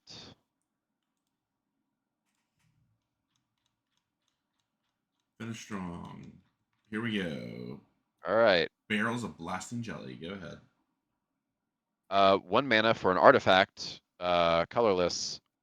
Pay 1, add 1 mana of any color. Activate only once each turn. Interesting. Pay 5 and tap this. Sack this artifact. It deals 5 damage to target creature. We've seen these. It's interesting that this has filtering, but the filtering would be broken if it couldn't do once per turn, because then it just turns all of your mana into mana of any color all the time. Yeah, with fire breathing would be potentially interesting. It is kind of neat. So normally they would just simplify the templating and make it 1 and tap, but they so much wanted to make sure that you could also use its sacrifice ability the same turn you want to use the filtering. That's why they worded it that way, right? Because if it tapped, then you couldn't do the sacrifice. I guess they could make the sacrifice not tap. That would have been another way to do it. Actually invert it and maybe cleaner. I still think this is better in general, strictly in a firebending deck, because it goes towards the 5. Yeah, I think this card's fine. But it's like a C minus or D plus. Yeah, this being used to protect whatever is firebending. 5-color. It's good in 5-color decks, that's for sure. Yeah, obviously. Trusty Boomerang. 1 mana for an artifact equipment. Equipped creature has 1 tap. Tap target creature. Return Trusty Boomerang to its owner's hand and equips for 1. So it's a 2 mana recurring tap. Okay. Wait, this is Bolas. This is what are the name of those things that they're Bolosses? There's this infamous card from Mirrodin, or maybe it was Darksteel, that was like something Bolas, and it was like these 2 rocks, like swinging weapons. And the reason it was broken, just bolas, yeah. The reason it was broken is because you could just keep re-equipping it and just like tapping down their creatures. And this actually does that. I think it's slightly more expensive because it's 3 round trip, so it is actually pretty expensive. You have to play it for 1, equip it for 1, and then activate it for 1. And obviously the creatures have to have haste. They have to be ready to tap in order to do this. But this is obviously very good with 1/1 counters. I'm actually going to go out on a ledge and say that this card is probably pretty good. You just need to be aggressive. Also, once again, with firebending, you could, tap something down before you're going to the attack step. So once you get into your firebending thing, might not die. Yeah. Like you said, you can declare attackers and then you have and tap their thing. Mana for that. Yeah. Yes, I'm gonna say this is like a C plus probably. It's gonna be annoying to play against. Oh boy. Thing's Journey. 2 mana. Sorcery Lesson. Kicker 2. Search your library for a basic lane card. If this spell was kicked, instead search your library for a basic lane card and a shrine card. Reveal those cards and put them into your hand, then shuffle. Shrine Dream, baby. Shrine Dream. This is what you need for your 5-color deck. There's definitely support. We saw that mana filter that was playable. Was removal that we just saw. This, Rampant Growth, Harrow. Like, there's quite a bit of 5-color solutions here. Yeah, this is... How do you feel about this card? I think you have to care about shrines Lessons. To be super into it. For lessons, I think it's just. Do you think if you're caring about lessons in your graveyard, you're playing this? Yeah, probably at least one of them. Yeah, but I think it's just like, I think if you don't have shrines, this is like a C minus that you play. Yeah. Lessons. Yeah, agreed.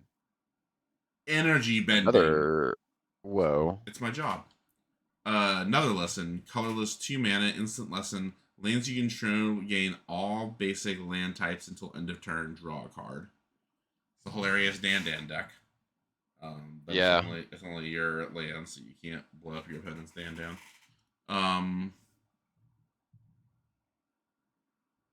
I mean, this is again another throwaway card. This is just like draw to lessen sort of energy, right?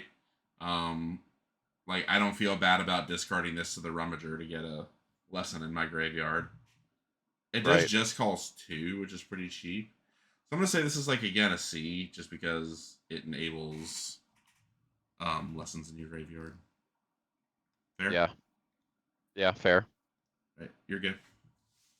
Kyoshi Battlefan, 2 for an artifact equipment. When this equipment enters, create a 1/1 white ally creature token, then attach this equipment to it.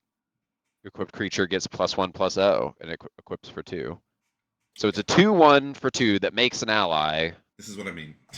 This is good. Yeah, this is good. A 2/1 for double 2. Sack. Yeah, double sack target exactly. also. It's a double sack. It's a double water bending. It has ally triggers, and it leaves behind an overcosted but still useful bit of material to equip to get +1/+0. So yeah, I think this is like a C+, B-. Probably just a C+, but it's good. Yep. Bender's Waterskin. 3 mana for an artifact. Untap this artifact during each other player's turn, and it taps for 1 mana of any color. That's an interesting take on the 3-cost mana ramper. But yeah, I'm not playing this outside of like the 5-color deck or a really problematic 3-color deck. Yeah. You're good? Yeah, or really care about playing things on their turn all the time. Fire Nation's Worship. 3 mana for an artifact vehicle, 4/4 with reach. When this vehicle dies, create a clue token. Crew 2. Cruise for 2. Why are you playing this? Because it's a 4/4 reach for 3 that dies into drawing a card. I think this is pretty good. Yeah. I think this is very annoying for your opponent. Like crew 2 is the pretty much all the time range. Yeah. And like yeah. This is one of the cards where my best first gut judge of it is just how do I feel when my opponent plays this? Like how often do I think the board state that they have will support this doing work? And in this case, I think it's pretty high. Like, and there's not really a way around it. Like, you can go through it, but then they're drawing a card out of it. And it, like, sets you up to have to go through it, which then, if they can at least not because everything is crewing it. Everything is crewing it, yeah, basically. Yeah, pretty much everything crews it. So, yeah, I think this is like a C+, honestly. Seems fine. Yeah, fair. Fair. Ooh. Zuko's Exile. This is you, right? Sure. It costs 5. It's an instant lesson. Exile target artifact, creature, or enchantment. Its controller gets a clue token. So I think this is just a reverse power crept version of the old thing that basically cost 5 and did this with like no conditional. Like they don't get a clue, or maybe they got a land or something. I still think this is like decent because clues tax it's an exile. them. Yeah, it's an exile, and clues tax their mana, obviously, to really use them effectively. Yep. I mean, they might not. We've seen a bunch of cards that don't do that, that let you play them for free, but I think this is probably like a C. I think it's a C. C to C+, maybe. Alright, you're good. Meteor Sword. 7 colorless mana for an artifact equipment. 7. This better be good. When this equipment enters, destroy target permanent. Okay. Equipped creature gets +3/+3, and it equips for 3. This is the Sword of Meteor Golem. Get it? Yeah. It's the Sword of Medium. That's what it is. They didn't bury the lead into the table in the picture. It is actually removal. I don't hate this. I actually think this is pretty good. I think this card. So one hint is that it's an uncommon. I think this card is sneakily good, because 7 mana is achievable in green, certainly. So I kind of read this as a green card. But like the amount of beating this is, because like the reason I think this +3/+3 is a lot. that is a ton for 3 mana. That is that is the crazy part. Is really the equip. So like Yeah. you're like, and the removal isn't terrible. Like any permanent for 7 when Yeah. it's colorless is like fine. Like that by itself might just be like a C, to C minus. But then a 3 equip +3/+3 is a ton. Yeah. So I almost Yeah. view this as better than double removal in like a stalled board state. So yeah, I think in especially green that has seen multiple ways to ramp, this Al- is al- quite good. Also, this is the best airbending target we've seen. Yeah. That is an airbending target for sure. 2 mana to get that bad boy back. Yeah, blink, blink, blink, blink, blink. So yeah, this is I think this is probably a C plus. But you need That's to crazy. I think that's a specific. It's a C+ in decks that can get to 7. Yeah. In if your deck can reasonably get to 7, this is a hell of a 7 drop.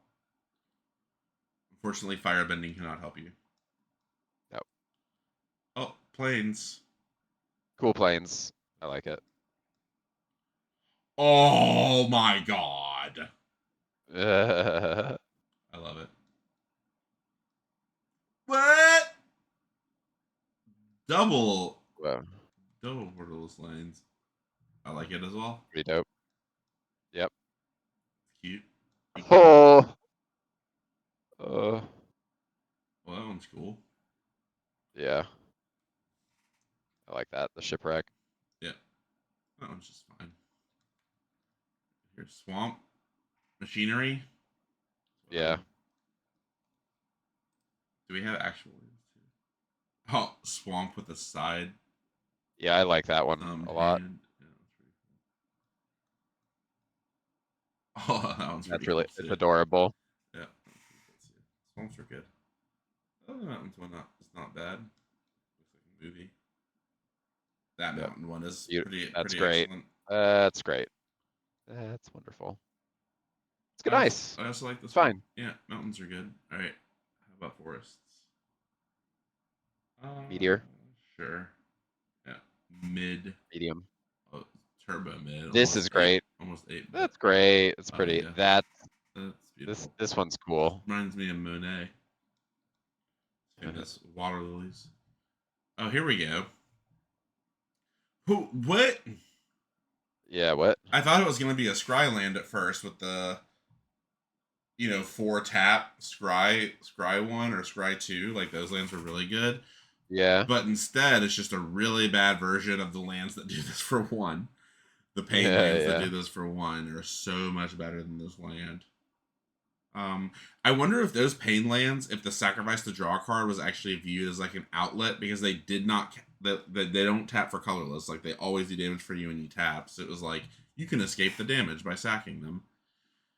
So this goes more into their avoiding flood theme. I'm assuming, is there one of these for every possible combination? I will say, 10? if you can earthbend these and sack them, you draw a card and you get to do it again. That's true. That is true for the old Earthbind 1 play. So yeah, I'm gonna grade all of these as C pluses. Yeah, they're all C pluses. They're just good. You should play them.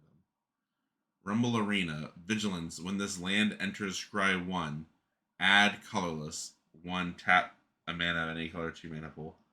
Weird that they give a non-creature land Vigilance. It's pretty This is silly. hilarious. I actually really like that. Hey, if I'm in earthbending, I'm taking this. Yeah, I would say it feels decent. Yeah, I don't. It's probably just like a C. Why earthbending specifically?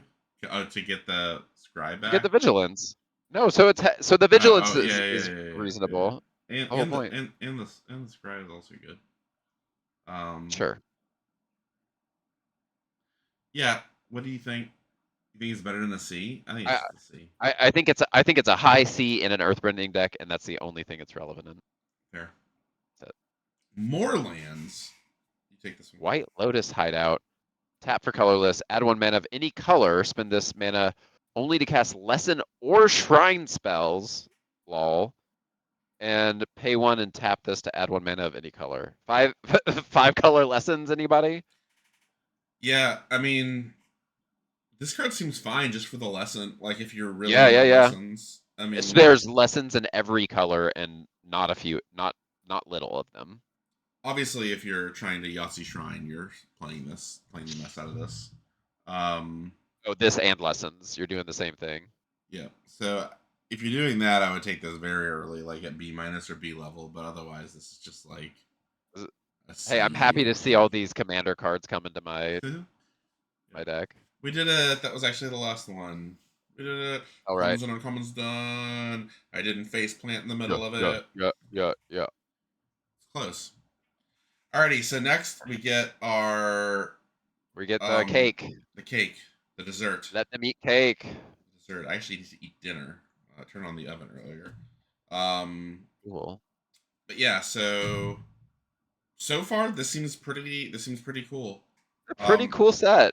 The I think cards aren't too Earthbending is the worthy. most questionable thing, but Yeah, it's weird. Stacking it definitely makes more sense. These 2/2 firebending 1 creature tokens is just an interesting creature token. It's like one of the more powerful like stock tokens we've ever seen in a set. Yeah. Yeah. I mean, 1/1 firebenders are crazy, or 2/2 firebenders. Yeah, it'll be interesting to see how it pans out. There could be a legit good go wide or go yeah, I guess like go wide deck, but Yep. overall I would say I'm the most impressed with red. I guess I'm most impressed So much with removal. The Grixis colors. Yeah. It feels like lessons and sacrifice are really gonna be what gets there.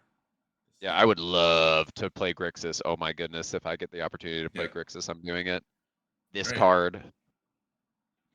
Peace, Prison the everybody. Grix. Till next time. Peace.